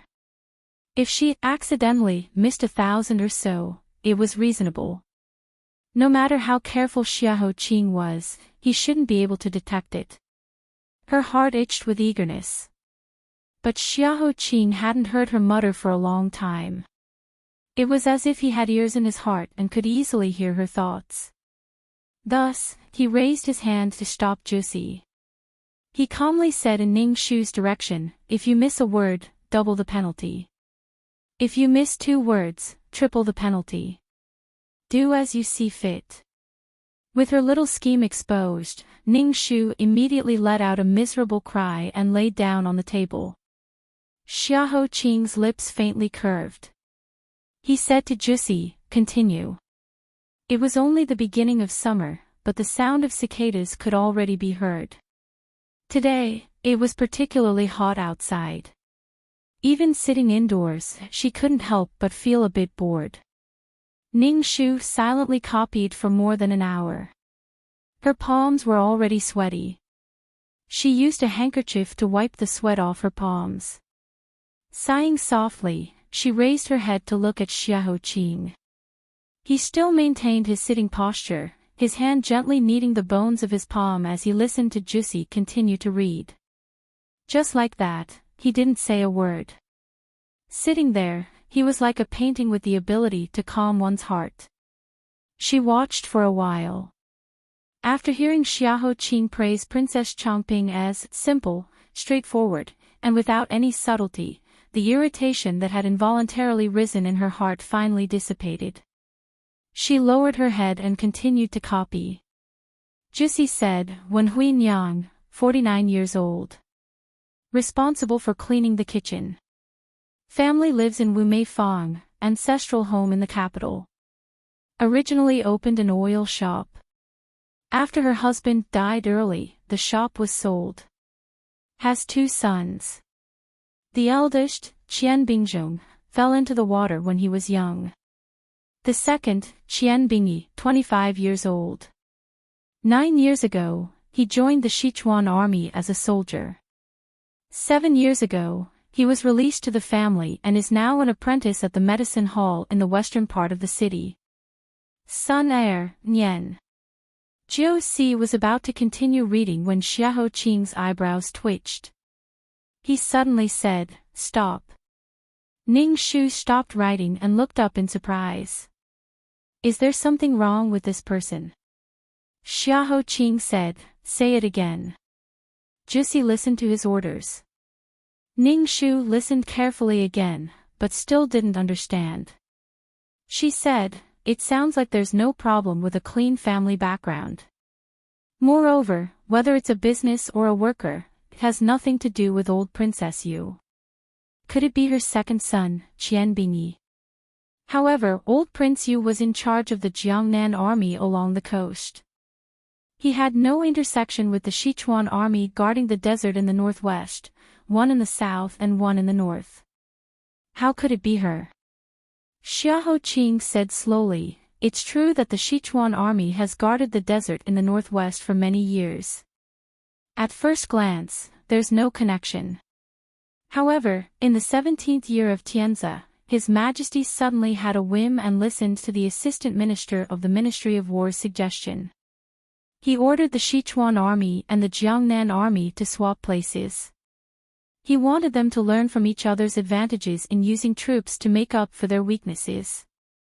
As a result, 30,000 soldiers of the Sichuan army were temporarily placed under old Prince Yu's command. However, Jiangnan has a lot of water, and the soldiers are mostly used to fighting on the water, which is mainly flexible. On the other hand, Sichuan is a vast desert, and the soldiers are used to fighting bravely. Tangerine was born in Huainan, but it didn't have any effect. Instead, it wasted the army's resources. As a result, this plan was hastily stopped after half a year. The book from that year is in the 6th row and 4th column from the right of the unknown hole. Go and see for yourself. Ning Shu put down her brush and immediately ran to the unknown hall to retrieve the book. She read it carefully without missing a single word. She found that what he said was indeed correct. Her feelings of admiration spontaneously rose. Your Highness was able to find clues from such vague words. Furthermore, you were able to remember old matters from many years ago. Ning Shu sincerely admires you. Xiahou Qing chuckled and said coldly, flattery won't make you write one less word. Put away your little thoughts. Go and bring this Wen Huinyang to me. Her wishful thinking had failed once again. Ning Shu's face was covered in tears. She sighed and said, yes. She turned and left.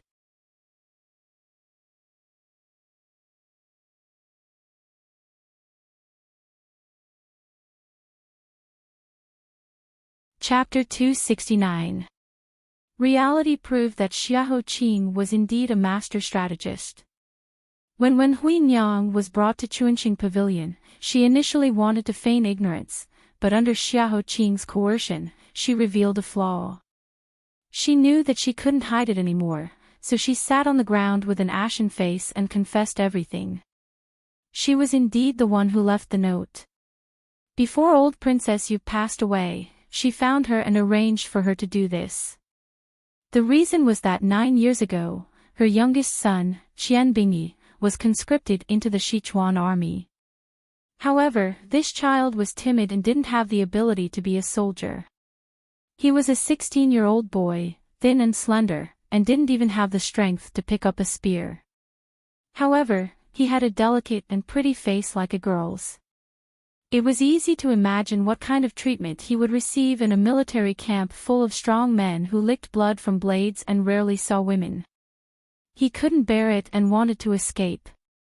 However, Sichuan was more than 3,000 li away from the capital. Even if he escaped, he would probably die on the way. After nearly 2 years of humiliation, he gradually began to have thoughts of suicide. At this time, His Majesty suddenly ordered the soldiers from the north to the south. Thinking that Jiangnan was only a third of the distance from the capital, a flame of hope rose in his dead heart. From the time he went south, he had been trying to find an opportunity. It wasn't until the 2nd month after he came under old Prince Yu's command that the Wokou pirates attacked and Qian Bingyi's group was sent to fight them. After defeating the last group of Wokou pirates, he finally mustered up the courage to escape. Unfortunately, he was discovered and captured by his superior who had been bullying him. According to the laws of Great Yu, deserters were beheaded in public.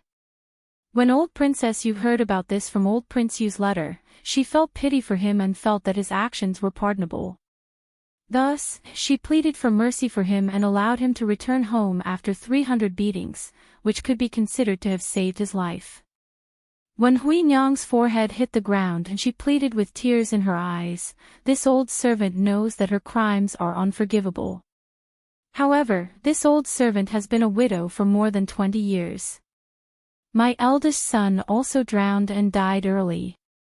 This old servant has no choice but to repay old Princess Yu's kindness. Jiu Si frowned and said, then how did you prove that you were not present? Zhao Sanyang, who worked with you, clearly said that when she was cleaning outside, she saw you working in the kitchen. The candlelight reflected your shadow on the window. When Huinyang convulsed and wailed, crying so hard that she couldn't speak. Ning Shu looked at the woman whose face was full of tears and white hair. She somewhat pitied her, but she really couldn't sympathize with her behavior. After thinking for a while, she guessed, "I've seen the layout of the kitchen." In order to facilitate the placement of various ingredients and tools, there are several shelves on the west wall. As long as she stealthily moves one of them and hangs the clothes and other things she prepared in advance on the shelf, she can successfully make a camouflage. Then, she just needed to find a good opportunity to sneak out of the northern window when Zhao Sanyang wasn't paying attention. She would quickly put the note away and run back. If he was fast enough, it would take him less than half an incense stick's worth of time to go back and forth from the kitchen to here. It was entirely possible for him to quietly rush back before Zhao Sanyang noticed anything amiss. Moreover, Zhao Sanyang has been busy with her own matters. Why would she keep an eye on her from beginning to end? Xiahou Qing didn't speak for a long time. He picked up the teacup and took a sip. Then, he leisurely said, "Is that so?" These few words caused Wen Huinyang to tremble in fear. She almost couldn't kneel anymore. Her voice trembled as she said, "Yes, this old servant's grandfather used to play shadow puppets. This old servant learned a little from my grandfather when I was young. When old Princess Yu heard about it, she gave me this idea. She had me make a shadow puppet that was similar to my human figure and hang it on the shelf in a bowing position.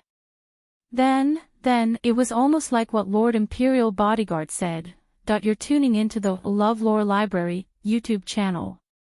We're so grateful for your support, and don't forget to subscribe to join us on this incredible journey through captivating stories.